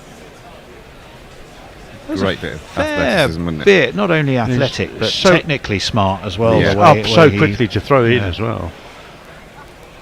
He's an entertaining player to watch, is Bethel. A lot of how England approach the number 3 position could ride on what happens in the rest of this match, I think. This is a bit concerning. Who's that down? Is that Ben Stokes? I thought it was Bryden Cast. Cast, I think, yeah. Oh, it is Bryden Cast. Hopefully it's just cramp. They're It looks treating like it cramp, like doesn't it's it? just cramp. The general levity in the England Well, field appears get him to off the suggest pitch it's nothing and too get a serious. replacement on. Get the 12th man on. There isn't a lot of point in keeping him out there, unless this is very tactical because England don't actually want the extra over. Yeah, he's having a chuckle. I think Ben Stokes is going, "Oi, get off, mate. What's the point in staying on?" Should have guaranteed that this makes this the last over, shouldn't it? You would have thought so. I mean, it's gone past 5:30 here in the UK. So, Grubby, you're the betting man. Santner's on 44. One ball of the day left. What odds do you give for him trying to get to 50 with a 6 off the final ball? 50 to 1. Okay, 50 to 1. I'd say that's probably about right. I don't expect him to. I was just asking the question. Short, and he's launched this. 50 to 1. It's gone for 6. What the fuck didn't I take you up on that bet? I cannot believe what I've just seen. It's been launched by Santner. It was the final ball of the day. It has gone for 6. He has got himself a 50. Although the scoreboard is yet to catch up. Oh, they're going to have to look at it again. Oh, no! I don't think it makes it. Does it? Yes, it does! Yes, it does! Yes, it does! 50 to 1, Grubby said. Away it went. Up go Adrian Holdstock's arms. Santner's got to 50 off the final ball of a nutty day's cricket. 315 for 9. They passed that average score after 82 overs. Play concludes for the day with the O'Rourke and Santner on 50 with a 6 off the final ball. And it was a glorious shot too, by the way. Yeah. He's done well, but I disagree with you. What you said a few minutes ago, where you said he's looked rock solid, because he's looked anything but earlier. Flaky. Well, no, of course, because he's wearing a few of the short where they were trying to rough him up, basically a good old fashioned. He looked all at sea then, but as soon as he starts playing in one day mode, he's much more confident and plays. Through. I would agree with that very well. We should probably give people the story of the day. It's been odd. It's been entertaining. I think we could say that for sure. Well, I mean, Santner's in danger of becoming the highest scorer in this team. Yeah. England won the toss. They chose to field. It looked like a bad choice for a while, as England bowled some pretty mixed fare and allowed the Kiwi opening pair of Latham and Young to breeze their way relatively untroubled. One drop by Duckett to 105 for 1. Since then, wickets have fallen in clumps, I think it's fair to say. I won't give you all of the scores for sure, but standout performers. Well, Latham 63, Will Young 42, Williamson 44. He was unlucky in a way, and he just defended a ball down to his feet, which then continued on its way backwards and just about dislodged the bail. 21 for Blundell, 50 not out for Santner, as England continued to bowl short and bowl short and bowl short again. It picked up a couple of wickets. It also cost an awful lot of runs. It's taken New Zealand to 315 for 9. 3 wickets each for Potts and Atkinson, all with a reasonable degree of economy. 2 for 78 for Brydencast, 1 for 86 for Ben Stokes, but he did bowl more overs than anyone else. He bowled 23. With that, I think there's another super chat coming, Grubby. Let me just do a few messages. Jonathan Shawland says, thanks to all the Gorillas for taking us through this match today. Ben McCormick says, a real curate's egg of a day's play today. Certainly Both was. sides seemingly intent on giving it away. Jay says, Ben McCormick, it were very silly. Messers says, clip that one. I think when I said 50 to 1, yeah, clip that. Excellent day's work, chaps. Sterling says, Mog. Baby Shaker says, sounds corrupt. Thanks, Guerrilla Cricket. See you all tomorrow. Mark Zip, what a hero. $12.72 is his final super chat match, which left 87 in the pot. We mustn't feel bad about that, but you didn't quite get there, everyone else. And Mark Zip has matched the best part of $200 there. So what an absolute hero, and what a hero Jay was earlier today for contributing 150. Oh yes, that is really terrific stuff. Thank you so Above much. and beyond. And off to finish my last beer until Christmas, says Jay. Any news on the GPL, Jace? Which I can Well, see you're I'm quickly literally checking. trying to get to it, but I'm trying to work out where the heck it is. Let's bring news of that tomorrow. I think we will. Yeah, let's do that. Yeah. All right. Well, we are going to be back tomorrow. Abby's off. Going to be from home tomorrow, I think. Dylan, I was just going to ask a big favour of Dylan before he goes. In the meantime, we shall see you same time, same channel, same place. Hang on 1 second, Dylan. Can I just, Dylan, before you go, let me just play the theme tune. Thank you, and we will see you tomorrow. Bye. Guerrilla cricket. Whoa.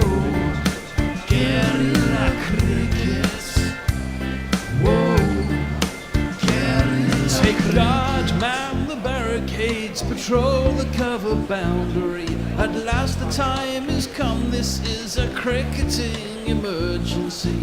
Hear this call to arms for every cricket revolutionary. Take up your bats and stumps for the test match insurgency. At first they tried to silence us, but we would not be silenced. They threatened us with lies, so we threatened them with violence. Che Guevara, Sangakkara, Joseph Stalin, Douglas Jardine, Robespierre,